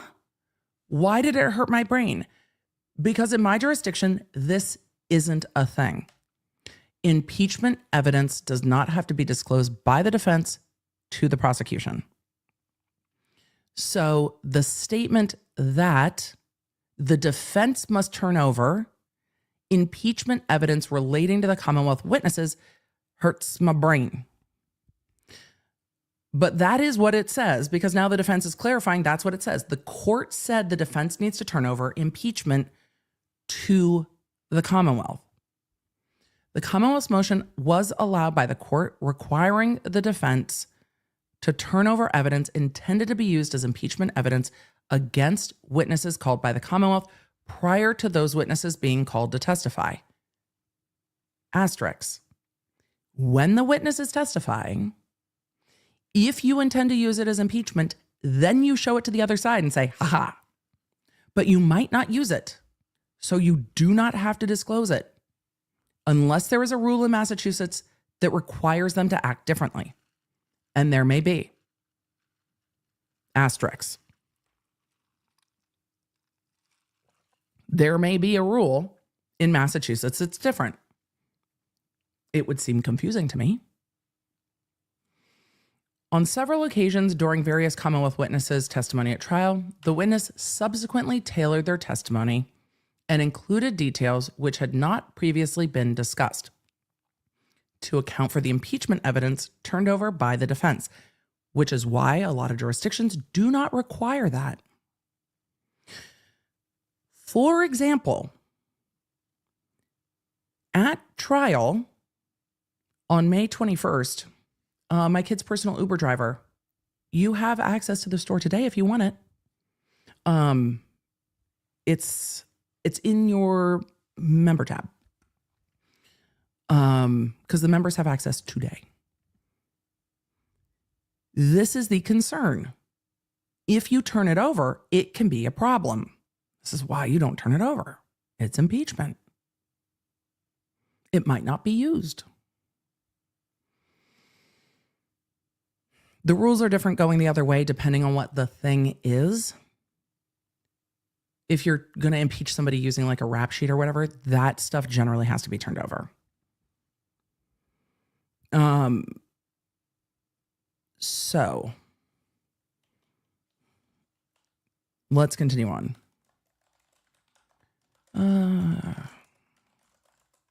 For example, now I want all the tea. For example, at trial on May 21st, Jen McCabe testified. Oh, tell me the tea. Jen McCabe testified for the prosecution. During cross-examination, McCabe testified that on January 30th, 2022, the day after John O'Keefe had been found in front of 34 Fairview, she went to the house at Canton Police Lieutenant Michael Lank, May 21st, 2024, reporter's transcript. Prior to this testimony, McCabe had never disclosed publicly or in any report or witness interview, even when asked directly about her meetings and conversations in the days and weeks following January 29th, that she had visited the house of one of the responding officers to 34 Fairview. Yes, it came up during cross-examination.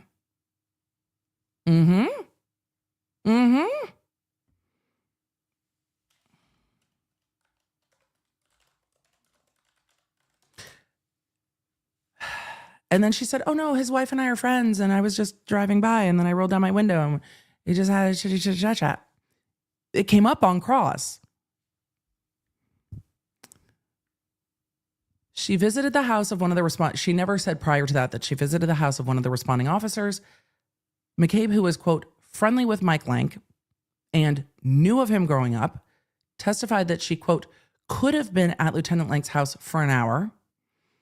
After initially denying having entered Lank's house during the hour she was present, she then remarked how she might have ran in to go to the bathroom. When asked why she never testified about this incident before, McCabe said, "I guess I never thought of it much or thought much of it. I guess I never thought much of it."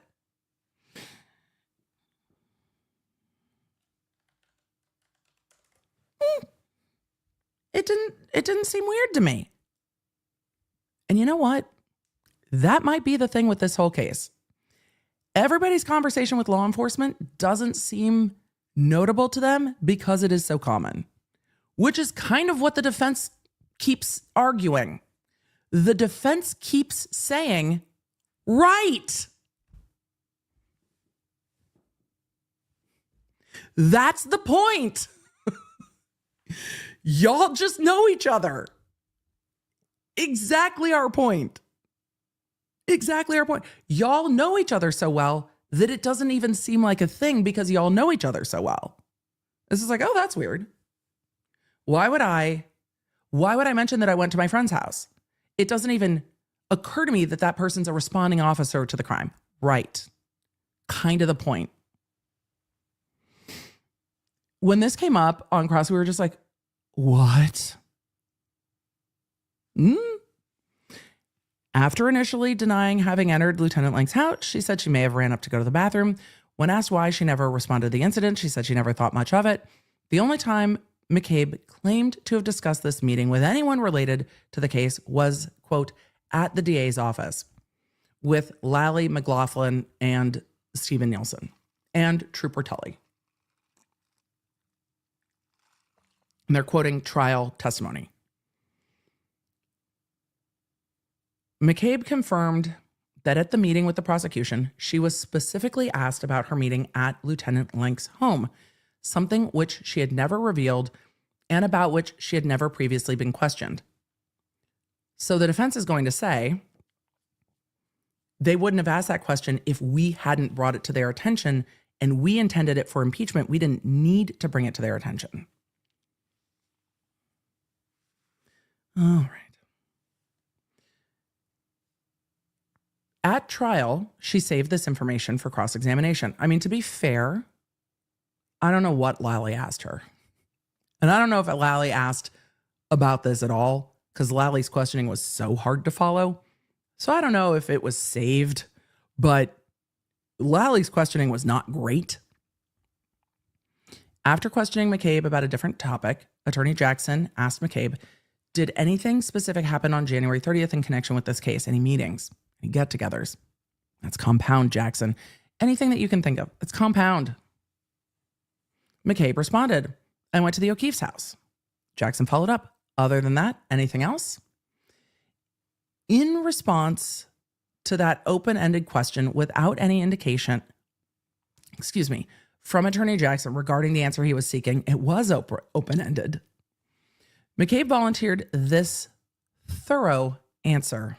Oh, we see where that's going. On my way home to Carrie Roberts' daughter, on the way home, is this a direct quote? So much explanation. On the way home, Carrie Roberts' daughter is good friends with Michael Lank. So we dropped her off at Michael Lank's house and Mike's wife came out of the house. Him and Carrie are friends. And she, jumped in the car and was consoling Carrie and asked how the O'Keefes were doing. And, we talked to her.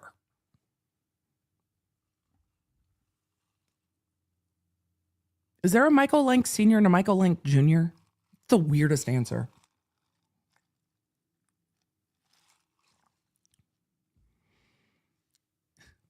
It's a lot of exposition. This extremely detailed and comprehensive explanation as an answer to Attorney Jackson's open-ended question, accompanied by McCabe's testimony that she had been asked about this meeting by Mr. Lally in the DA's office, leads to the inescapable inference that McCabe was prepared for this impeachment question in advance of trial. Well, yeah, if the defense says we want to know about this meeting, the prosecution's going to ask, what about this meeting?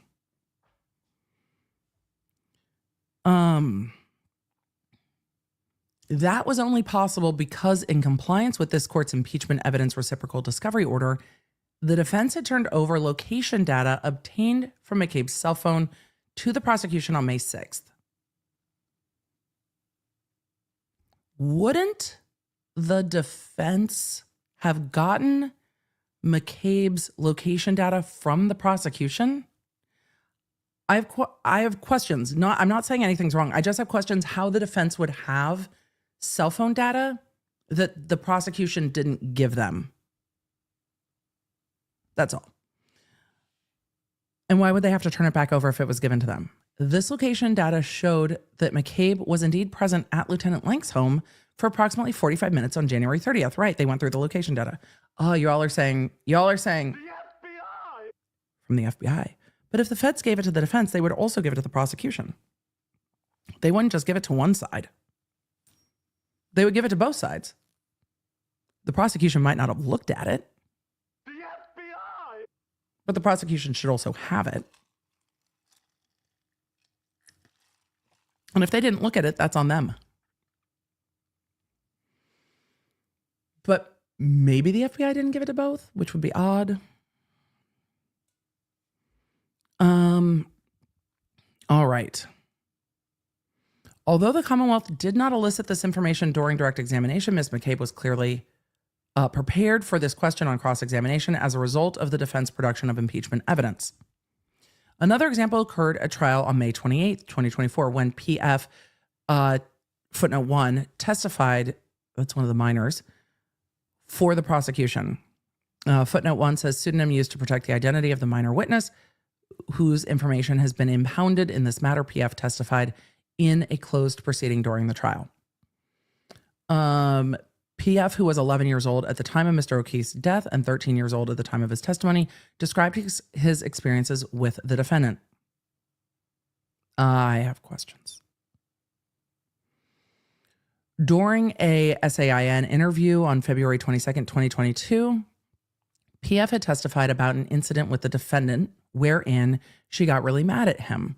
He described how, quote, one time I had like steak tips and I was just eating them slowly because they were hard to chew. I mean, facts. And she got really mad at me, excuse me, for it because I was like, because she thought I didn't like them and I was spoiled and stuff. See the interview video, subject to protective order. During trial testimony, which we did not see, I don't love that the prosecution called the kids. It's a different conversation.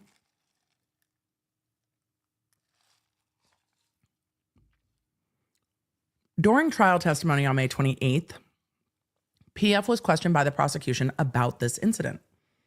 Prior to the testimony, Yannetti expressed his concerns about this line of questioning at sidebar, stating that, quote, ooh, I mean, the sidebars are under seal too, but okay. Stating that the Commonwealth at some point is going to be like, this should have been sealed. But it's not, so here we are. Quote, there was testimony in the grand jury about my client supposedly getting mad at PF for eating his steak too slowly. We provided a video of that incident to the prosecution, which belies that testimony.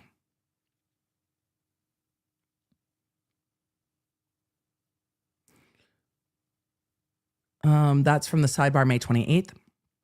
Attorney Yannetti was expressing his concern that the trial testimony would diverge from the grand jury testimony as a direct result of the defense production of pure impeachment material to the prosecution on May 6th.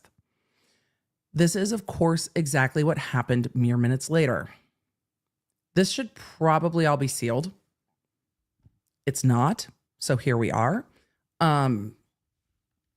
I do not like that the prosecution called this witness, and I have strong feelings about that. PF was asked by the prosecution about instances where he was, quote unquote, yelled at by the defendant. It has nothing, unless the defendant yelled at him, oh my God, this is not what I'm saying happened. Just for the one person in the comments later that wasn't listening fully, I'm not saying this is what was said. I'm saying unless what is said is, oh my God, I hit your uncle with my car and left him in the snow, this isn't relevant. Why is this relevant? How is this relevant? Why are we calling the 13-year-old to say one time, maybe Karen Reed got mad at them? No. I hate it. I don't like it. This is not needed. And unless it has something to do with the incident or the night of the incident, and PF was not there,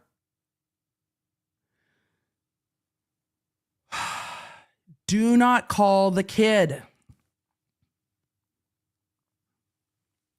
It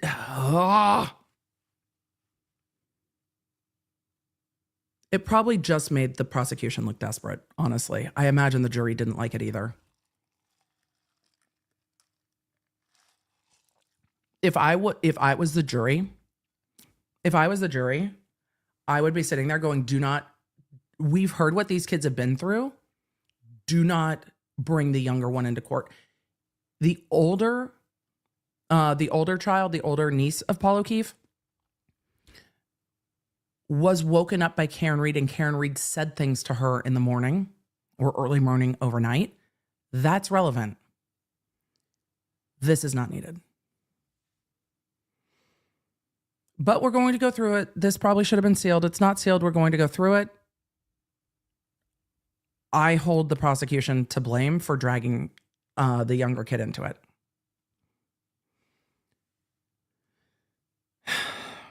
PF was asked by the prosecution about instances where he was, quote unquote, yelled at by the defendant. He recounted, one time we got takeout food and I was taking a little while to eat it, and the defendant thought I didn't appreciate it and she got mad at me. Well, that's also speculation.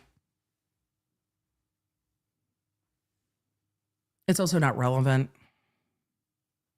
Also, has no one ever been mad at a 10-year-old that interacts with a 10-year-old? Like, Karen Reed was a caregiver for these kids. Occasionally, it happens. It's not, I don't like that the judge let this in. It's not relevant.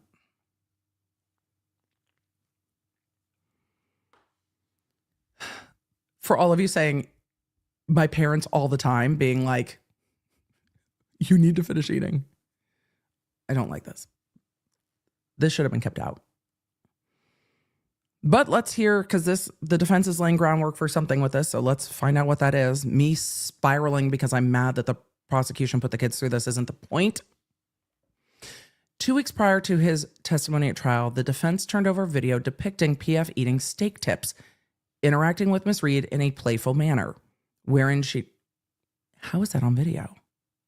And look, I have questions about all of this. Wherein she never gets mad, directly contradicting his interview from February 2022. PF undoubtedly met with the prosecutors in preparation for his testimony, thus resulting in him changing his story that it was takeout food and not steak tips that he had been eating. I don't like that either, because that shouldn't happen.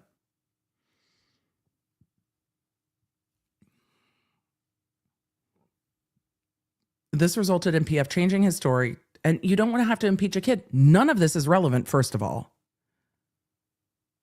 Also, kids who have been through trauma don't always, I'm not going to get into it. This child should not have been made to testify. That's where I'm at. And I'm staying there. This resulted in PF changing his story to claim it was takeout food and not steak tips that he had been eating. I mean, steak tips are pretty specific. Which puts the defense in a position where they either have to vigorously cross-examine a 13-year-old who has been through a substantial amount of loss, or they have to just let it go. So it puts the defense in a bad position. PF changed his story to claim that it was takeout food and not steak tips that he had been eating, so that he could now claim that the defense impeachment video does not depict the incident he initially revealed. This is therefore another example of the prosecution using impeachment evidence produced by the defense pretrial to coach witnesses to change their testimony during trial. This is an unfair use of impeachment evidence. This is why impeachment does not get turned over. Because the witness has to respond to the thing, and you say, okay, but what about this? Am I saying that the prosecution coached this witness? No, that's what the defense is saying. Would it surprise me if the prosecution did not sit down with the witness in the video and ask them questions about it? Yeah, that would surprise me. Because I would imagine the prosecution would sit down and say, okay, can you tell me about this video?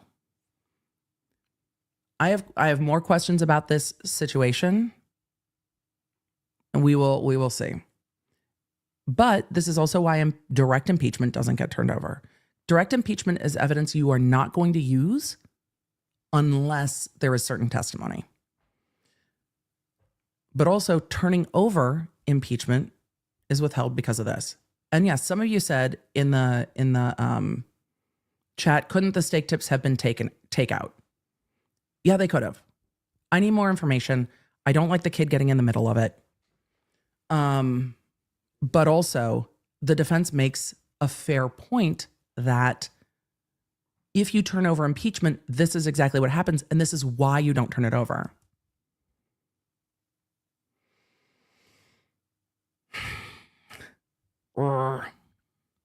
The production of statements by adverse witnesses is not sought by mandatory disclosure under Rule 14. It must be sought by motion. And then they go on and talk about the automatic discovery, which we've talked about. Statements of persons whom the defendant intends to call as witnesses at trial. Right. Not statements of witnesses or about witnesses the Commonwealth is going to call.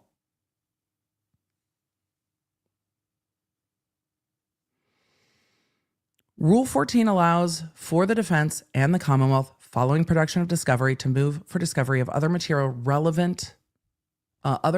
and relevant evidence not required by subdivision A1. A distinct line has been drawn between Rule 14 between materials subject to automatic discovery and material discoverable only by motion. Automatic discovery does not extend to statements that the defense intends to use for purposes of cross-examination. Right.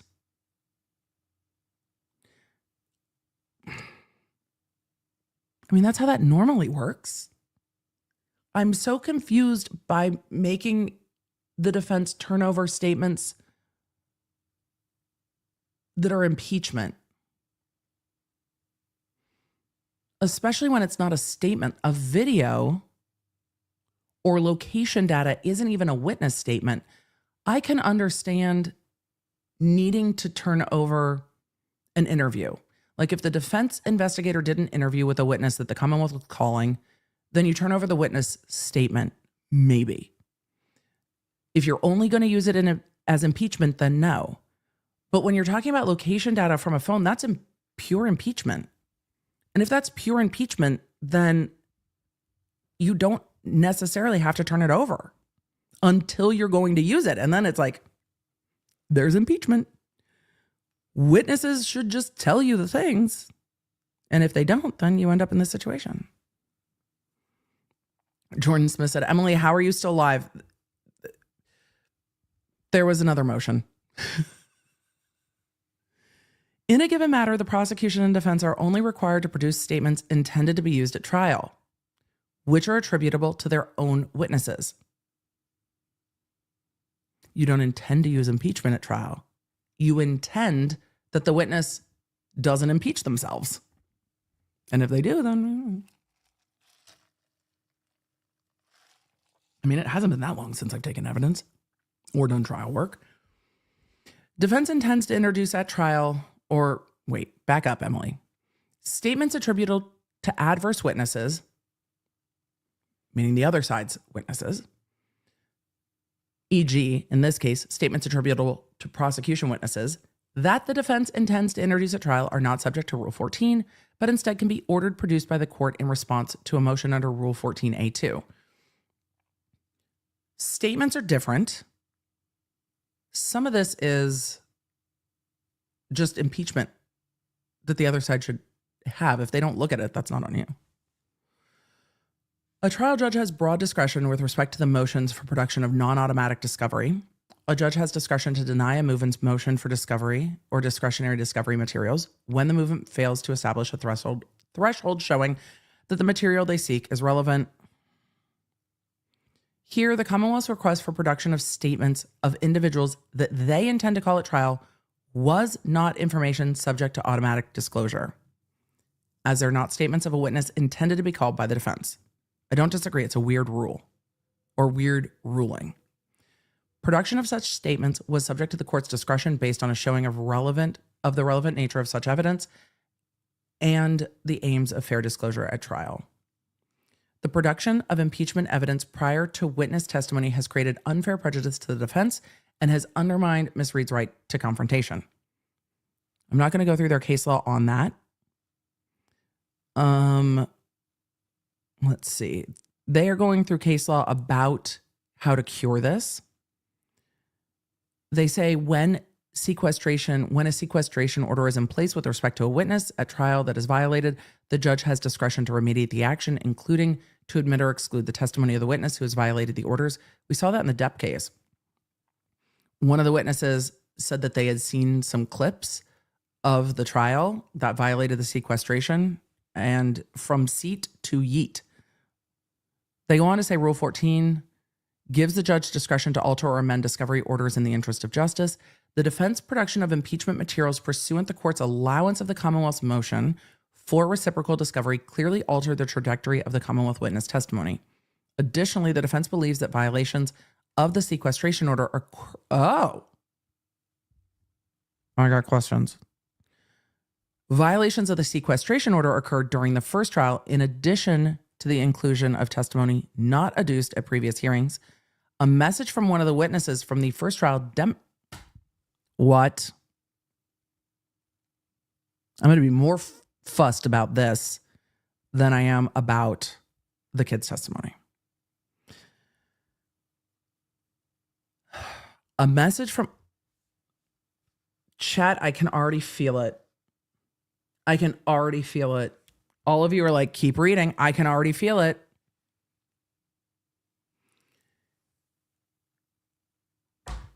In addition to the inclusion of testimony not adduced at previous hearings, a message from one of the witnesses from the first trial demonstrates that at least one witness likely violated the sequestration order with the knowledge of the prosecution. No. No. No. Nope. No.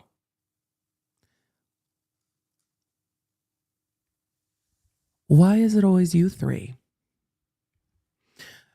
On July 1st, 2024 at 5:48:21 p.m., prosecution witness Trooper Michael Proctor sent a text message to ADA Adam Lally that stated, quote, "Yeah, didn't watch Asshole Jackson's closing for good reason. Like..."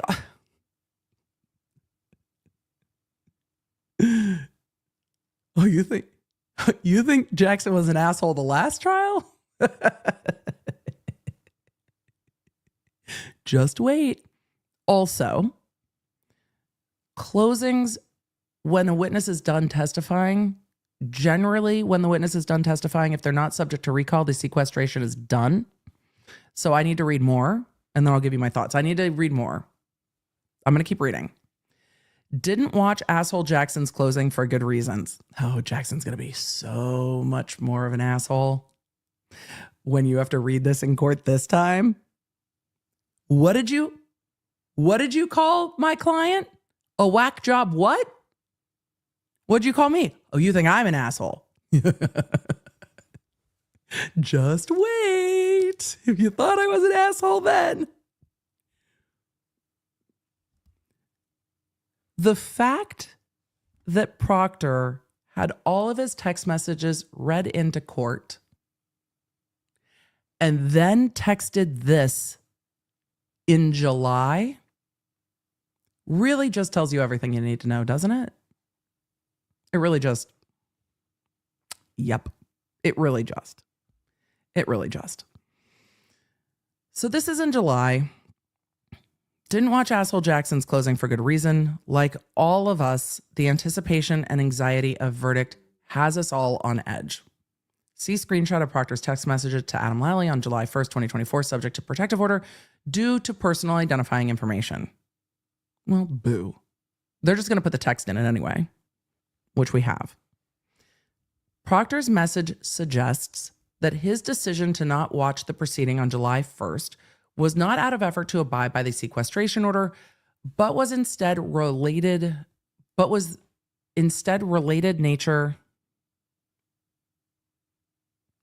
to the nature, I think they mean, of the defense closing argument itself. The message implies that Proctor had been following the trial online and simply skipped the defense closing argument because he does not like Attorney Jackson. Chat, look, first of all, I think this text is telling. Do I think that the text indicates what the defense says it indicates? Not necessarily. I think without more, we're going to keep reading. I think without more, that's a reach. If the witness is not subject to recall because they are done, they are allowed to watch closing. They're allowed to watch the rest of the trial. The sequestration order is done when they are no longer subject to recall. And when the defense rests, they're no longer subject to recall. Could Trooper Proctor have sat in court and watched closing? Yes. Could Trooper Proctor have watched closing online? Yes. Could Trooper Proctor have watched after his testimony was done? Likely. There's an asterisk to that depending on what the wording of the language is. Also, oftentimes law enforcement is not subject to the sequestration order if they are the investigating officer. Often the investigating officer will sit through the entire trial. Trooper Proctor did not do that. I don't know if Trooper Proctor was designated as the investigating officer for this case and therefore could have sat through the whole thing. He could have. That's possible. The text, I think, goes more to show that Trooper Proctor full-throatedly doesn't think that his previous texts were regretful or juvenile. So, do I think that Proctor violated the sequestration order in this? Maybe not. I need more information. I think some of this is a reach. I think some of this is a reach by Jackson. Yeah, didn't watch Asshole Jackson's closing. Is Proctor allowed to watch the closings? Yes, he is. That doesn't violate sequestration unless there is a very specific order that he was not allowed to, which would be very unusual. Would he be allowed to watch it? Yes. Like all of us, the anticipation and anxiety of verdict has us all on edge. I also think that's probably true. I also think that Proctor probably thinks that Jackson is an asshole. I also think Proctor didn't learn anything about his texting. But the defense saying that text implies Proctor was following the trial online, I don't think that necessarily follows. I think it proves that he learned nothing, but I don't think it follows that he was following the trial online. He may have been, but that text is not all the way there for me. I don't know what the fine points of the sequestration order was. Let's go through and see if we get more. But I don't necessarily, I think Jackson's reaching a bit, but I also think Jackson probably wanted to put Proctor calling him an asshole in this motion. I wonder if this is a more like, I know, that I know that you know that I know. Because I know, I know. and you've learned nothing. This may just put Proctor on notice that they know more and that it's going to get real spicy in the next trial. But I think the logical leap to he was watching all of the trial and violating the sequestration order is not necessarily true, but let's keep going. I do think that Proctor doesn't like Attorney Jackson. I think that's true. Even absent this admission, the unique nature of this case, including pervasive media coverage and real-time streaming of in-court proceedings during trial, creates opportunity and temptation for witnesses to watch the testimony of others. True. And I think the court should check in with them on that. And I think each witness should be asked that, and the defense can ask them that. Have you watched any of this trial? Did you go back and watch the trial? Because if they finished testimony and it hung, could the witnesses go back and watch other witness testimony? Yeah, they could. Unless they were specifically told not to. Could they go back and rewatch their own testimony? Yeah, they could, unless they're told not to. The risk of even inadvertent witness exposure to trial testimony, such that witnesses would alter their testimony or anticipate otherwise unexpected impeachment material, would be cured by the court modifying the reciprocal discovery order to exclude defense impeachment material. I don't disagree. Let's keep going. Apparent violations of the sequestration order. Blah, blah, blah, blah, blah, blah, blah. One more time, Emily. Why we don't stream this long while we're sick.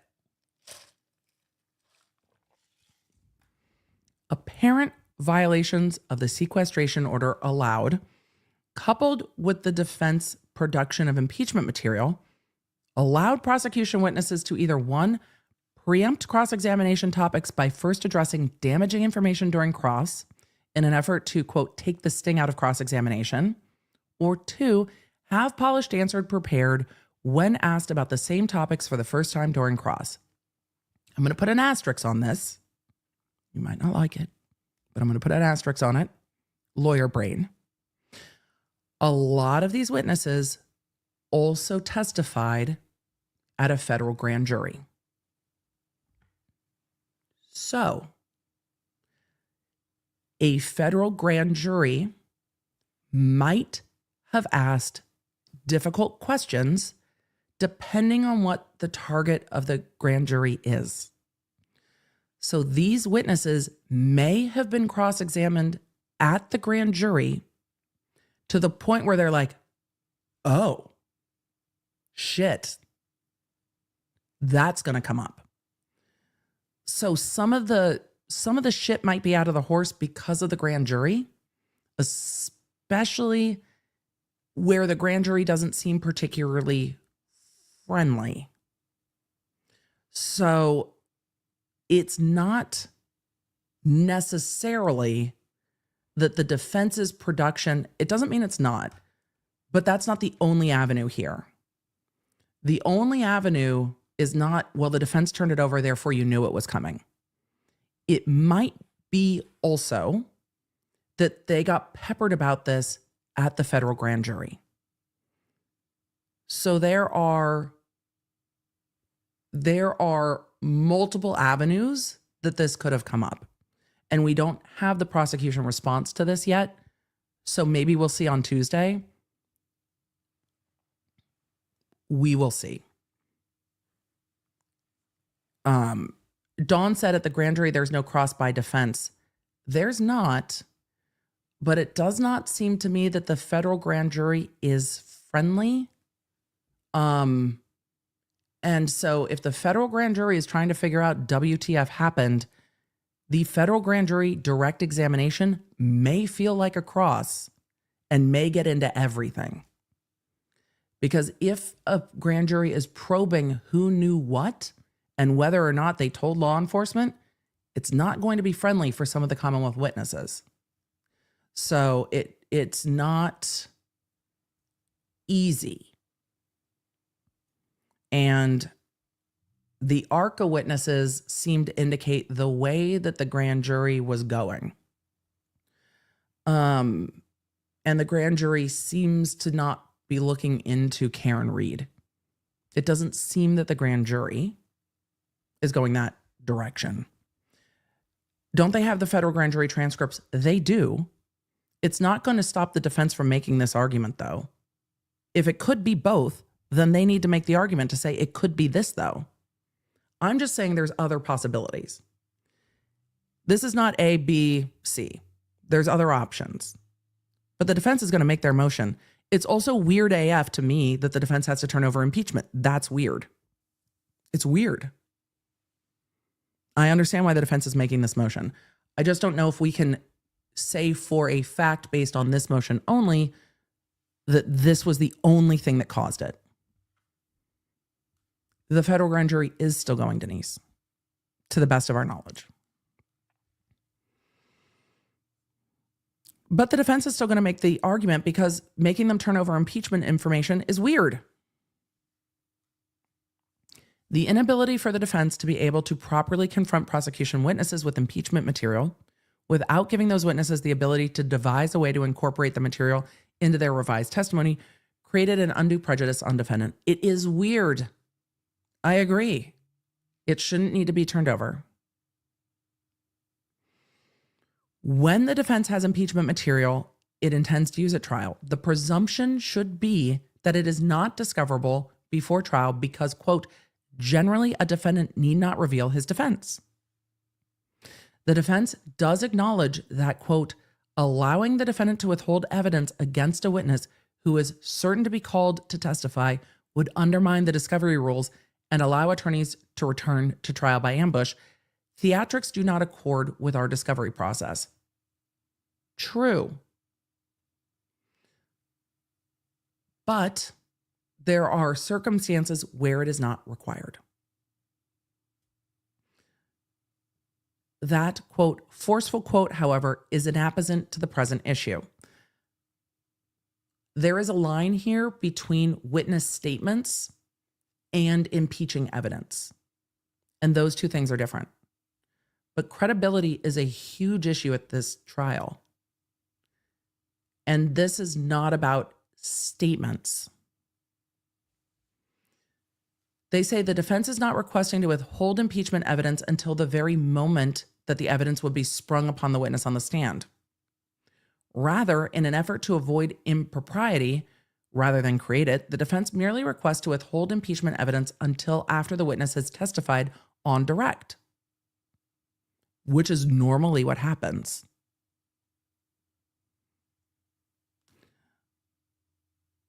Direct finishes, hey, we're going to use this on cross, such that the witness cannot unfairly preempt the confrontation.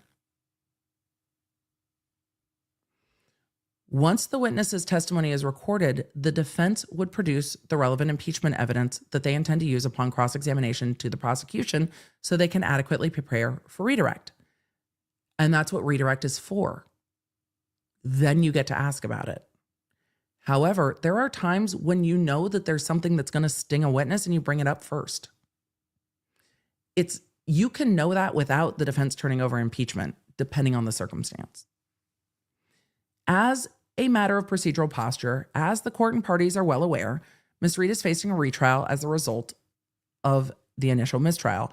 Nearly all or all of the civilian and law enforcement witnesses will be called in this matter, have already testified at least once, and sometimes 3 or more times. God, they don't need to call all of the witnesses. There were witnesses that were delightful that just don't need to be called again. There was so much in that trial that did not move the trial forward. They were called under oath during state grand jury proceedings, federal grand jury proceedings, or during the first trial. The only witnesses to appear that have not testified to this point would be a small number of experts who may yet be subject to voir dire. True. To the extent the defense sought to maintain any element of surprise, and the defense would suggest that Ms. Reed has been far more forthcoming than most criminal defendants prior to her first trial, much of that surprise has already been foiled. What the defense requests now, that the court not order defense to produce impeachment material. It will aid in the balancing the need for reciprocal disclosure contemplated by Rule 14 with the need for remedial discovery measures to protect the defendant's fair right to trial. The presumption of impeachment materials by prosecution witnesses is unfair because the record clearly demonstrates that the witnesses discussed above, including PF, Lieutenant Lank, Jennifer McCabe, and Proctor.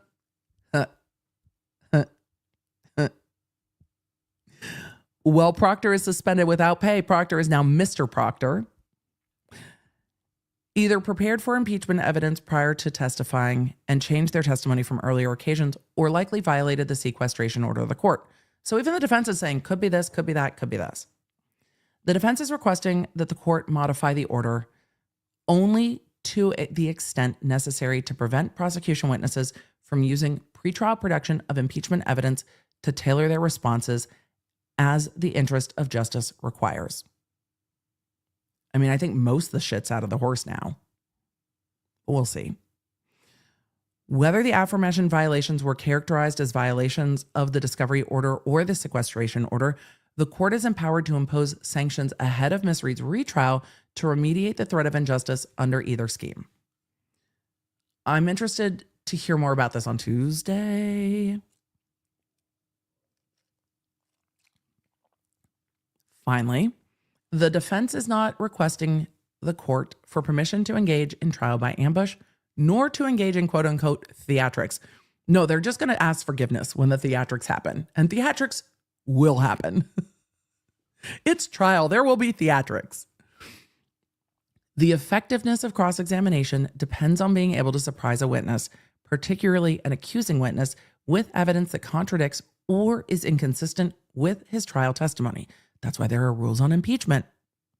A second trial following state and federal grand juries and an extensive first trial can hardly be called a trial by ambush.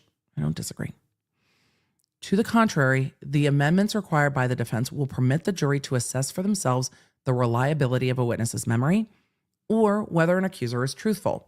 The defense is simply requesting a fair and equal opportunity for each party to confront adverse witnesses with impeachment evidence without each witness being able to review such material and alter their responses accordingly.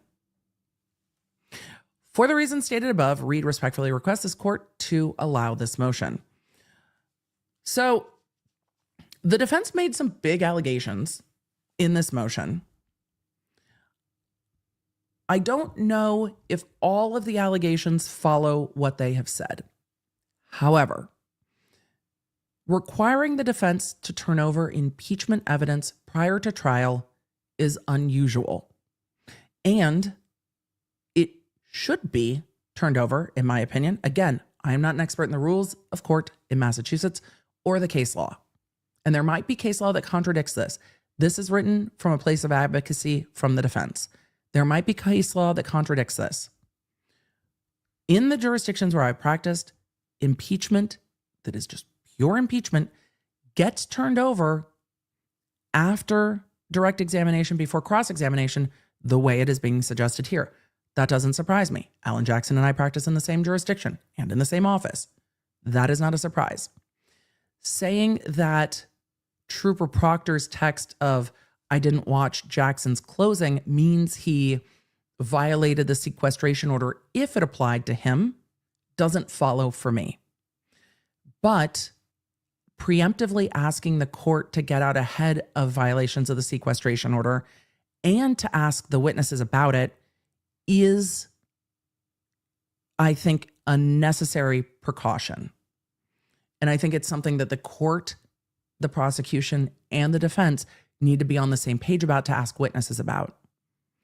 The sequestration order needs to be very clear, and I think it needs to be vigorously reinforced.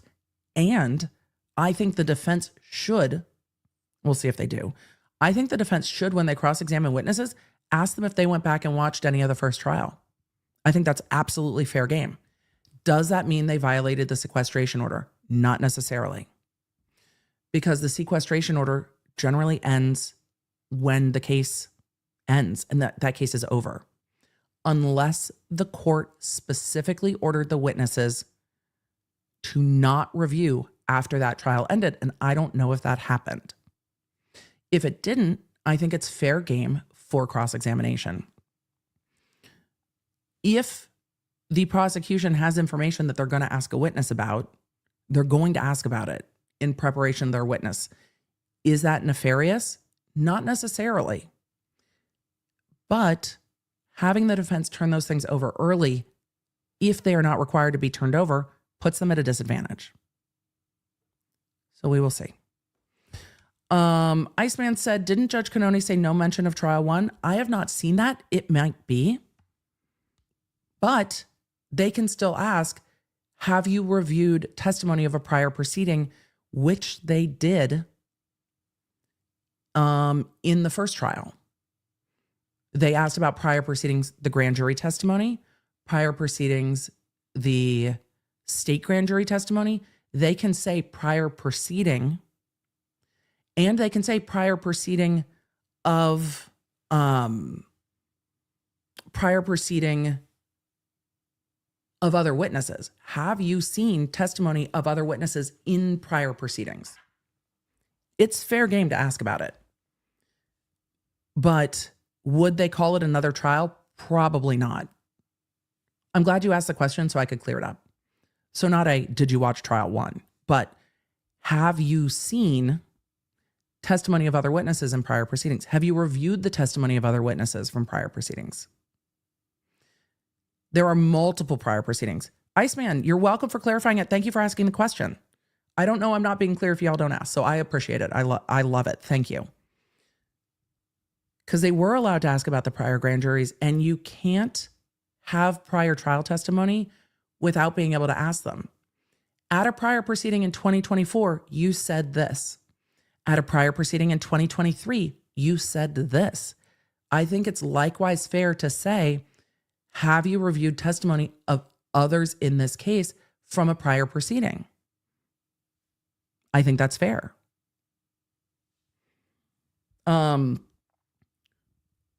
Let's see. I know. I agree with you. This is a good question. Is there such thing as a forget order? No. There was a question about what if a witness, here it is. Ballet Girl says, what happens if a witness says yes from the previous trial? Well, it's just like when the witness said, oh, you mean with the feds, or, oh, you mean at this? The witnesses will be advised to not to, and they will either tell the jury to disregard or they will scoot through it hoping nobody caught it. Or if it was elicited by a party, then it'll be a problem. Let's swoop to questions real quick. I'm going to be brief because I am exhausted. And we have court on Tuesday. And I did not summarize this well. Miguelina, no. I'm going to do it. I'll do it in quick bits. We cannot summarize. We cannot summarize. We're going to have to do it in quick bits. Today was too long. I saw that duo's getting wild. I know earlier today I saw that. But I'll summarize it in quick bits when I have some time to put thoughts together. Today has been much.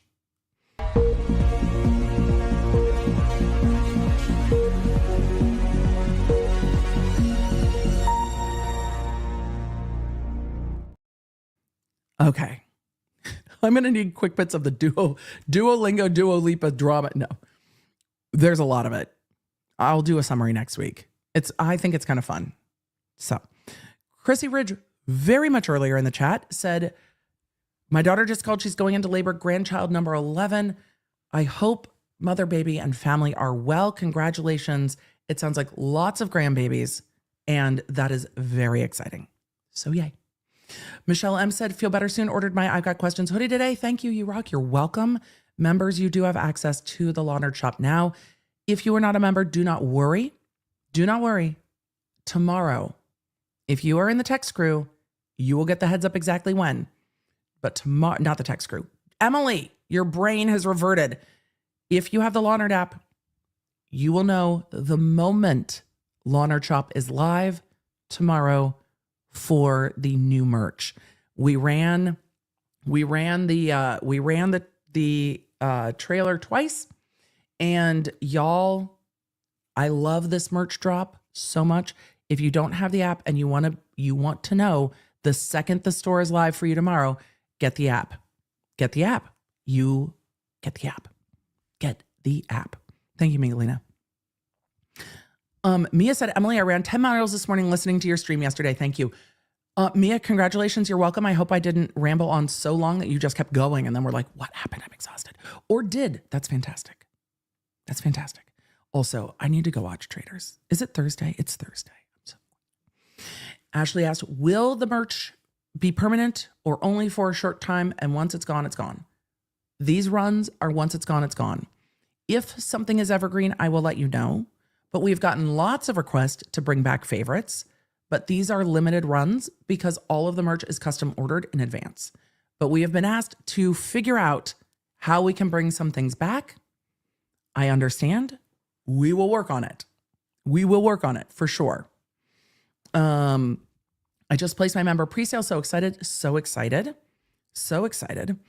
M. Grace asked, does YouTube membership cross over to app membership? It does not. The Launard Lounge on the app is separate. We wanted to make sure that there was always a way to opt in on YouTube, and those that wanted to opt in on the app had that opt-in. They do not cross over. Michelle said, is that a neurospicy pillow behind you? It's not a pillow. It's not a pillow. It lights up. Don't worry. When it is, we'll light it up on Tuesday. It is not lit up today, but don't worry. Don't worry. Will we get t-shirts soon? Yes. Incoming launches. Where are the tumblers? The tumblers were limited edition when they sold and they are gone. I don't know if we even have a limited amount. We might do a Simply Neological a la Christine. If we have a few left, we'll throw them up. If we do, I will talk to the team about it. But we did a sale on the tumblers when we were closing down Launard Shop 1.0, and we sold all of I think we sold through the tumblers. But I will ask the team. Are the Crash Daddies related to Sponge Daddy? Yeah, and probably Scrub Daddy too. I think so. And Judge Daddy. We need to ask Judge Daddy. Judge Daddy, I think, would like the Crash Daddies. And I think everybody loves a Scrub Daddy. Atmospheric Wonder said, so it finally came. I think we're still tantricking with the motion to dismiss. It still is not coming yet. We're not there yet. We've got I don't know, till the 21st. And then we'll get there. Carrie and the cat said, I listened all day yesterday, got to the Q&A and realized I didn't pay attention at all. It's okay. I love that we body doubled. I have to do that all the time. I'll get an hour plus through a book and then be like, what? And just go back. It's fine. That's why we have it here. Cat calls. This is such a lovely super chat. Thank you so much. EDB, you've enlightened me about so much that I had no idea was a result of my ADHD neurospiciness. It's been so empowering. I literally, OG definition, learn something about my brain every single stream. That is one of the reasons I talk about it so much. I think as humans, we learn by conversation with others. Even if they are one-sided talking, one-sided typing, we learn through our connection with others. And I feel that we have gotten to a point where technology should be making connection easier. And sometimes technology is making connection more difficult. And it is why we talk about it. Because I've learned so much from all of you and even from the trials we watch. So I will always talk about it. I swear I'm still cool, said I have a little head. I feel so seen. Yes, don't worry. The chat's got you. Brandy said, I'm going to need a neurospicy cozy blanket. That is a great idea. Kel, we are going to have some skulls that are non-neurospicy in the future. Don't worry. My sons do theater and they have makeup bags. They have to. Dawn, exactly. You've got to have stage makeup when you do performing arts, and you've got to learn how to use it. Also, it's kind of fun to be like, this is how we do eyeliner. We got to make sure we're right. Because when my kid and I go to see MCR, I need to make sure that the eyeliner is right. The way Trav has kind of long hair, the way I am going to flat iron his hair, we are going full 2000s when we go see MCR. I cannot wait. Cannot wait.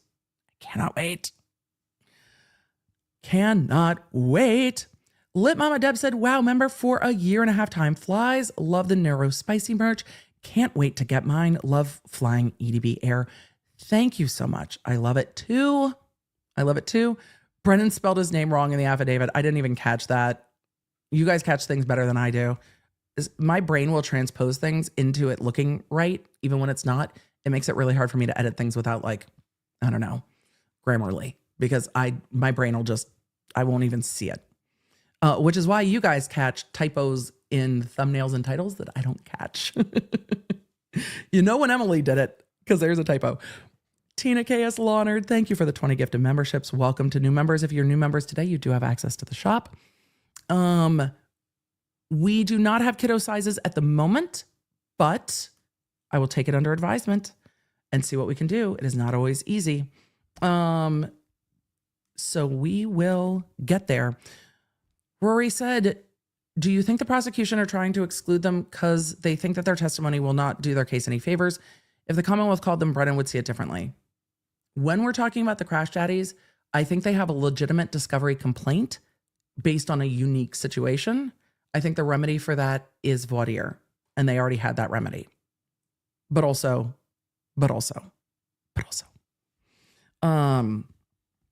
Winter in the chat, I see your question. The app member presale was yesterday. The YouTube member presale is today. You are a member of the channel, because I see your member icon. There are posts on the community tab that have access to the shop for you. So yes, if you go to the community tab, you will see it. Lawnard Lounge was yesterday. YouTube channel members is through tonight. And then the shop goes live for everybody tomorrow morning. Hopefully that helps.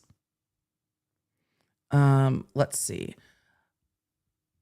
Just Us Lefties, Cheryl said, would the grand jury have interviewed a child? Not necessarily. I don't know if it's relevant. How to change your members only password for the Lawnard shop. There isn't a members only password for the Lawnard shop. We didn't change it. It's in the post, and then you type it in. You don't need to change it. You don't need a password for the shop other than the one in the post. And you don't need to change it. So, you don't need to change it. You just need to use the password that's in the post. And then tomorrow, if you are not a member, it will be live for you. Have the app and you will know the second it is available for you. A Gatling. David, a Gatling gun dystopian approach is an album. The thing that the ARRCA reports were provided, the thing is the ARRCA reports were provided to both the Commonwealth and the defense at the same time. Right. And I don't think there's any more. I don't think there's any more for it. Michelle said Lally already did but they didn't have all the other information argument. It didn't work. Hank needs to catch up. It didn't work. And then they kept trying it with Dr. Russell too. And Dr. Russell's like, I looked at the arm. I don't need anything else. I looked at the arm. Nezu said, do you think Alan would come on your podcast for an interview once this is over? I can ask him. I haven't asked. I have not communicated with the attorneys involved in this case at all. But after the case is done, I can reach out to Jackson and ask, but I have not.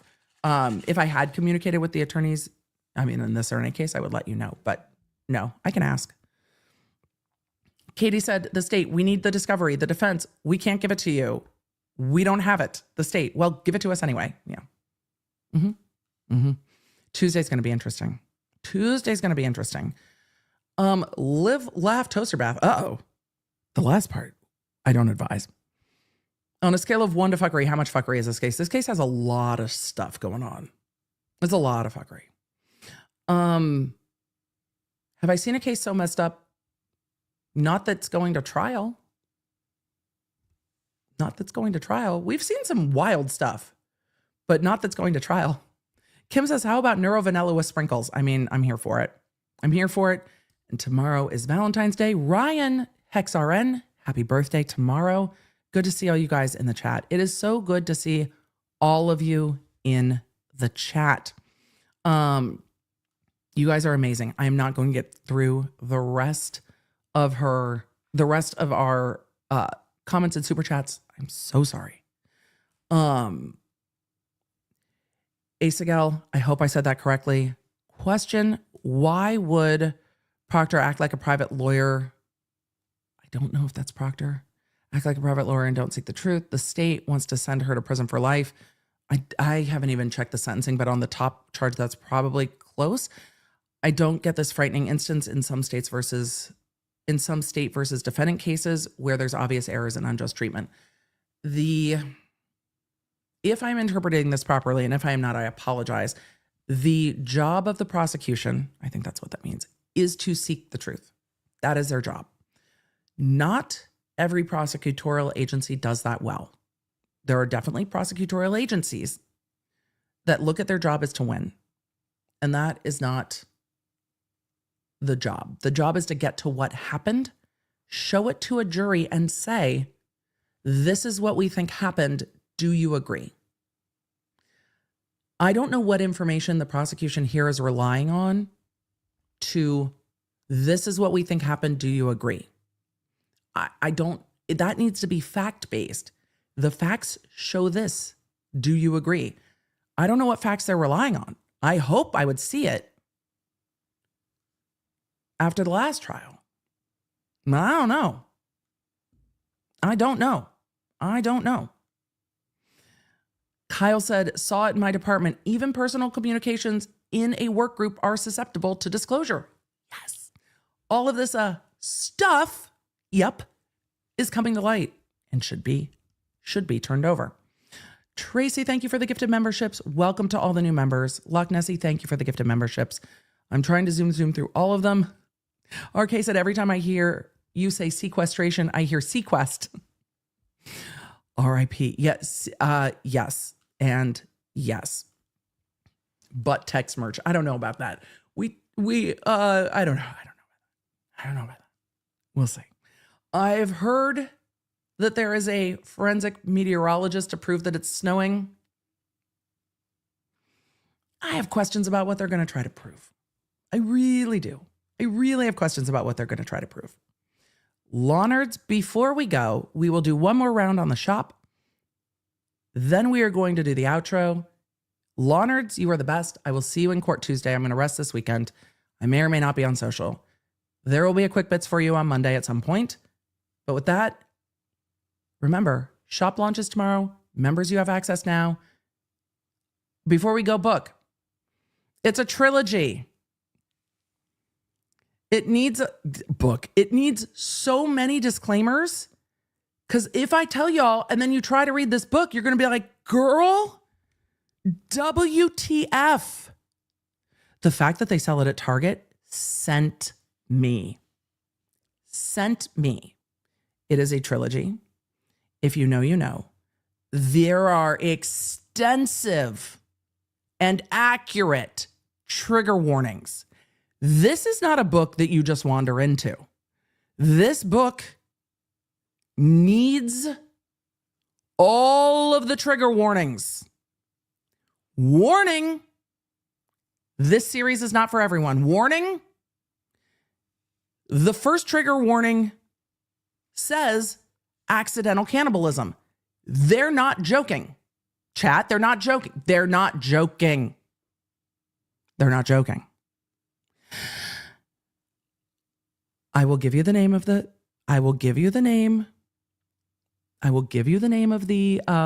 series.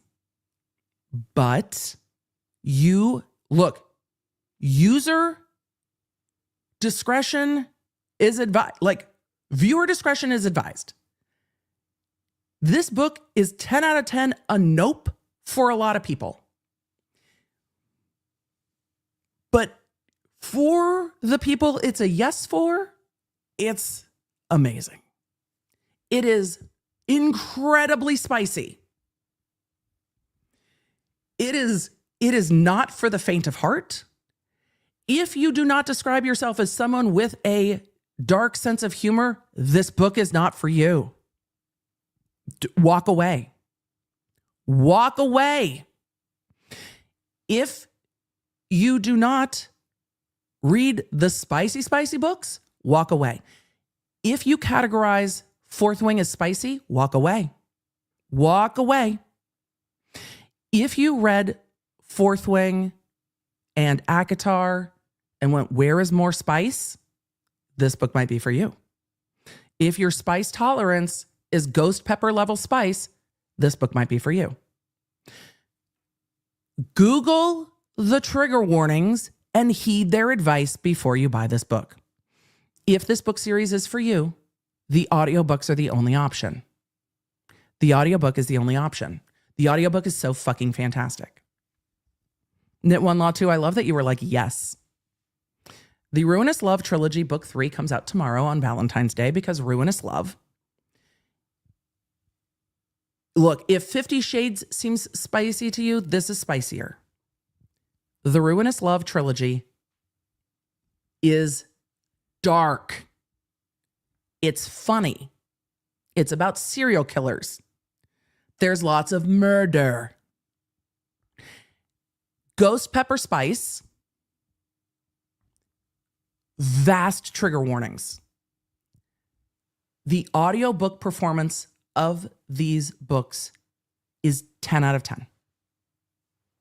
That's it. If you consider yourself vanilla, this book is not for you.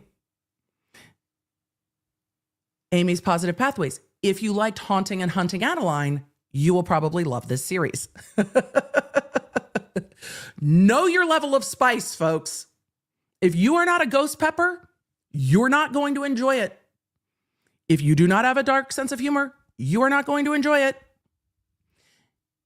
If the trigger warnings turn you off, you are not going to enjoy it. Butcher and Blackbird is part of the Ruinous Love Trilogy. The third one, Scythe and Sparrow, is out tomorrow. For those of you, you guys know yourselves. Some of you are going to be like, that is so for me. And some of you are going to be like, miss me. Trust your gut. Trust your gut.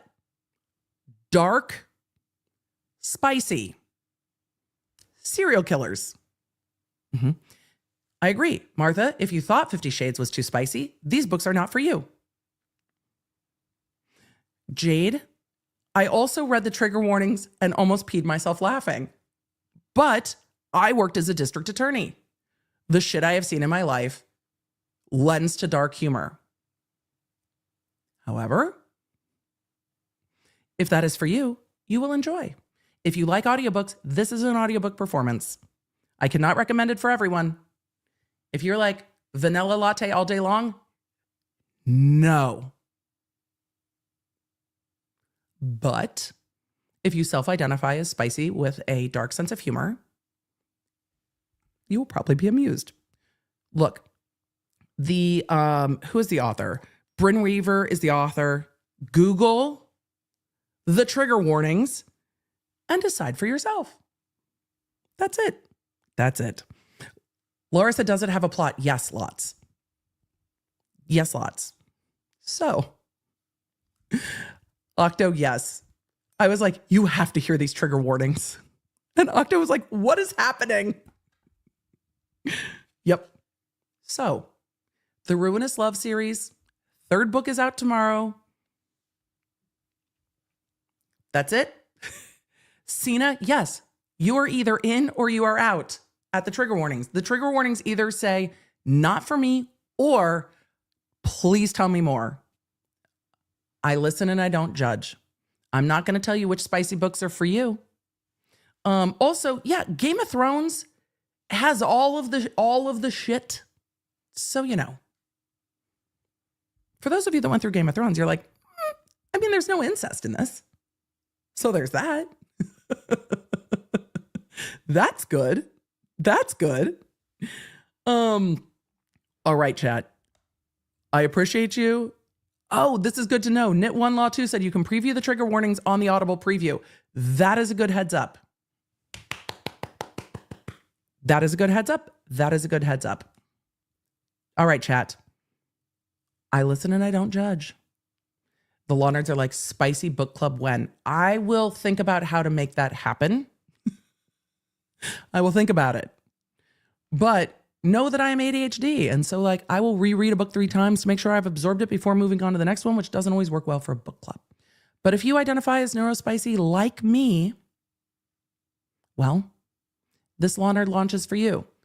Get the app. I'll see you in court Tuesday. Get your neurospicy merch. And I will see you soon.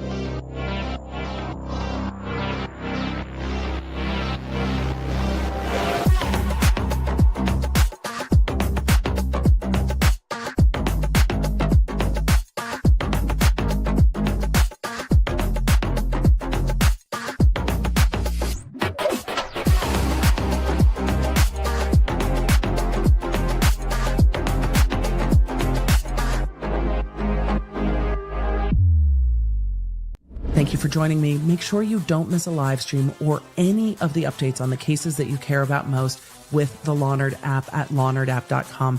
It's a free download on iOS and Android, so I can keep you in the loop, because you never know when something's going to pop off. Thanks for being here, and thanks for being a Law Nerd.